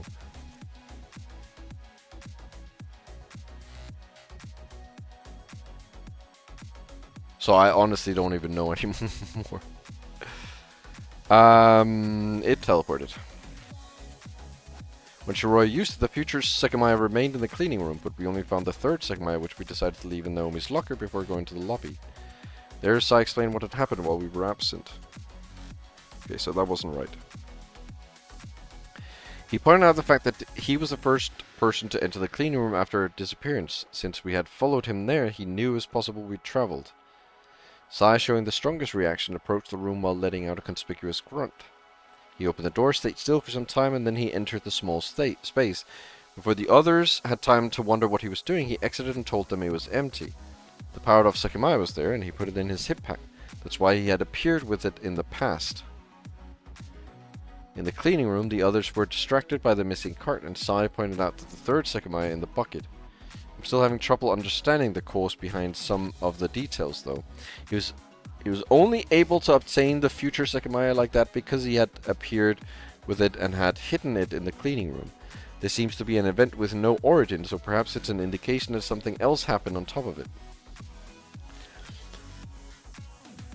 It was Sai who first questioned its status, as it somewhat contradicted a few things they'd concluded earlier. It was white instead of the grey color they thought it'd become after teleporting. 2 people and a whole cleaning cart. Acro saw us enter and never leave the cleaning room. They knew we traveled through time. However, there was another disappearance, Katai's. The remaining people searched through every room on the crystal floor, but they didn't find us. When we were about to go up, Isla walked to room A5. That's when she fell into the cabinet and disappeared. I wonder what happened. The cabinet she looked into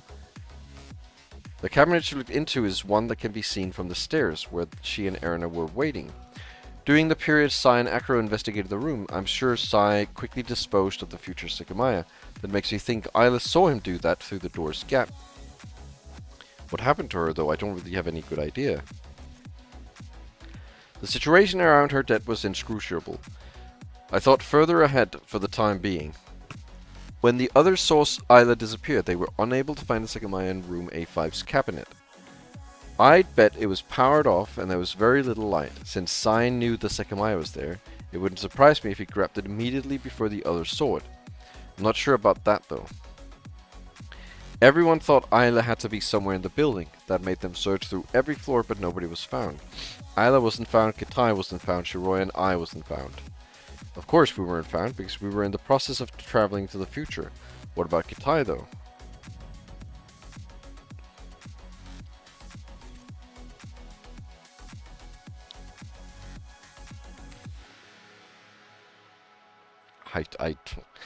Was Kitai in another world? It's either I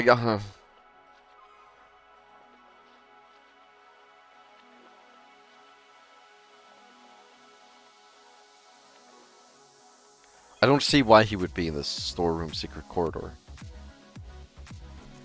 Yeah, the search wasn't optimal. What kind of fucking answer is that? Pissing me off. Katai's in another world. Okay. I don't think Katai could have been found either. When we traveled to the future, we saw Sai in front of the cleaning room. I wasn't sure what Sai was planning to do, but we'd seen him standing in front of the door. Shiroya and I entered while Katai continued toward hallway C in pursuit of him. When we traveled to the future, Katai was actually very close to us. We went half an hour forward, so I'm sure the range picked him up. Half an hour earlier, Shiroya, and I were in the attic, so that's where we appeared in the future. Katai was in the rightmost bedroom. He suddenly teleported there and left the room, disoriented. He's the one we heard approaching the door when we were in the hallway, and who left the newer footprints in the living room. After failing to find anyone, Erina, Akro, and Sai gave up and moved back to the lobby. There was only silence for a long time until they heard a sound from hallway A. It was Katai. He had walked down from appearing in the bedroom, and Shiroya and I were about to fall asleep. Where did you go? We searched for you. Sai shut the first question and an immediate answer came back that left the three of them unsatisfied. I don't know, I think I experienced what Atsuki said, that teleportation. I've been searching for you. Then they looked into the cabinet where Ayla had disappeared. She was there, already dead. The Sekimeiya, meanwhile, was nowhere to be found. After they waited in the lobby again, Shiroya and I appeared. We told them they hadn't found us because we'd been sleeping in the attic. Understand that what you've told us is that you two spent all this time asleep in the attic. Despite this, you weren't found. You didn't find Katai either, so obviously you didn't do a great job. And you were in a rush, so you kept yelling Ayla's name while quickly looking. I bet you didn't even look at the upper levels of the bedrooms, which is where we were. And since we were asleep, we didn't hear you. This only made sense from our point of view, but Sai never denied it. Why? There's no way he really didn't look at the upper levels, sister. Perhaps that was the first indication he had of traveling to the future was possible, and he consciously chose not to let us know. Since he should have been in hallway C when Katai disappeared.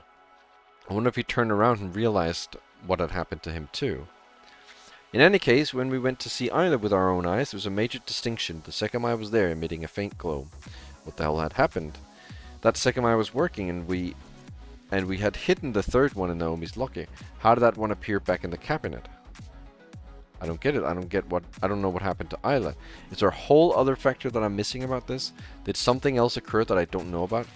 Ayla disappeared from the cabinet, but how? Did she go to the future? The future Sekimeiya should have been powered off since we had just used it. Even if that happened, did she reappear in some cabinet? In that same cabinet where she'd gone to look? Why though? She wasn't there in the past, and was she? And why did she die? Right, she yelled before folding in. What the hell does that mean? Did she go to the past? Before Sai had kept walking towards hallway A, perhaps he put the future Sekimeiya where he had the past one, for whatever reason, since the future one should have been powered off. Ayla would have actually traveled back in time and not changed worlds. I don't know if the search took long enough to power back on though. But that still doesn't make sense, does it? If she saw herself, what happened to her other body? Why the hell was it even there? And if both Sekimeiya were active, she should have changed worlds. Also, I know Sai could only put one in his hit pack, so the other would have been seen. Most importantly, the Sekimeiya reappeared in that cabinet later. Did someone do this? Or was it all an accident that didn't involve a murder? I think she went to the future. And since she was in the cabinet... So, okay, let me try to explain. She went to the future, but since she was in the cabinet, she suffocated. Because she'd been in the cabinet for so long, because she went to the future. Does that make sense? So basically, there was just no air for her. They stated this in it. That she could have suffocated. Okay, well, it doesn't say. She could have suffocated, but there wouldn't have been enough time for her to suffocate. But that was before we knew you could travel forward in time. It's possible someone killed her, but who? Who could have had a motive to do that? Who could have done that? There's a whole search, and the future Sekimeiya had just been used. It's possible a killer with an elaborate plan carried this out, but that's completely out of place. I don't believe she was killed. Her cause of death was one of the strangest details. It's tough, isn't it? What happened to Isla? Under the right circumstances, touching the Sekimeiya ended her life. It wasn't an instant result, however. The complexity of what occurred might be a bit more involved than what you're imagining, so... as no world switch is factored in. No, Godot, I've already got it all figured out. You are, my brain is much bigger than you are leading me on to think. The cabinet, both Sekimeiya, everyone's actions, everything contributed to allow Isla's tragic demise. The riddle will be left all to you, but know something. When Isla looked into the cabinet for the first time, she saw the body of a young girl. It was her own, but that was far from her interpretation. Inside the cabinet, she saw the image of her friend. Her mind and body both teetered to the edge, and she screamed as she toppled into the sarcophagus of a cabinet. If she wasn't killed, I don't know what could have happened. There are too many aspects that I don't get. It was frustrating. I'd had the information to solve everything so far, but I was lost when it came back to Isla's death. So I'll just explain what happened. She goes to check into the cabinet, right? She sees the corpse of herself, because when you go to the future or whatever, you see yourself in that situation. I still don't really understand that, but you see yourself, whatever, right? So she sees herself, she gets scared, she falls in, and as she falls in, she touches the Sekimeiya. One second. She touches the Sekimeiya that takes her to the future. She's now no longer in that cabinet. Someone goes over, opens it, or actually it is open. Someone goes over, nothing in it. Okay, close the cabinet, there's nothing in it. The fact that they're closing the cabinet now means that every second she's spending inside that closed cabinet, she's spending, you know, whatever, however many long time in the future. So she's suffocating with a closed cabinet. And then she dies. I wish I could know what happened to her. She died right there and she was never revived. The alien in the future wasn't the same person. I looked at the voice recorder. The minutes had been ticking along, so I felt slightly rushed. I hated having to move on, but her death seemed to be surrounded by too many questions for me to solve. Afterwards, we simply stayed in the lobby. It didn't look like any of us had the strength to stand again, but that changed when Katai and Sai left out of the blue. Both of them said they went to the bathroom, but it's clear that's not what happened. When I thought about it, I realized I could draw a solid conclusion. The Sekimeiya that appeared next to Isla's dead body was working. It was the future Sekimeiya. Okay. I think it was the past Sekimeiya. That's because I put it in the Sekimeiya cabinet, and when we locked ourselves in the attic, it was still there. We were told that Sai and Acro escaped. Acro forced Sai to tell him where he'd stashed one of the Sekimeiyas, and at that point he touched it and appeared in January, meaning that the one in the event room was the past Sekimeiya. And there's something strange about this. If I'm right, Sai hit the future Sekimeiya immediately after Isla's disappearance. This means that when Acro touched it, it had already gathered energy for a ridiculously long time, a lot more than what was believed he needed to travel 21 days. I'm sort of lost about what's happening right now. After Kadai and Sai left the lobby, Shiroi and I came across an empty cabinet in room B4 that was set to 0 degrees. That's what reset the stored time. I'm not sure what happened exactly. Maybe Katai found the Sekimeiya and put it somewhere cold. But Sai saw that and removed it. The cabinet would have taken a bit to cool off, but a few minutes had passed. After that, Shiroi discovered the storeroom's movable wall and the door with no handle. At the time, I was certain that the secret place had been used by the culprit to escape the multiple searches we did. Yeah, mate, that would be really funny.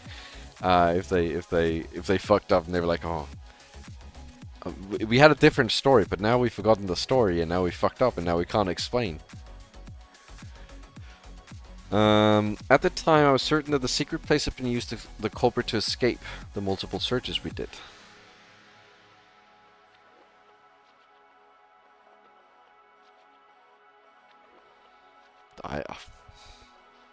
I don't know.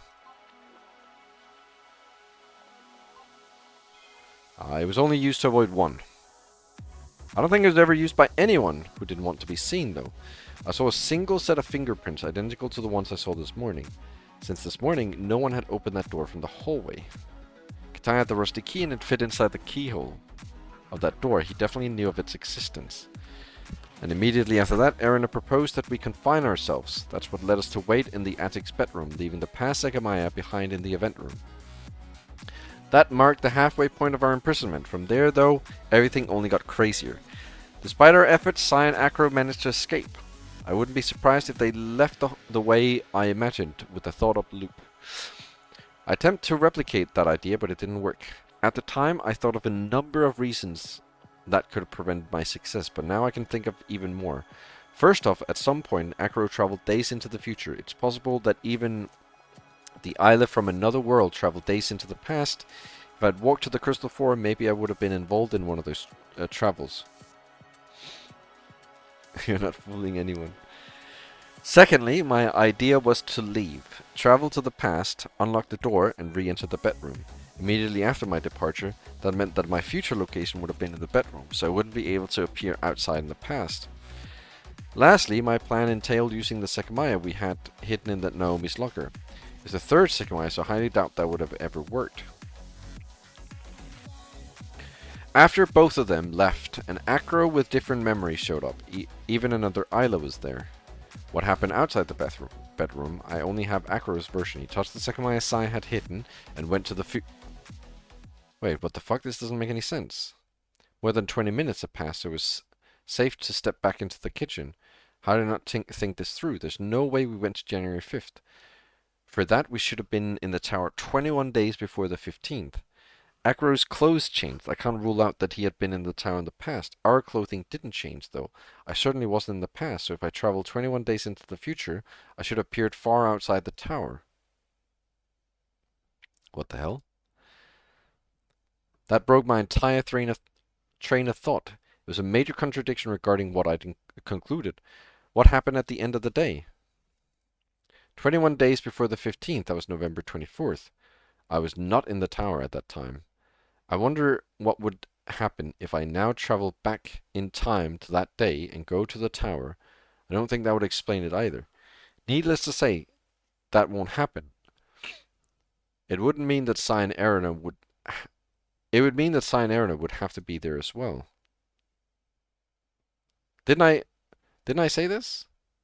I'm pretty sure I said this earlier. I mentioned this. Yeah. What the hell is this? How is it possible that we travel to January 5th? Is there another way? Could anything explain this? I thought about it last minute in the tower, right before 9 p.m. What exactly had caused us to travel? One of the Sekimeiya was kept cold in the event room, which meant that it was likely the past Sekimeiya. The future Sekimeiya must have been somewhere else, and it made us travel through time. The replicated locations don't make any sense. I had to think about everything that had happened during the last segment of the day. When I did, a possibility came to mind. Okay, what are the possibilities? There's like 40. Isla lied about the date. Isla traveled from January 5th to December 15th unknowingly. All of us had been in the tower on November 24th. We traveled to the future more than once. We were knocked out until January 5th. The fourth effect of the Sekimeiya was activated. We never traveled through time. We were always on January 5th.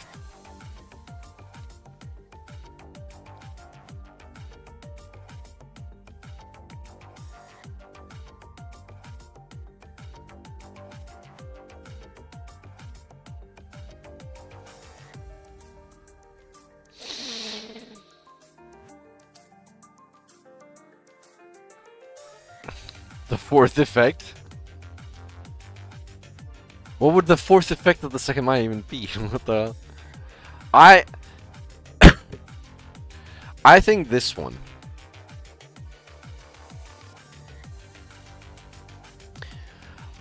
I think this one is likely.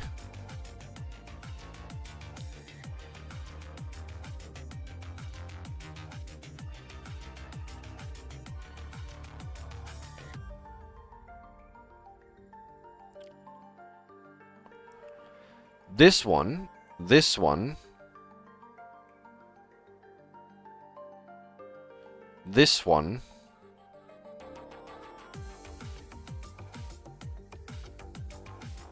and this one. Those four are the ones I feel are most likely. Alright. I'm gonna exclude one of these three. I'm gonna exclude we never travel through time. And then I'm gonna say 1, 2, 3, 4, 5, 6, and re-roll a die. Alright. Our choice has become... we traveled to the future more than once. We were definitely on December 15th. The call with Saripo confirmed that. And given Isla's words and the evaporated water, I'm certain that we arrived on January 5th. By simply thinking about what happened during the last stretch, an obvious problem immediately comes up. We shouldn't have been able to travel 21 days through time. A bit after 2030, we found the powered-off Sekimeiya in the water tank, and we left it in the cold cabinet. Then we found Shiroya in the hallway A crystal room. I don't know who she really was, but she convinced me to wait in the lobby for the shutter to open. Something I felt iffy about occurred then. Erina left saying she was going to search for Sai. Later, when she came back, it sounded like she'd traveled through time. The Sekimeiya wasn't in the cabinet. I couldn't stand it anymore. I felt like everyone were lying to me. I searched hallway A by myself and found a Sekimeiya in the security room. What's strange is that Sekimeiya was scolding. It didn't make sense for Erina to have recently used it. That makes me think it wasn't the same Sekimeiya that had just disappeared from the cabinet. After I found the Sekimeiya in the water tank, something about Sai seemed off. We still haven't searched the whole floor. I'll go leave the Sekimeiya in the event room and we won't move it again. There's nothing else to find, is there? Do you seriously believe Shiroya will be here? We already found the Sekimeiya. I stared at Sai's eyes, a little disconcerted. His voice sounded noticeably more nervous and tense than it had recently. Is there something else to find here? What would that be? He knew there was something left to be found, the Sekimeiya in the security room. He didn't care that we found one, but he was worried we would find the second one.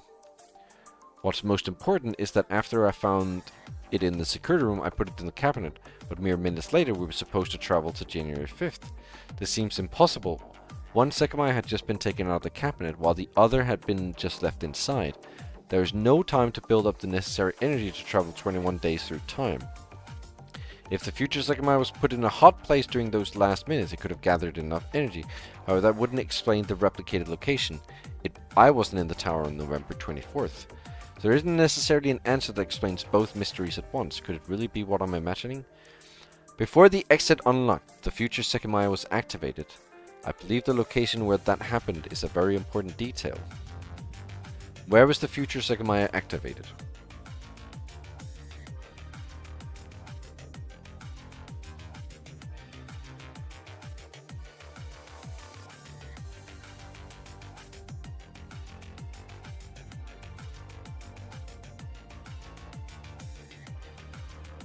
It has to be near the lobby.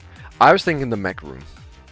That's why I hovered over it immediately.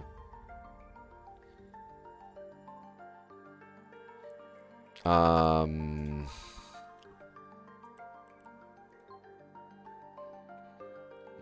don't know if there was, actually. Security room or mech room?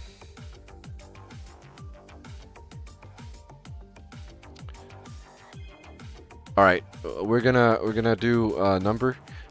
Security room 1 to 3, mech room 4, 5, 6. Alright, it's the mech room. I rolled a 4.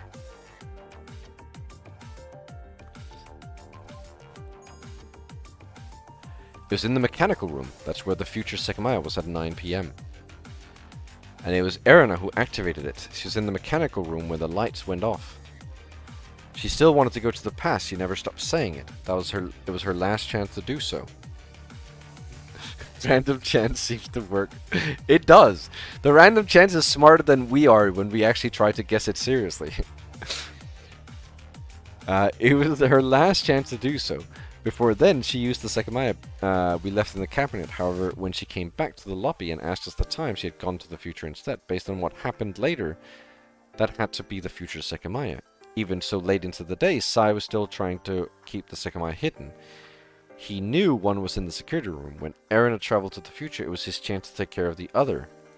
Erina came back asking for the time. That's when we went to the event room and saw the empty cabinet. I noticed a brief instant in which Erina's expression showed surprise. She was still in hallway B, staring at her left. Did you see something? Huh? I walked up to her, but I found nothing that stood out in the hallway. What she saw was Sai going through the mechanical room. That's where she left the future Sekimeiya. Or do we use those last minutes to find Sai and the Sekimeiya? If he took it, he must have something in mind. And as much as I want to get out, I'm not fond of letting him do as he pleases. Yes, maybe we should search for him. Search complete. You all did an amazing job this time.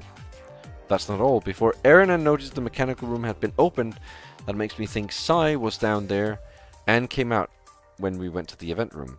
He knew I'd purposely left the cabinet unlocked. If he later hit the Sekimeiya in the mechanical room, he was probably scoping it out ahead of time.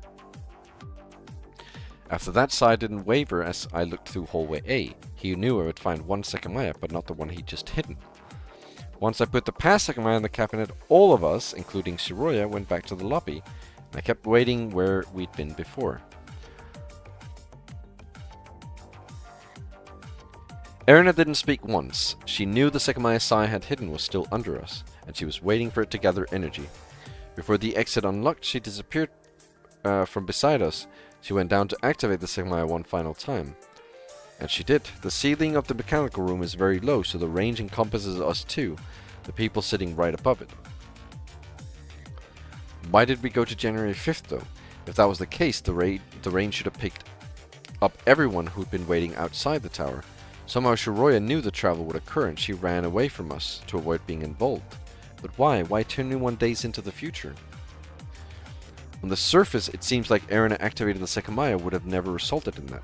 However, I think I can tell what the answer is by simply running through what would have happened after she touched it. Sai frequently told us about the current time. When Erina made us travel to the future, the Sekimeiya had gathered power for about 15 minutes. At that point, we already knew what would result in roughly 20 minutes travel.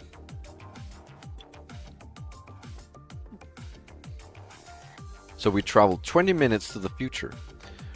What would the locations have been? 20 minutes before the travel, Sai was in the mechanical room, while Erina and I were in the lobby, sitting in the same spot. What occurred relied on Sai's location upon appearing. By that point, I had also learned that 15 minutes stored resulted in 5 minutes of the Sekimeiya's recovery phase. After Erina touched the Sekimeiya, it spent 5 minutes off and then gathered energy for 15 minutes more until we appeared. When we appeared, Sai was in the mechanical room where he would hide the Sekimeiya, so the instant we appeared, he activated it again. I'm not sure how that happened fluidly, but I can think of a couple things that make sense. Wait. That's sort of crazy. So then Sai was teleported into the mechanical room. Yeah, Sai was teleported into the mechanical room, activated it, which put Erina in the mechanical room, activated it, which put Sai in the mechanical room, activated it, which put Erina in the mechanical room, and activated it. Because you go like mechanical room, mechanical room, mechanical room, mechanical room, mechanical room, mechanical room, until one of them decided not to touch the Sekimeiya. The Sekimeiya had gathered energy for another 15 minutes. Yeah, look. That time the locations were from the time Erina had touched the Sekimeiya. In the other words, she was in the mechanical room while Sai and I were in the lobby. So we went 20 more minutes into the future. It's incredibly unlikely that the time matched up exactly and perfectly replicated the instant in which we appeared 20 minutes before. Now, it's possible that the location was what we defaulted to, as it was the closest location in which we existed. That's all I can really assume there. Again, when we reappeared, it was Erina who instantly reactivated the Sekimeiya. This created a never-ending chain of 20 minutes jumping forward. Only 2 locations alternated. The one in which Sai was in the mechanical room, and the one in which Erina was. Meanwhile, I was in the lobby regardless. The cute little animation. This explains why I didn't see the sudden instant flashing they were talking about. Oh! They saw the flashing because they kept swapping.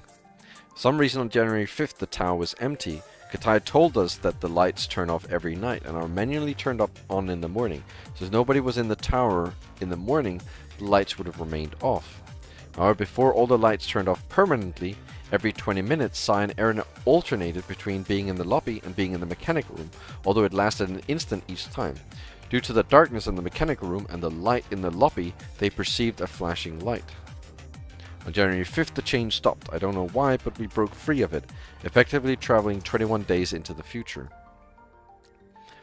And the final location was from when Erina was in the mechanical room, which is why it didn't feel like we changed places.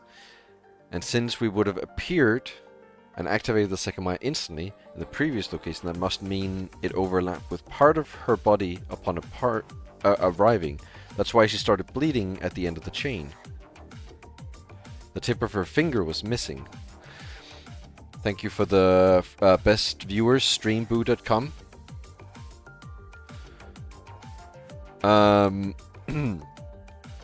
I think the reason why it stopped.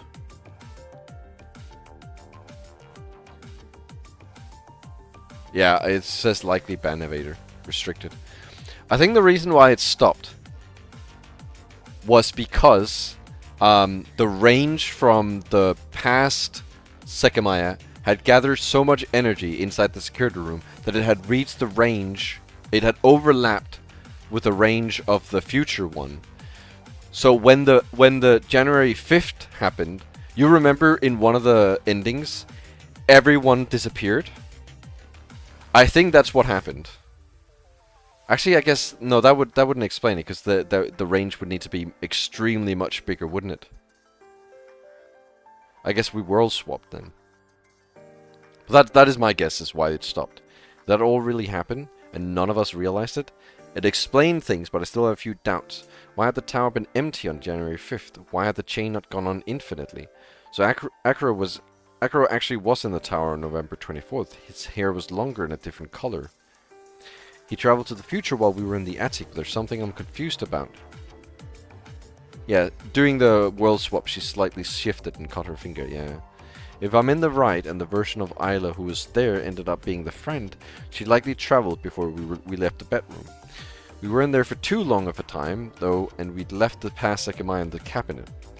Akuro traveled to the future after he and Sai escaped.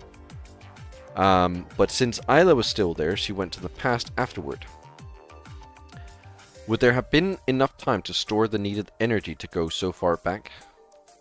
The reason she was able to go many days back was... Who? Isla?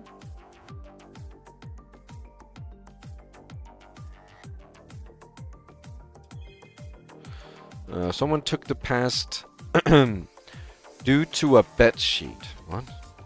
Someone took the past Sekimeiya out of the cabinet before the group locked themselves up due to a bet sheet. When Atsuki and Shiroya left the bedroom, Isla hadn't traveled the past yet. Isla world switched with Akuro when Akuro went to the future. I don't know. I don't even know where we are in the story right now.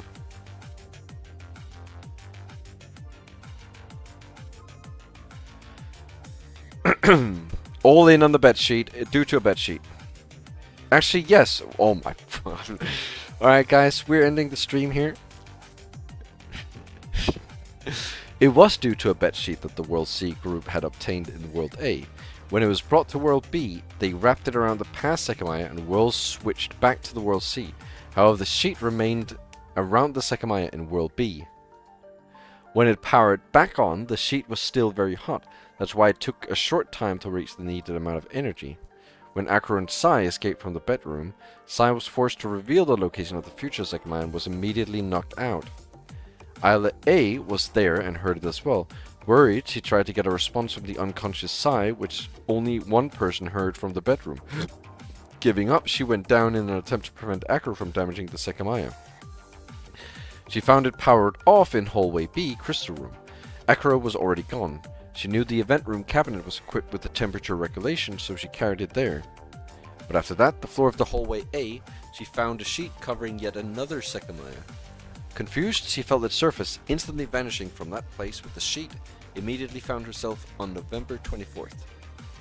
Someone else disappeared as well, Akro A. The bedroom where everyone stayed was directly above the event room, so the range reached him. From a locked bedroom, he appeared in an unlocked prison cell. That was when a policeman outside a building suddenly appeared 21 days in the past. Sai woke up. He was near the elevator, so Isla's travel had missed him, and the people in the upper level of the bedroom. Disoriented, he walked to the event room and found the others had left both Sekimeiya behind for him. He still had to complete his plan, get out of the bedroom. He had to travel to the past. Once he was done, Sai had both Sekimeiya for himself. Eager to resolve the doubts he brought them both to B6. Unfortunately for him, he was only able to resolve his major concerns before the world around him changed. And he was cut in half. When we left the bedroom, we quickly found the third Sekimeiya had disappeared from Naomi's locker. Who the hell did that? There's no way to teleport it out. Did anyone else have the key after all?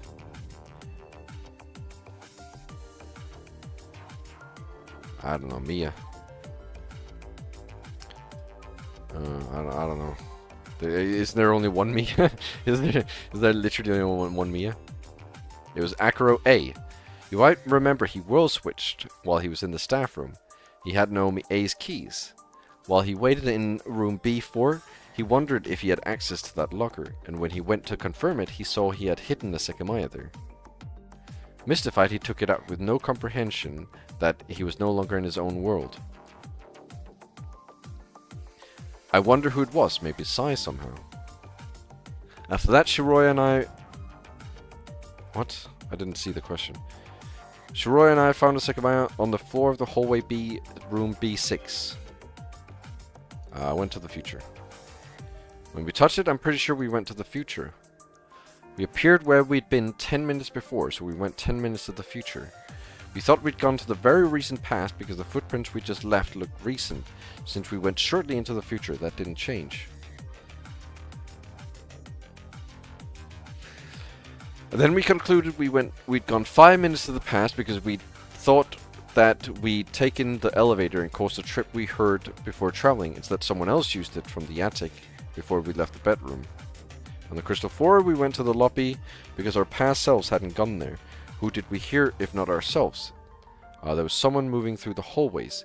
We heard an indistinct sound coming from hallway A made by a door. That's us, we just entered the event room. We waited, and seconds later the same sound came from hallway B. Unmistakably, a closing door made it. I don't know, man. I don't know. It was Sai. Sai B. There are many people I can think of. Sai, Aaron, and Katai, and maybe the other Shiroya. But given the movements, I think I might know who it was. And that Shiroya, how the hell did she get there? Was she the Shiroya from this morning? Did she appear in the attic with Naomi and spend the whole day in the tower? It can't be. We would have seen her. And what the hell was the deal with her clothes, or anything that she said? She was the same Shiroya I'd been with. She remembered what we'd done, that's all they get. When we returned to room B6, the Sekimeiya we used wasn't there. Since we'd gone to the future, someone had to take it away. Instead, we found it in a cabinet drawer. It was considerably hot, so it was there for a long time. But we decided to not activate it and brought it to its cabinet. That was when we found Katai dead in the security room. Who killed Katai B? I don't know. Akro. Sai. When Katai walked out of the bedroom, Erina followed close behind. Naomi. She didn't believe Atsuki and Shiroya had killed Ayla. Sai and Akro had been with her the entire time. However, Katai had been missing during that time, and he hadn't explained himself. She didn't trust him at all. He'd been lying all day, yet faked going to the bathroom to take advantage of Ayla's death. On the lowest floor, when Erna uttered his name, he turned around slowly. A single question was asked. Where were you when we couldn't find you? Katai realized the meaning behind that. Erna suspected him of causing Isla's death. He sighed quietly and then spoke. I don't know exactly. When I was walking behind Sai, I suddenly appeared in the attic. What? It's the truth. It likely happened when Shiroi and Natsuki touched the Sekimeiya, remember? Why didn't you say this before? And that doesn't tell me anything. Why didn't we find you? Katai stared into Erina's eyes. Her voice had never sounded so harsh. I said I experienced the teleportation. I am telling you the truth. I was beyond confused when I appeared there. When I came down, the three of you were in the lobby. Although Erina wavered, she quickly dismissed Katai's claims as nonsense. You're not even making sense. You were hiding in the storeroom, weren't you?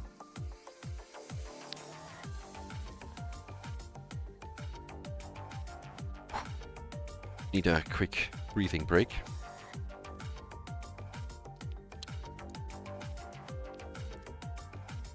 What? No, there are cameras in hallway C. What I'm saying will be proven. I don't believe it. The cameras aren't recording. Yes, they are. Don't you see the light? Katai saw nothing but hostility in Erina's face, enough to appear as a threat. Did she really think he had killed Isla? He didn't know anything about what had happened to her, but there was a way he could prove his innocence. You still haven't explained anything. Why didn't you say this earlier? And why didn't we find you? Erina had no idea what to believe. No one else could have harmed Isla, but who would have? Why would anyone have done anything to her daughter? Part of her wanted to abandon everything and just stop thinking altogether, placidly waiting the month it would take for her daughter to return. I'm not lying. Maybe I can prove myself. Katai started walking to the security room, gesturing at Erina to come with him.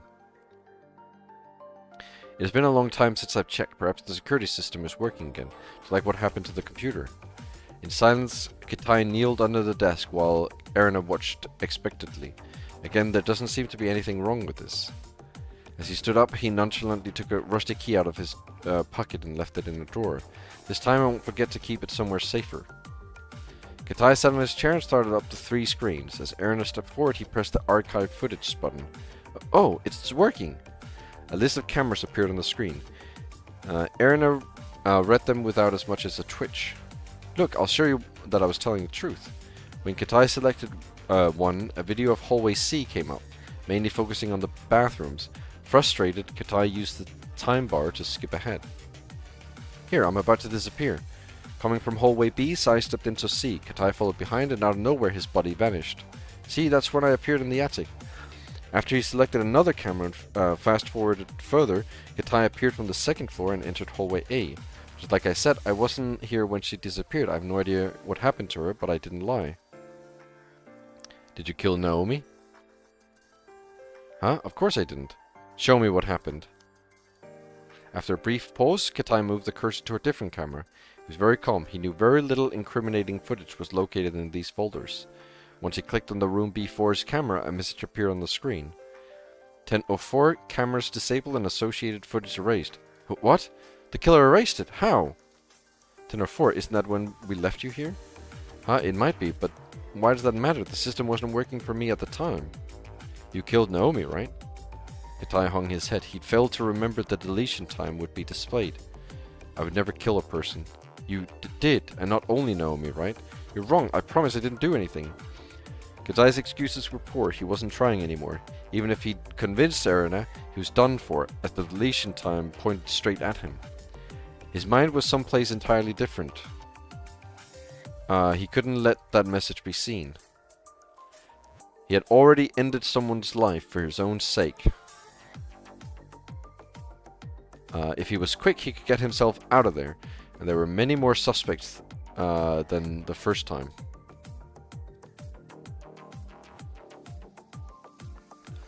Katai turned around, ready to deliver a sudden blow, but he didn't expect the one that came first. After a sharp collapse, Katai's body was on the floor, splashed in his own blood. I have to be honest, I thought it was shorter than this, the ending. Next to him was Erina. Katai's fist had contacted with her head. And she had also fallen on top of the blood. Okay, so that's why she got a bump in the head. Only one of them was alive. Erina suddenly awakened and saw Katai's blurry outline. She had killed him. She remembered... Yeah, okay. She remembered what had happened. However, she was unable to tell how much time had passed. The seconds had suddenly cut off from her. But she had to get out of there. Once she was able to stand, she walked to the door. She couldn't see anyone in the hallway, but at the end was a bright blob. Suddenly she felt the need to go somewhere. She approached the event rooms. Inside, a single drop of Katai's blood dripped off her. Paying it no mind, she slowly walked out through the other door.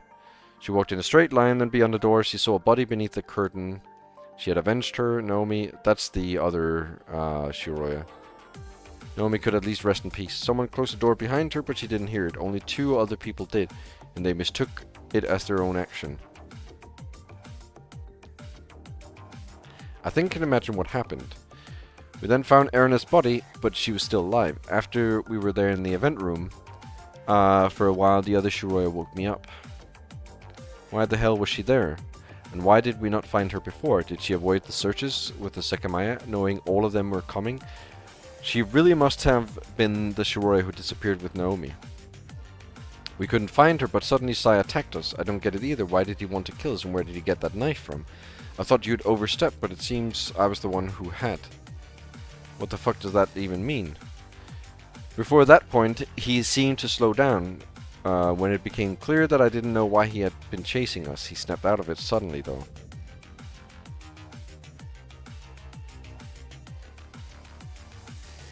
When he saw Atsuki hadn't cried.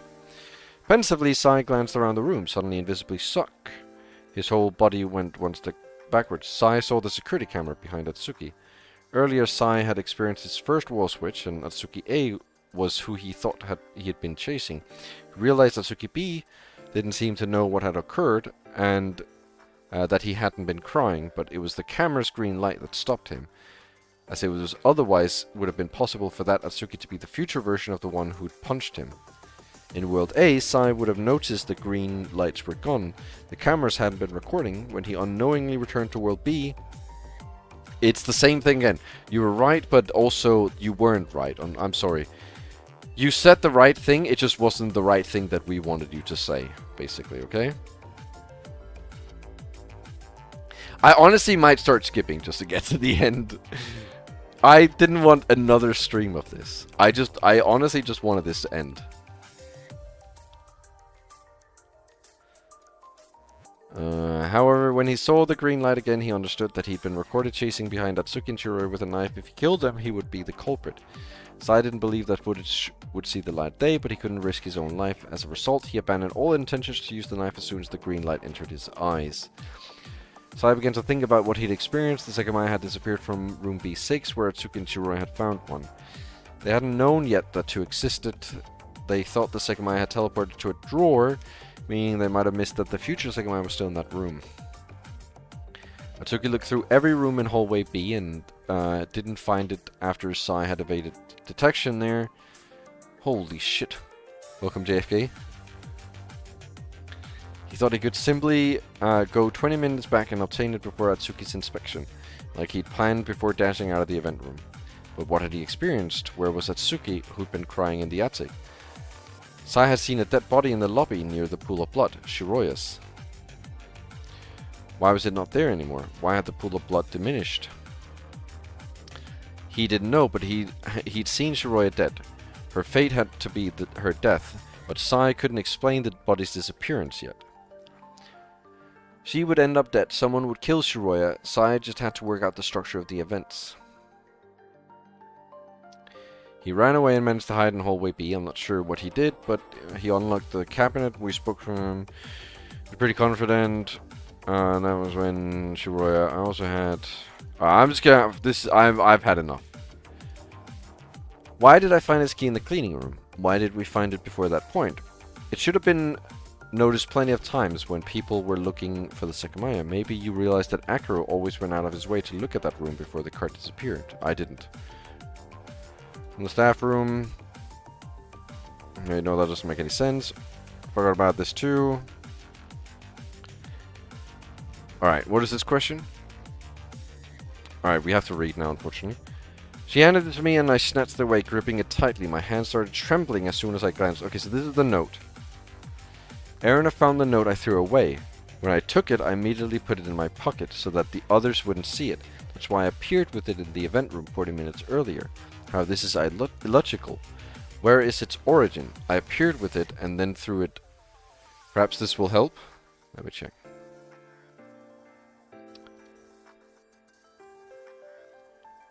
What is this? I don't know if this helps at all. I can't even zoom in. How is it supposed to help? You piece of shit. That doesn't help at all. I can't zoom in. It's like a minuscule picture.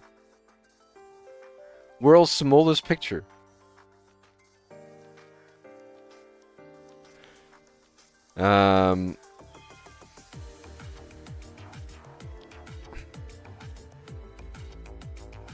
This one.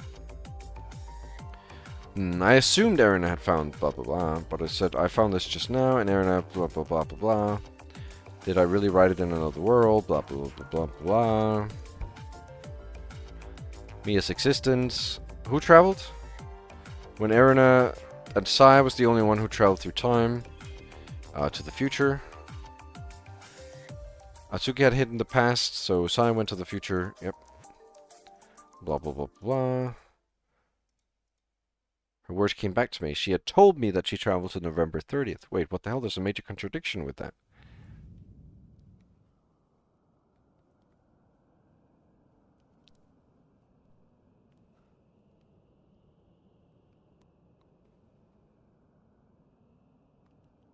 I don't know.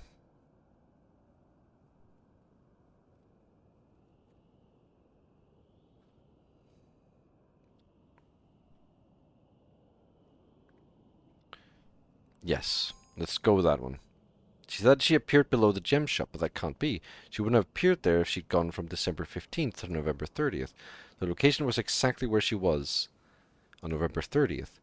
The only way for her to appear there is if she went 15 days into the future, to December 30th. Could she really have gone to the future? Did that occur without her realizing it? Right, I didn't think about it earlier, but the Sekimeiya that sent us repeatedly to January 5th at 9 p.m. was the one that Shiroi activated in the bathroom. I couldn't know what had happened, but just the location where she'd appeared spelled it out clearly.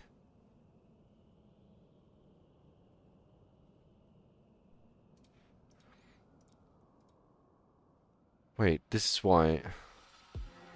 It's why the chain of travels forward stopped on January 5th. It's gotta be. Shiroi traveled to the future. She went to December 30th. Then, like she told me, she entered the tower through the storeroom days later on January 5th. Didn't tell me exactly what she did, but I know she was in the mechanical room. She told me that she found the attic key there. She was looking for something. Without realizing it, she moved the future Sekimeiya in the mechanical room. The next time that all of us appeared, nobody instantly activated the next travel. So we stopped on January 5th. That has to be it. I looked at the voice recorder. It's almost been an hour already. I didn't have much time. Thank God. Although it seems almost impossible, saving Mir from the explosion should be simple. Very soon, if I touch the Sekimeiya, I'll be sent back to a point before she died. Then I could stop it. I could change the past. That would create the world we want. The one we thought we would have on that day. But there's still a big problem. If I do that, I can't live in it. Two versions of myself would remain. That had previously been a theoretical problem I hadn't needed to confront. However, it was the truth. Although that world was attainable, it had no room for its creators. Given all I'd concluded, I could think of a slight workaround. I could create a world, then leave it. If I'm right, and touching the Sekimeiya when both ranges overlap will send me to the other world, I could do that after saving Mia. If it worked, although I'd end up in my original world, I would be at a least facilitated the best one's existence. But I don't get what's happening right now. Why was Mia in the tower? Alright, you don't... Can you just do the thing? Yeah, Shiroi did try this. Alright, do the thing. Do the thing. Do the thing. Do the thing. Alright, we did the thing. That was the last number my eyes saw before my sight blackened.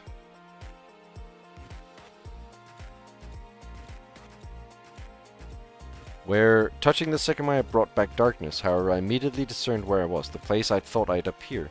It's the lobby. Since there's no light, it must be nighttime. There was something on my lap, and I knew what it was. A suitcase. It was open, and both Sekimeiya were in it. It worked, the Sekimeiya here. This is everything I need to confirm this will work.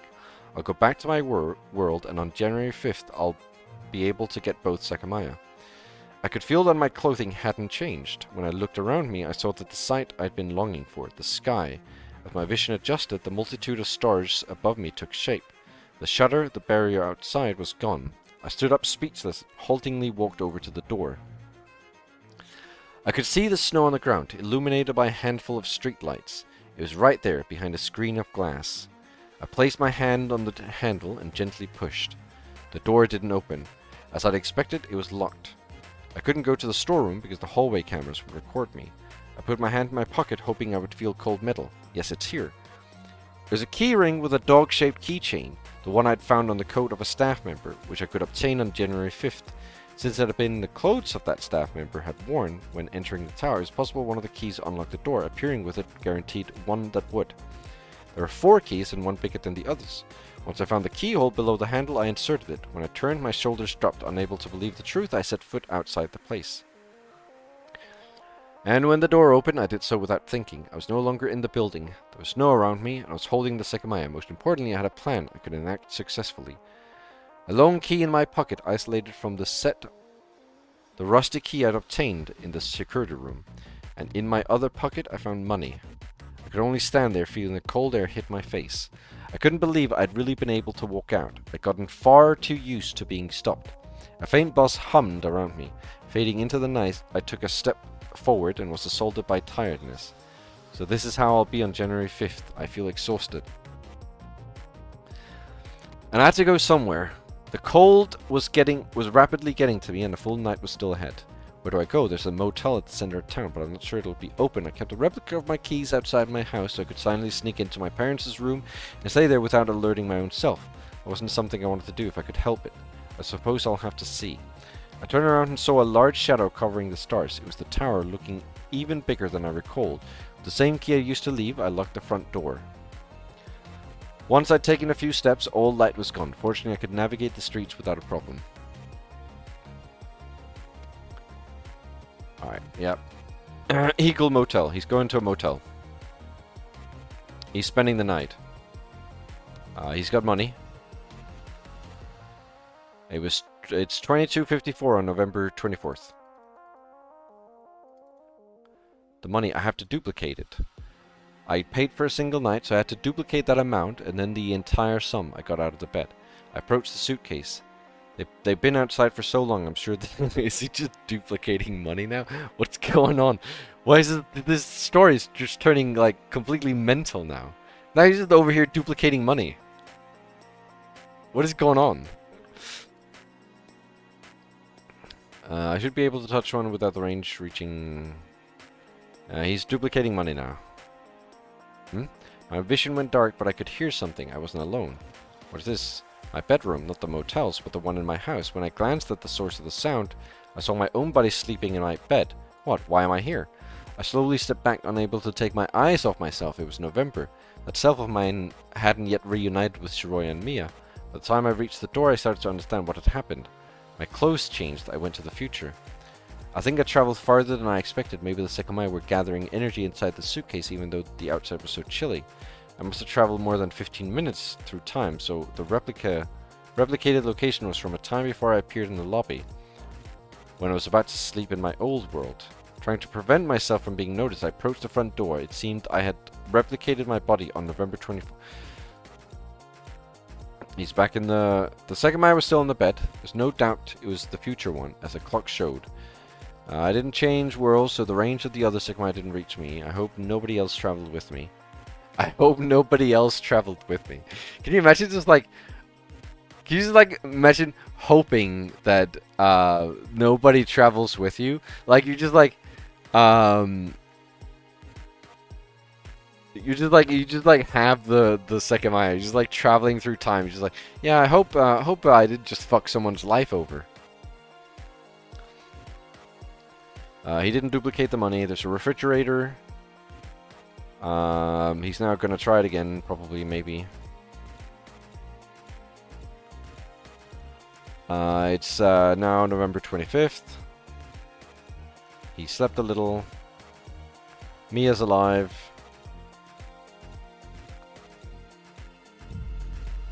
That will work.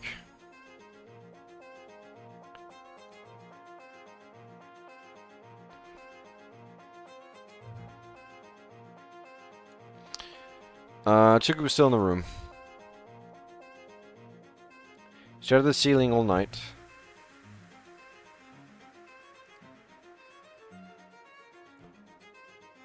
None of them had been about a gas explosion. When he reached the street, he was able to see that there was a light in Musashi Gemstones. He didn't stop running. Oh, you're back. What's with the rush? What? He looked at the far side. The floor was intact. Did anything happen yesterday? What do you mean? No? I don't know what you mean. What are you talking about? Seeing the undamaged shelves, there was a question Atsuki had to ask.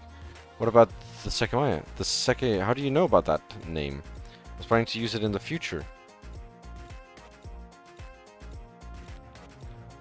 Okay, and he's running. Okay, he's at his home. Speech as he waited in front of his house. Light snow began to fall, but he kept watching his window. He could see a figure behind it, similar to his own. He'd been waiting there for hours. It really was his own self, with an expression he'd personally long since abandoned. He didn't hide, but it didn't seem like he'd been seen. And I was planning to use the Sekimeiya in the future. So he followed him. Eventually they reached, say, Suta de la Park. Me and Shiroya were there waving at him. It's what he'd most wanted. Those days were continuing beyond November 30th, but they were more pressing within Atsuki's mind. It didn't make sense. It was a world that didn't make sense. Why? Oh, I did the thing I wanted. Oh, this wasn't what I wanted. Oh golly. This doesn't make any sense. Oh, golly. Good end. Oh, jeez. Oh, golly. That will not work. Will this work? It was the only part of altering the story. When I changed the part, kept their memories. The sudden realization, what am I thinking? I didn't change the past at all. I used to Sekimeiya to travel more than half an hour to the past. It's a couple minutes before Sai, that is to say, to the past I produced the sound the whole way. Yeah, so this is where they prove that changing the past doesn't work. You can't just change the past. Produce the new sound. Have no idea if the past can be changed. I went to the kitchen.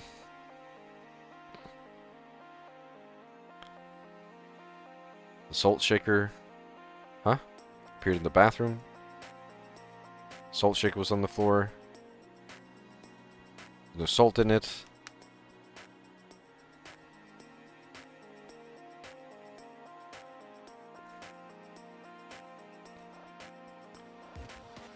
Salt.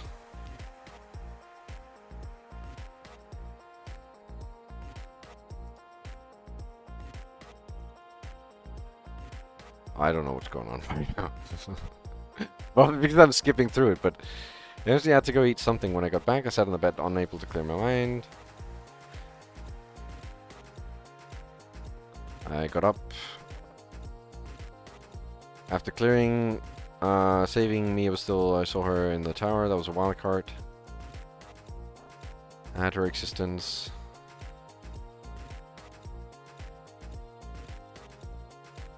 November 28th.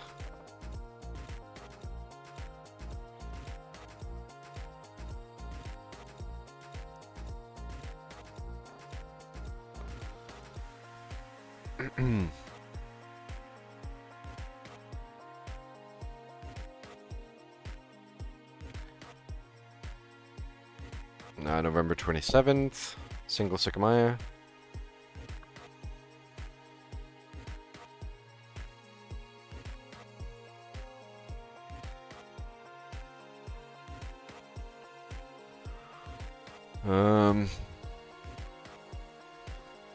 Oh, is he causing the whole thing to happen now? Because he's leaving the Sekimeiya where the Sekimeiya was left? Where Gan found the Sekimeiya?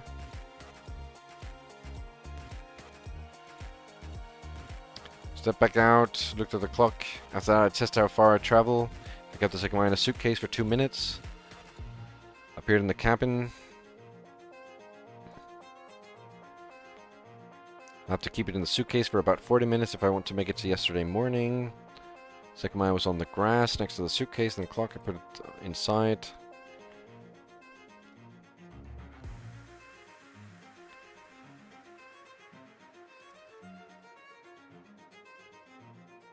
In an instant, November 27th.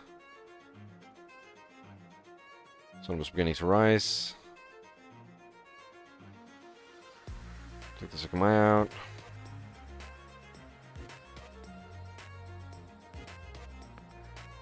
I don't know what's going on, right? I feel like we just did like a ton of testing of the Sekimeiya. Now we've teleported. Now we've teleported out. We're ready to fix everything, and now we're testing the Sekimeiya again. Once I did, I emerged from below. I could see the man walking through the window. That's it. Then everything happened as intended. Of course, the past didn't change.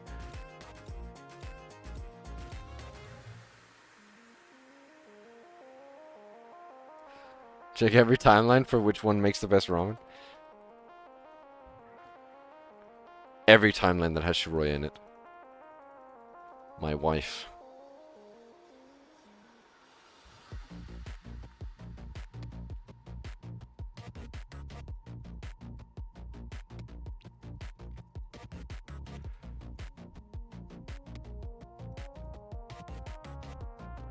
Gas explosion near Shibana. An unknown individual blasted 2 girls. The other 2 people.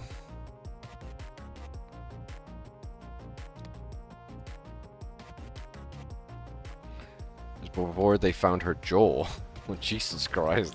That was a bit grim.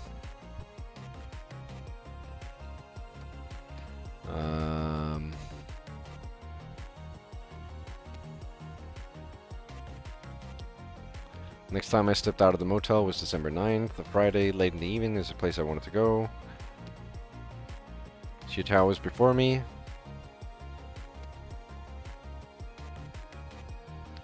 Stepped into the lobby. Went into the tower in case I could pinpoint the Sekimeiya's location. I was curious to know if both had been found. Forbidden entry on the event room.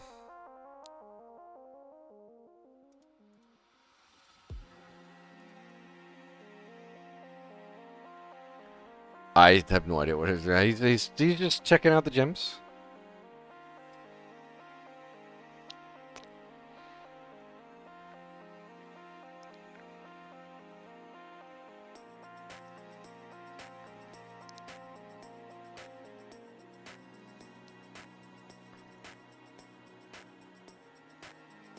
Haven't been here before, have I? Have you taken a look at this? So my Evan, right? Yeah, I've heard about it. Glad you have. Have you decided you'll come back? I might. Fantastic. I'll see you there then. Grab the flyer.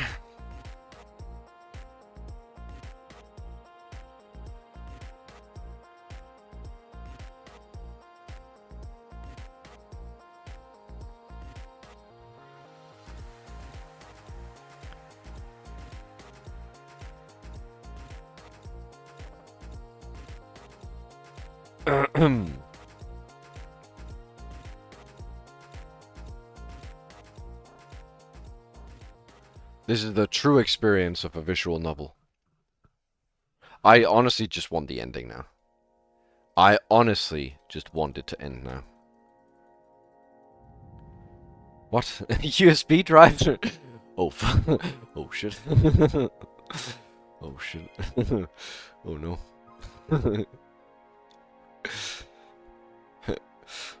The last days passed quickly. It was about to be December 15th once again. I knew what I wanted to do. I knew it would work. The end was still murky. I had to go back to the world, and I knew how smoothly that would go until the time came. However, I had prepared extra step before that point. In the tower, more than one person had been a killer. Someone had caused the attack, trapping all of us there. Despite all of that, the security cameras weren't reliable enough to prove anything. I couldn't stand the thought of letting those criminals run free after everything was over. For that, I had to obtain two things: a USB drive and. Is that how I feel playing Bravely Default? Ramen. In one hand, I had an empty USB drive, in the other, I had duct tape. Oh, of course, duct tape. Why didn't I think of that? Well, we'd been unconscious. Someone had hidden the Sekimeiya hallway B crystal room. Ah, yes, duct tape, of course.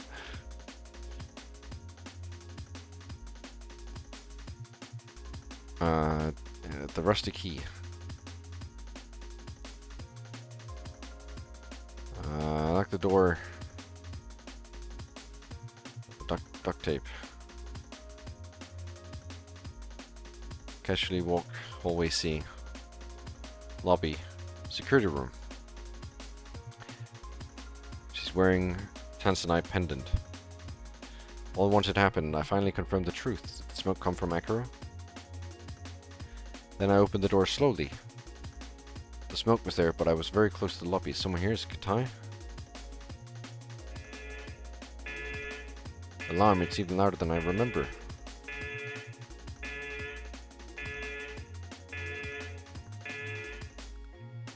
Turn to the hallway security room. Shoes in my hand.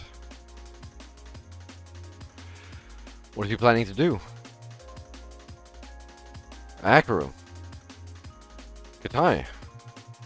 Cut it short. Naomi in the lead. Katai? Problem. Katai. Storeroom. There's no way there's this much left. What's the button? What is the button? There's a button for this. What is the button? Hey. No.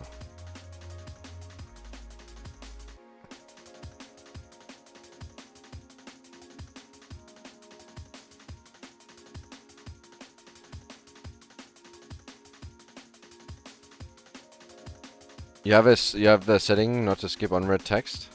Ah, that's fine.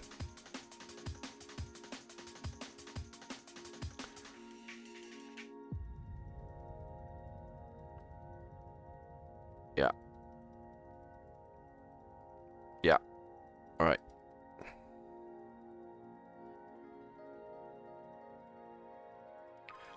You know what? It's not fine. I'll skip. I'll skip text you haven't read yet. Alright, how do I skip? Skip. Room. Room. Room. Room. Room.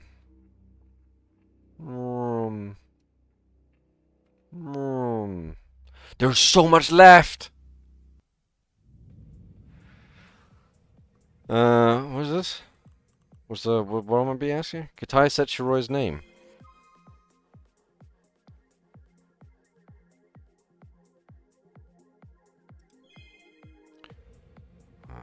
I don't know.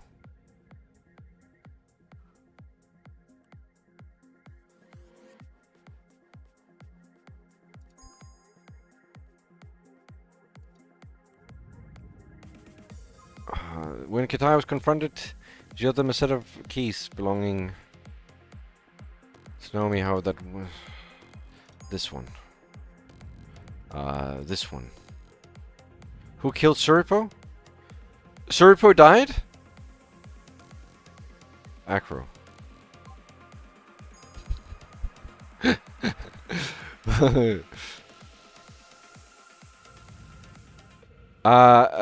A. Who killed Aaron A? Go back, please. Please. Sai. Tsuki was lying. Aaron has traveled through time. Because of this one. On an office floor. Who else could have switched to? Mia C. Because she was still alive. Second partition. While she slept, she had a nightmare. The light turns on. There's another reason.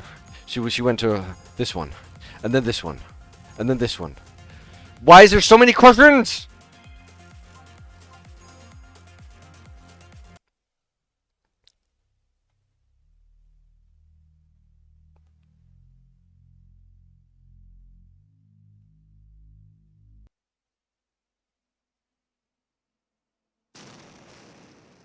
What the fuck? What was that? A monkey? Did someone see that? Was there a monkey on the screen? Ah. Go through the gaming and you'll find words and phrases colored in red. You may also find spinning orbs in the bottom right of the corner. Clicking on them will give extra information on the matter not covered in the main story and solve lingering mysteries. Alright. Click both the red text. Well, I couldn't have clicked the orb as well. While in tips, saving, and search. Right.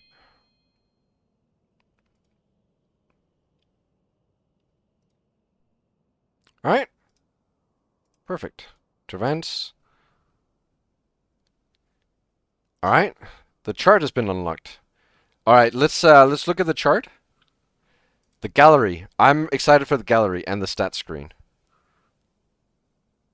Let's look at the chart. Okay, we've got a lot of things now. We have a lot of things. Um let's start with the gallery. Alright. Oh, my wife. Oops. Didn't want to see my wife again. My wife. My wife.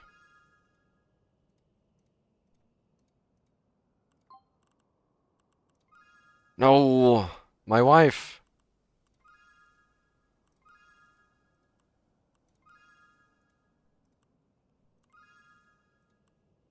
Alright, that was the gallery. Development book. I really don't want to read that. Stats. Alright, guys. Let's go through the questions. Where does Shiroya travel? To the future. So...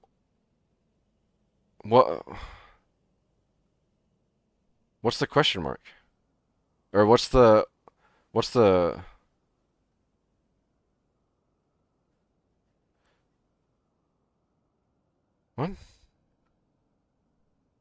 What's the... Oh, the blue is what we picked. And the... What?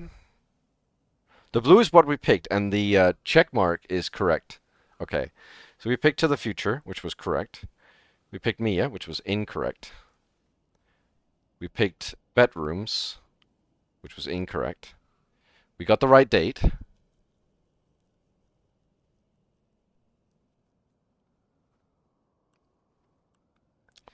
We picked the crystal floor hallways, which was incorrect. Somehow everyone knew that it was the right place. No one knew this, which completely understandable. Fucking complete stupid ass question. Um. Everyone knew this. Everyone knew this. I think we actually guessed the briefcase, but I mean, I guess it's the same, right? We guessed it wasn't there. It had belonged to Mia. We guessed that right. It was a knife.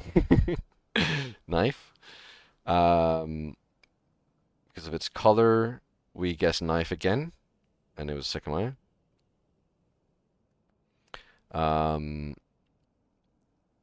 The others were no longer in that world. We guessed Mia's existence, which a lot of people guessed. It's sort of crazy how many people are guessing this wrong. I think it sort of really goes to show that the game has not been very good at explaining anything. I'm sorry, Godot. I'm so sorry. It's another major change to Earth's existence. The second Sekimeiya. It was not the same Sekimeiya. Guess that right. Alright.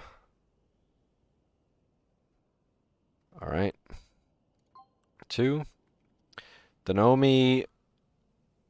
That Naomi was one of the 2 bodies we found. That was incorrect. He's from another world. Apparently people knew that. How many worlds were there? Apparently most people knew there were 3. Because the 3 worlds loop. Okay, I mean, I feel like my question isn't wrong, or my answer wasn't wrong. Like, I mean, the three worlds differ. The world where everyone survived, we got that wrong. World switching from world A brought people to world B, we got that right. There's a problem with this order, I guessed that, but I got it right.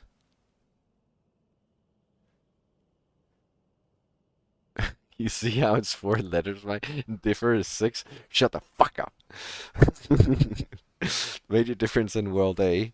Was the second Naomi, was apparently wrong, is Katai's absence. Katai tripped and dropped another key, which was everyone knew as the security rooms, apparently. What happened to the security room key in world B?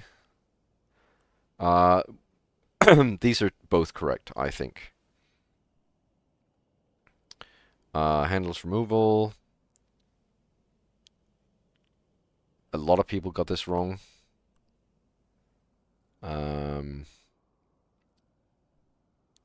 No one could guess this. Most people put blank. Most people put 545.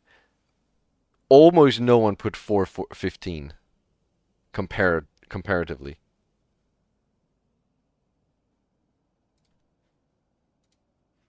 Can you just close this and play Tekken now? Most people put... There's no time displayed. Most people thought it was the cleaning cart. I still believe that's the right answer. The past Sekimeiya was there. Future Sekimeiya. Sai. People did guess Sai, but we got the wrong one. Range was correct. Who shut down the computer? We said Sai. It was Katai. Who moved the elevator? We said Atsuki. It was Naomi. We found Naomi's first corpse in B4. Who killed Naomi? It was Katai. We knew that. With the Sekimeiya, we guessed Katai. Everyone guessed Katai, but it was Sai. It wasn't the same Sekimeiya. With the past Sekimeiya, Sai. We guessed that right, somehow.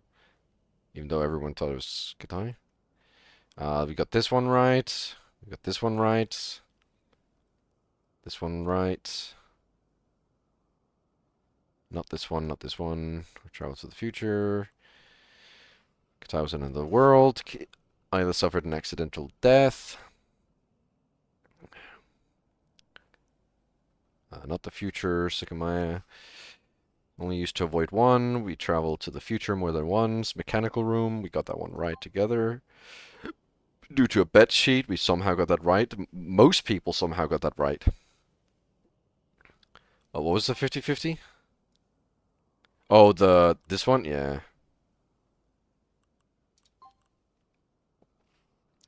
We took the fake Sekimeiya, Acro. We touched it and went to the future.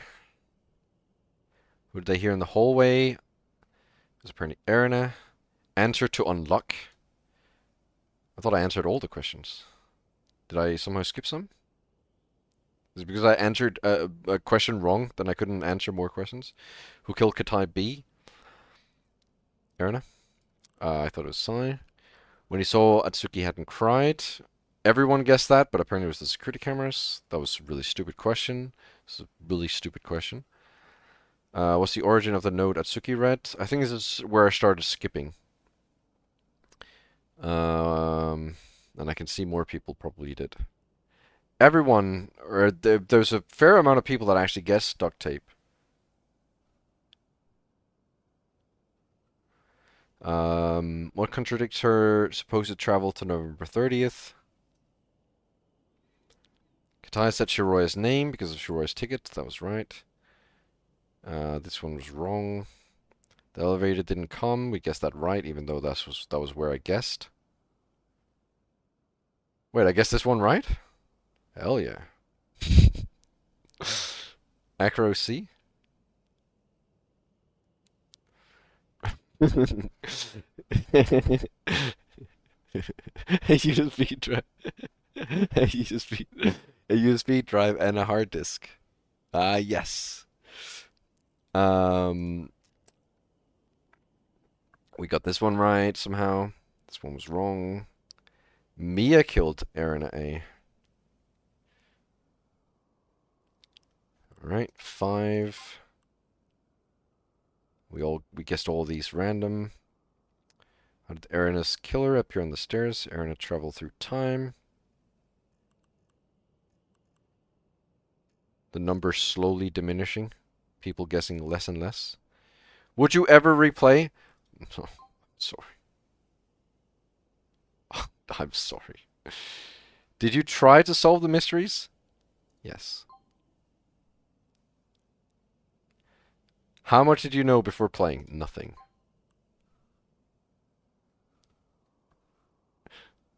Why not? Well, okay. If I have to be honest, no, I like if let's ignore the fact that I found it really confusing towards the end.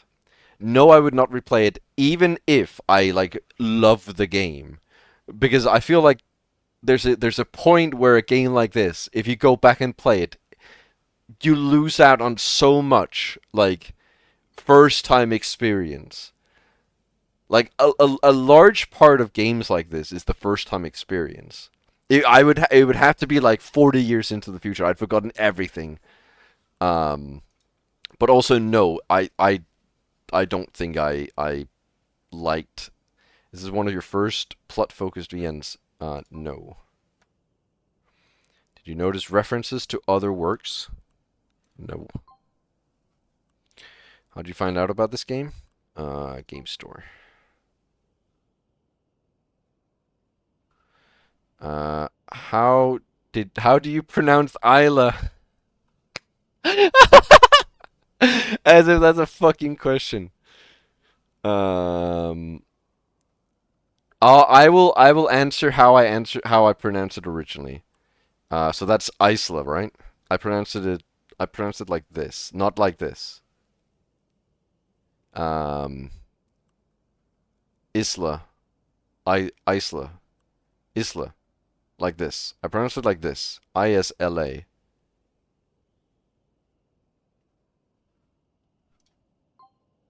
Oh, okay. Well, oh well, Shinjak. Oh, that's hmm. Huh, that's huh. Hmm. Huh. Strange. Hmm. What the fuck? Thank you, Eve. I also like this stream. I like this stream a lot. Favorite Sekimeiya? The past Sekimeiya. Future. The fake one. Chapter rank. Best to worst. How does this work? Okay. Okay, I get it. Ramen chapter best? Which one was ramen chapter? 3? No, 2? Oh, the problem is the ramen chapter overlaps with like... You think 4 is best?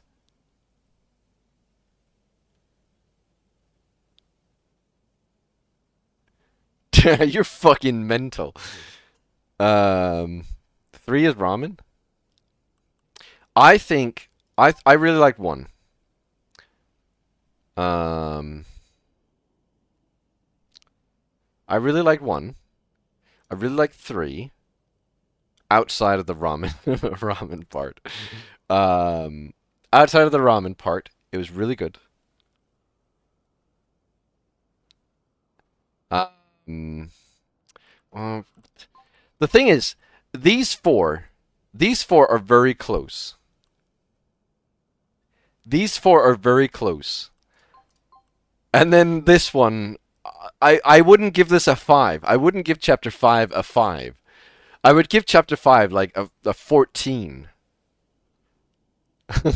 Like it's unfair to chapter 2 to say it's close to chapter 5. It's unfair. But I'm gonna have to go with this. People really like chapter 5. Change answer. People least like chapter 4. Well, I mean, we can easily say that Shiroya is the best. Shiroya is easily the best character. She's my wife, you know. I have to just say that she's literally the best character. I really like Mia.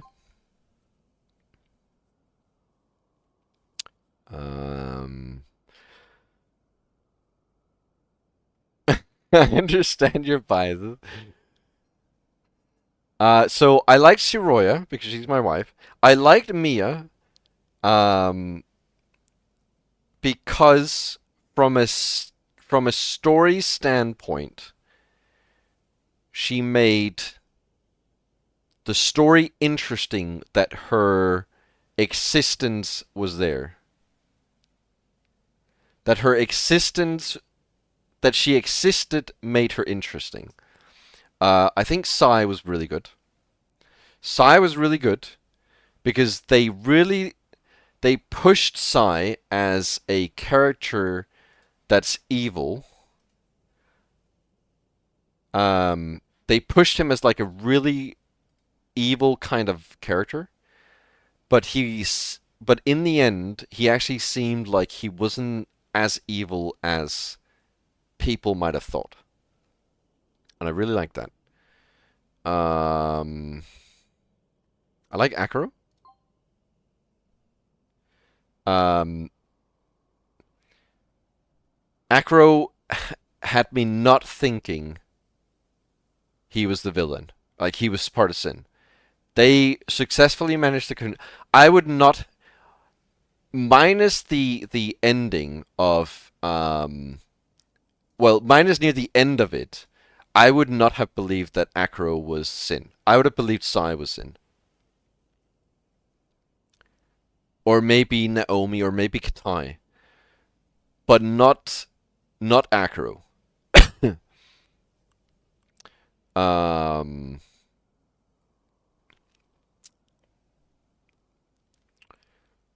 I like Katai as a as a as a bad character, because he's really stupid. He's genuinely really stupid. Um,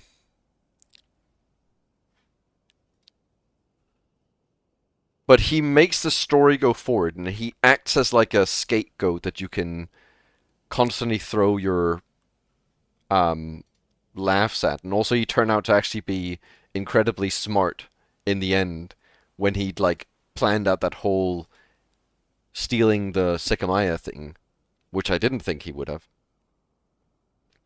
Naomi, which I feel like is pretty obvious that around this, she didn't get much. She didn't get much play, so there's not a whole lot to say about her, unfortunately. Um, she literally, she literally died.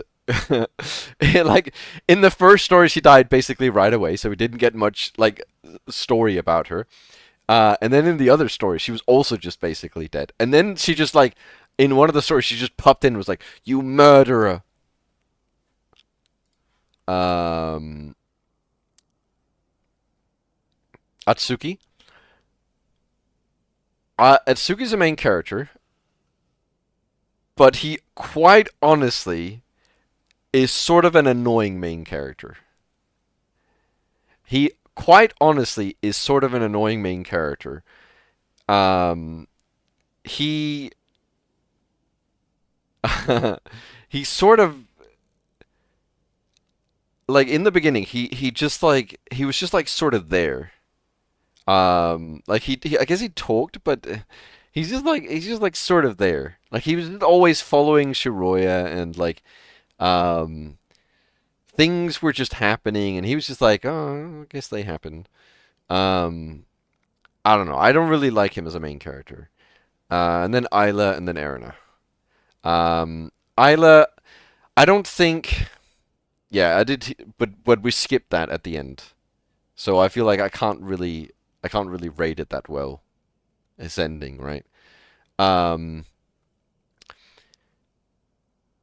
I feel like Isla is in a bad spot because she's literally a little girl. She doesn't really have much to do. Like it's not like you can make her like part of Sin or anything. And Erin, I feel like was just a boring character. Like she just so emotional, didn't really do a lot, and then killed Katai because she was emotional, and that's sort of it. That that that's sort of what she did. Holy shit. People like Shiroya most, understandable. Atsuki, Sai, Ayla, Akiro, Erina, Mia, Katai, and then Naomi. Special function, best worst. This is such. I haven't even used these special functions. Full screen, no. Resolution. This is such. This is such a strange setting. This is such a strange stats thing. What if I looking at the stats for what people are using settings for? Oh shit. Okay, skip after choices. 5% use yes. Okay. Okay. Yeah. Okay. Volume SFX. Most people used highest. Oh yeah. Volume music. Mm-hmm. Mute if the game isn't focused. Okay. Okay. Yeah. Mm-hmm. Mm-hmm. Yeah. Okay. Okay. So font, 14% use simplified Chinese font. Sans. Time format, 24 hours. I didn't realize it was a 12-hour format. Color text, no. Time. Time taken.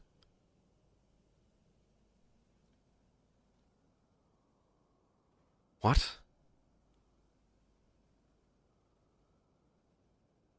Why was I 14 hours slower than the average player? What? Why was I 14 hours slower than the average player uh, in the game? What the fuck? That's rude, nobody. I took so long in the search screen. Holy shit. So long in the note screen. What? Other screens? What's this game? No, I'm not playing this game anymore. I'm done with this game. That was the last game. It's like Umineko, except maybe more confusing.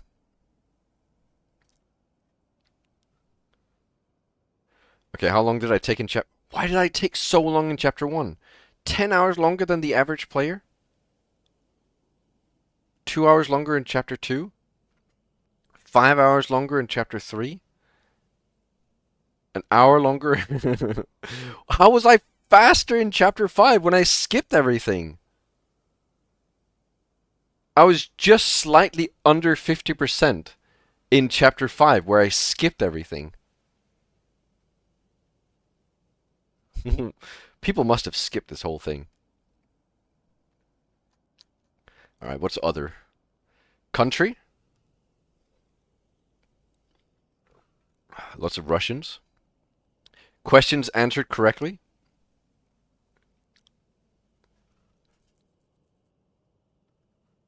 Platform? Windows? Okay. Alright, let's try the other. Wait, how do you see the chart? What? How do you see the chart? Oh, here. Welcome to the chart. You'll be able to follow the movements of every character and uncover little secrets about the story. Let's take a look at how it works. Both these nodes represent either a character or a group of characters. To find out information about a node, you can hover over it. Hovering reveals that the nodes represent Atsuki and Shiroya from World A. Zoom in with the mouse wheel to view this information without hovering. Both nodes meet into one, staying together. Now let's incorporate time travels. After meeting, Atsuki travels to the past as shown by the orange line. Shortly after, Shiroya travels to the future as shown by the blue line. Eventually they reunite. Something very important to keep in mind is that time isn't a scale in this chart. In other words, the distance between nodes doesn't indicate how much time passed. The path ends when they switch to world B. Clicking on the world switch node will bring you to the moment they appear in that world. We're now in world B. Erin exists at this point in time, but the color of her node seems to be different. When they meet, their node turns yellow. This is because their original worlds are different. Click on the legend button to display all possible color combinations. You can also use the world buttons to move between worlds. Let's return to world A. This is Atsuki and Shiroya's path before switching to world B. You can select a single character to focus on using the character select menu.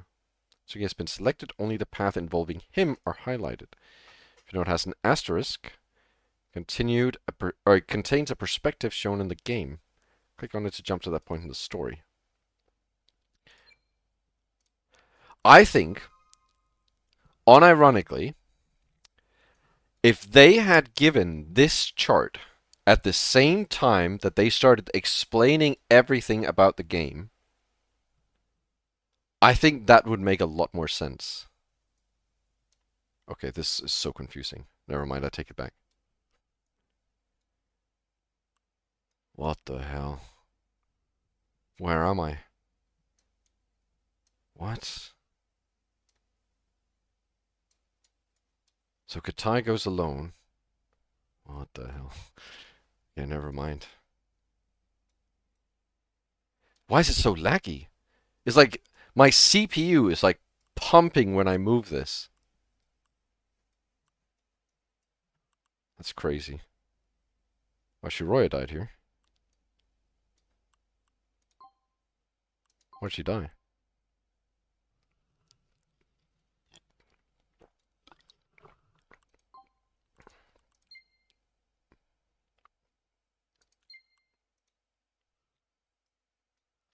Yeah. Alright, very nice. Tips? Was there anything else? I don't think so, was there? Can you 100% the tips? No. Where is he? Where's the man? Oh. There he is. XXX. Lord Ultra Shadow Death. XXX. Holy shit. That's crazy. It's a crazy name.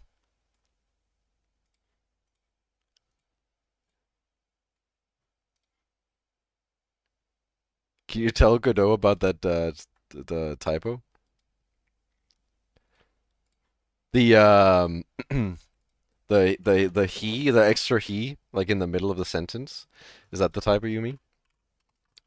I could choose not to do that. I will happily choose not to do that.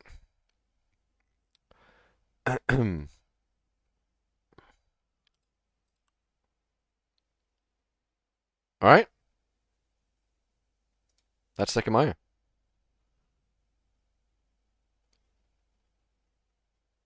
I don't know who did most of the story. I've closed the game now, and that's that game closed. From 1 to 10?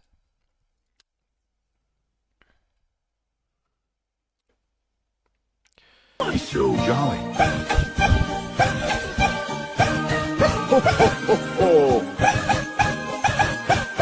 Merry Christmas! Why so jolly? Why so jolly? Why so jolly?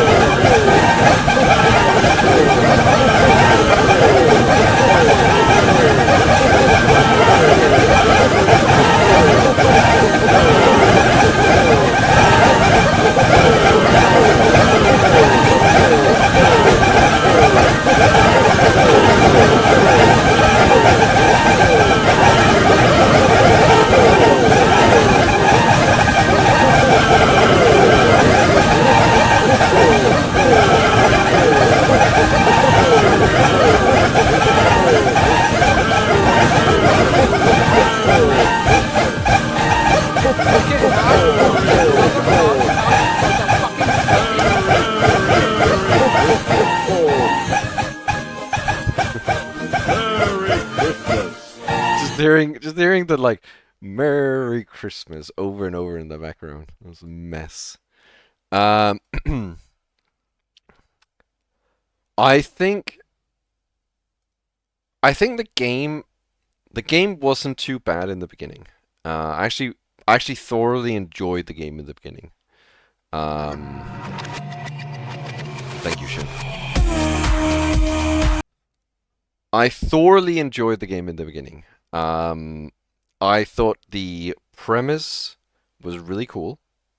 I thought the characters were enjoyable. I thought the writing was interesting. And I was intrigued to know more. And chapter 1, 2, 3 were all quite good, ignoring the Brahmin part, but they were all quite good because they felt like I was getting smarter as the chapters went on, and that while I was getting smarter, while I was learning more about the game,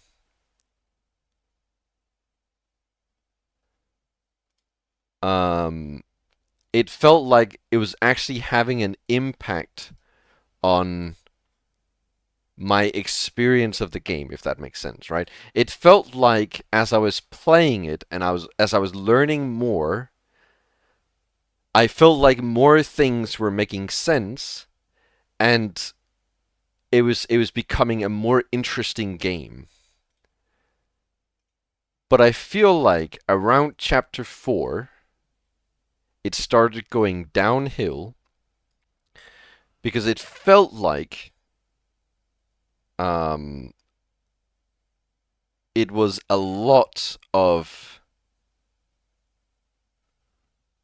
um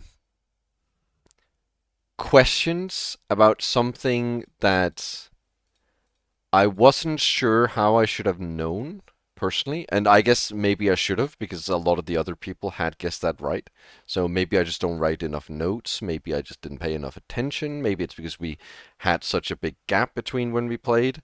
But I felt like it was asking a lot of questions about things I simply had no clue how to answer. And I also felt like it was asking a lot of questions, and I really mean a lot of questions. Um, which I guess some people might be okay with, but I feel like maybe it was a few too many questions for me, personally. Um, colon 7. Colon 7. Um,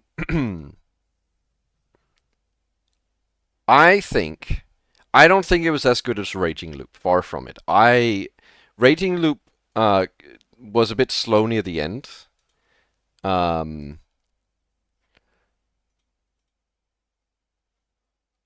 but I think Raging Loop, and I also, despite saying that I was going to play through the bonus section of Raging Loop New Game Plus, I never actually did. But Raging Loop was a bit slow near the end. But I actually thoroughly enjoyed the um, the result of Raging Loop. Um, so I think I probably gave Raging Loop like an 8 or something. So I would probably give this like a 6 or 7, something like that. Um, Probably on the lower end, probably more towards the 6. You play Higurashi now? Nope. Um, Play off? I've already beat off. I just haven't beat off on stream.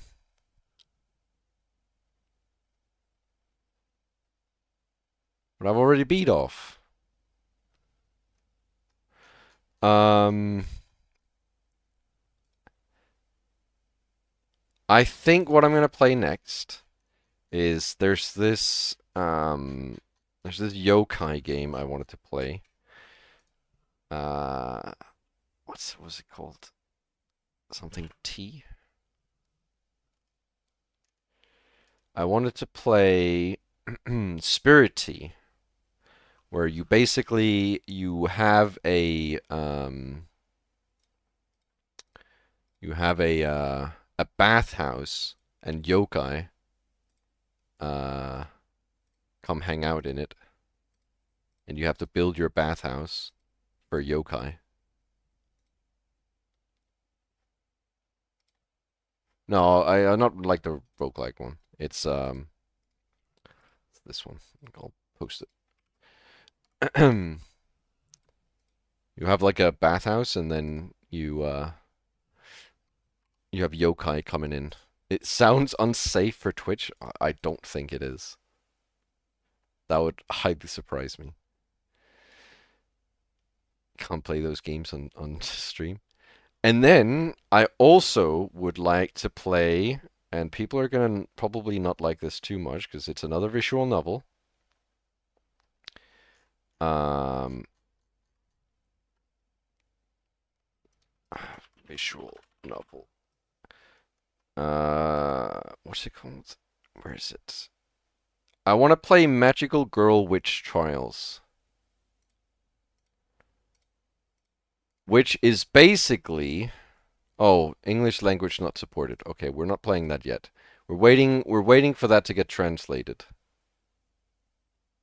Oh, it's not supported yet. That's unfortunate. Why does it have an English page but it's not translated? Okay, well it was like it was supposed to be sort of like a uh detective mystery game, except with witches. 13 witches. Yeah.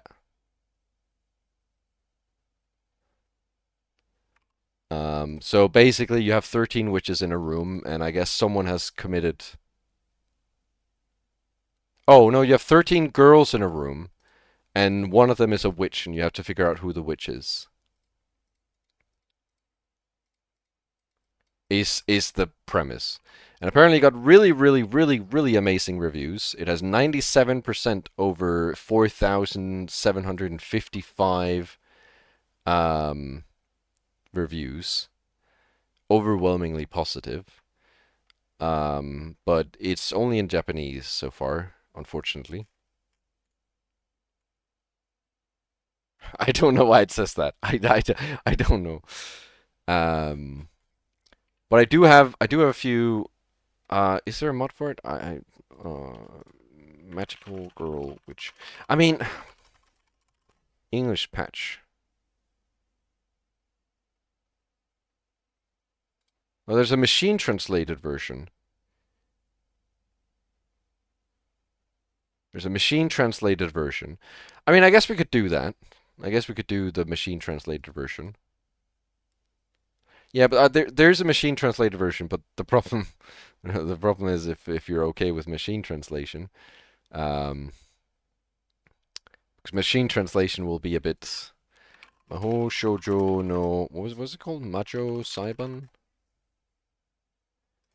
English. English.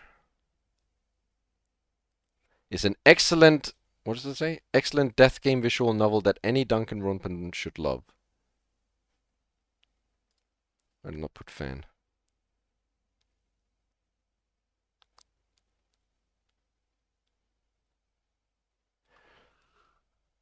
Yeah.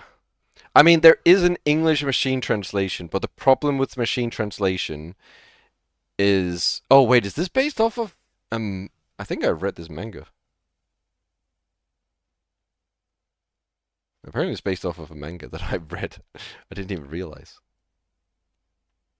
Yeah, I did read this.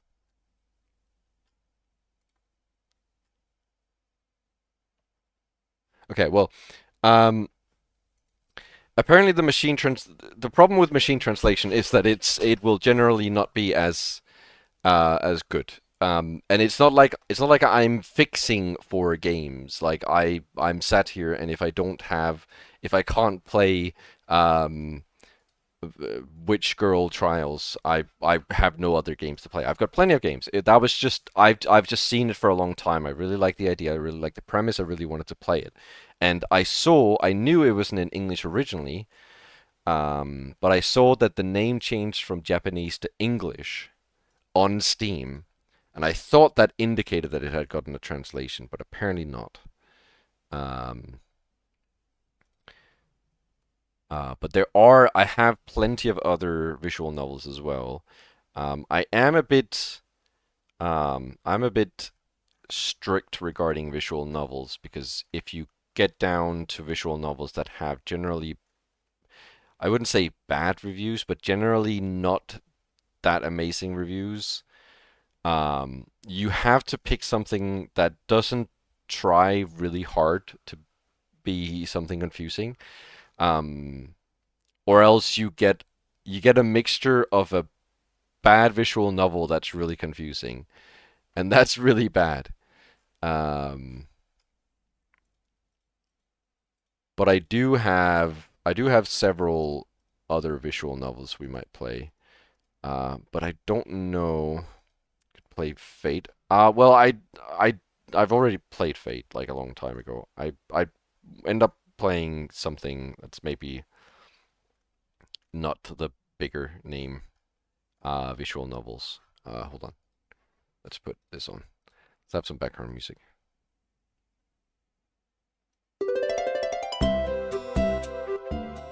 There you go.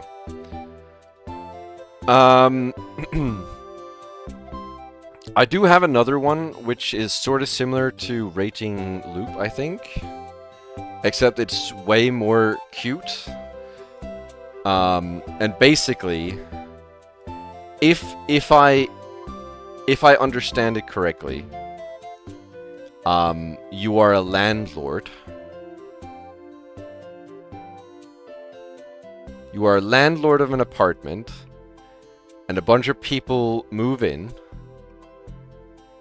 and one of those residents is a yokai trying to kill the other residents.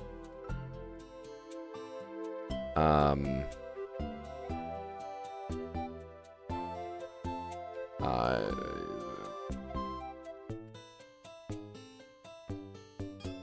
so I get there's this one as well. Yokai Landlord. Monster Mystery. That's another one that's possible. There's Forsaker Ding Ding.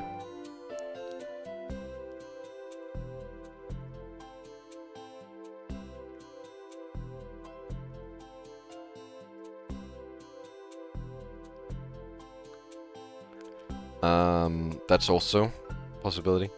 We'll see. We'll see what I feel. I think the next is probably gonna be the yokai bathhouse game, and then maybe we'll play one of the visual novels. Oh, there's Nosha as well. Nosha is very similar to Raging Loop, far as I'm aware. Far as I've been made aware by Ratty, this one.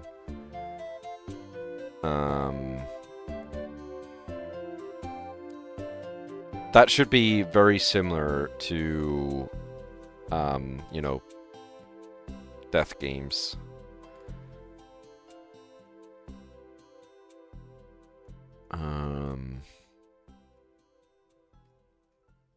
Yeah, that one I've wanted to play that for a while, and Reddy was like, oh, haha, I guess I introduced you to it. No, Reddy, I've known it for a while. But yeah, there's also this one, but this isn't a death game one. But it is mystery, so it's most likely. It's most likely just going to be like a horror story of some description. I personally prefer death games or stuff in that like direction, if that makes sense. I personally prefer um I guess saying it needs a little bit of gameplay isn't necessarily true, but I personally prefer if it has something that I can guess or um you know, that challenges, like, so it's not just reading, basically, right? Um, Personally, I prefer that. But I don't mind, like, Raging Loop, I think did it fine, even though there was very little guessing, and if you guessed, how do I put this? There's very little guessing, and the guessing there was had almost no impact on the story. Um, I really liked it because it sort of had you kept keeping like keep guessing. Okay, what is going on now? What do I need to know here and stuff like that. And that's the sort of stuff I like. Um, so preferably, that's why I'm sort of hesitant to the last one, the Sun and Nil or whatever, or Violet Shadow's Refrain, because I think it's literally just reading. Um, I think it's only reading. I don't think there's actually like any um, gameplay or story or something like that. Um, which maybe we'll if we do something like that, we might you know figure something else out. Um,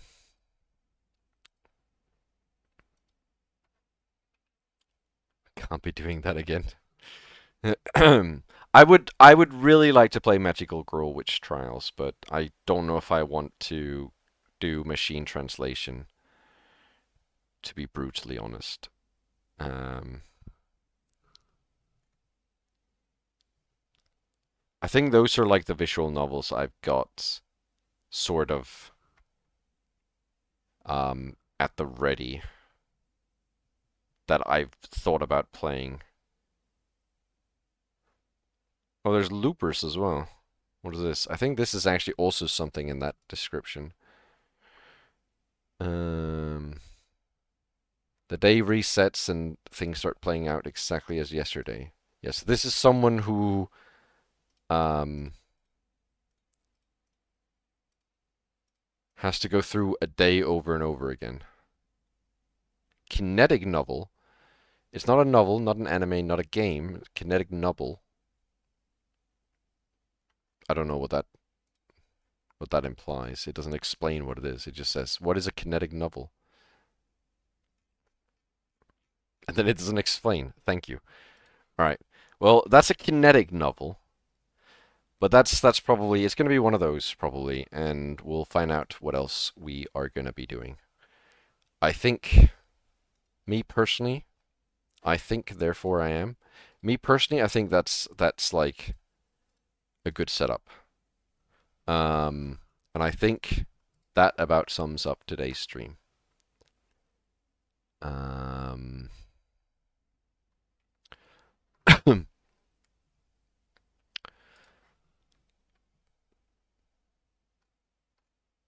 yeah, I don't think I have anything else to mention or talk about.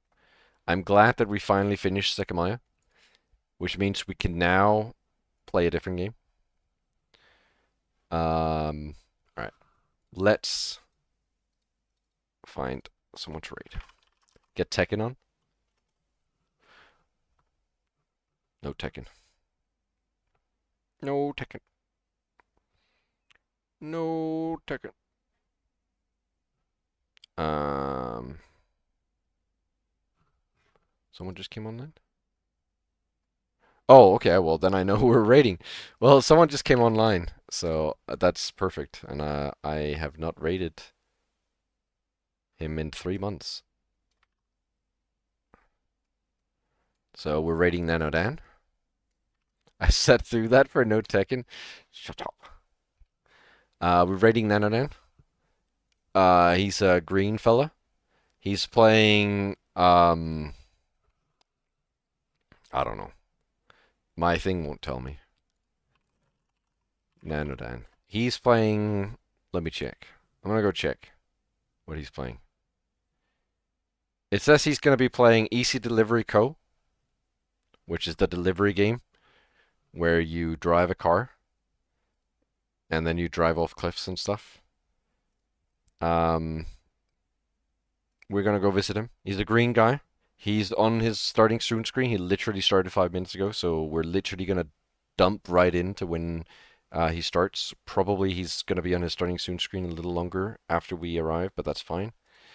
Um, next stream soon. Like I said, um, I will try to stream as much as possible these next few times. Um, just spam whatever. You can do Michael Raid. You can do. We don't have the monkey emotes over there. But I don't even know if he knows the monkey emote. Um, but do feel free to do Michael Raid. All right, I think the raid is gone. Thank you all for coming, and see you next stream. Bye bye.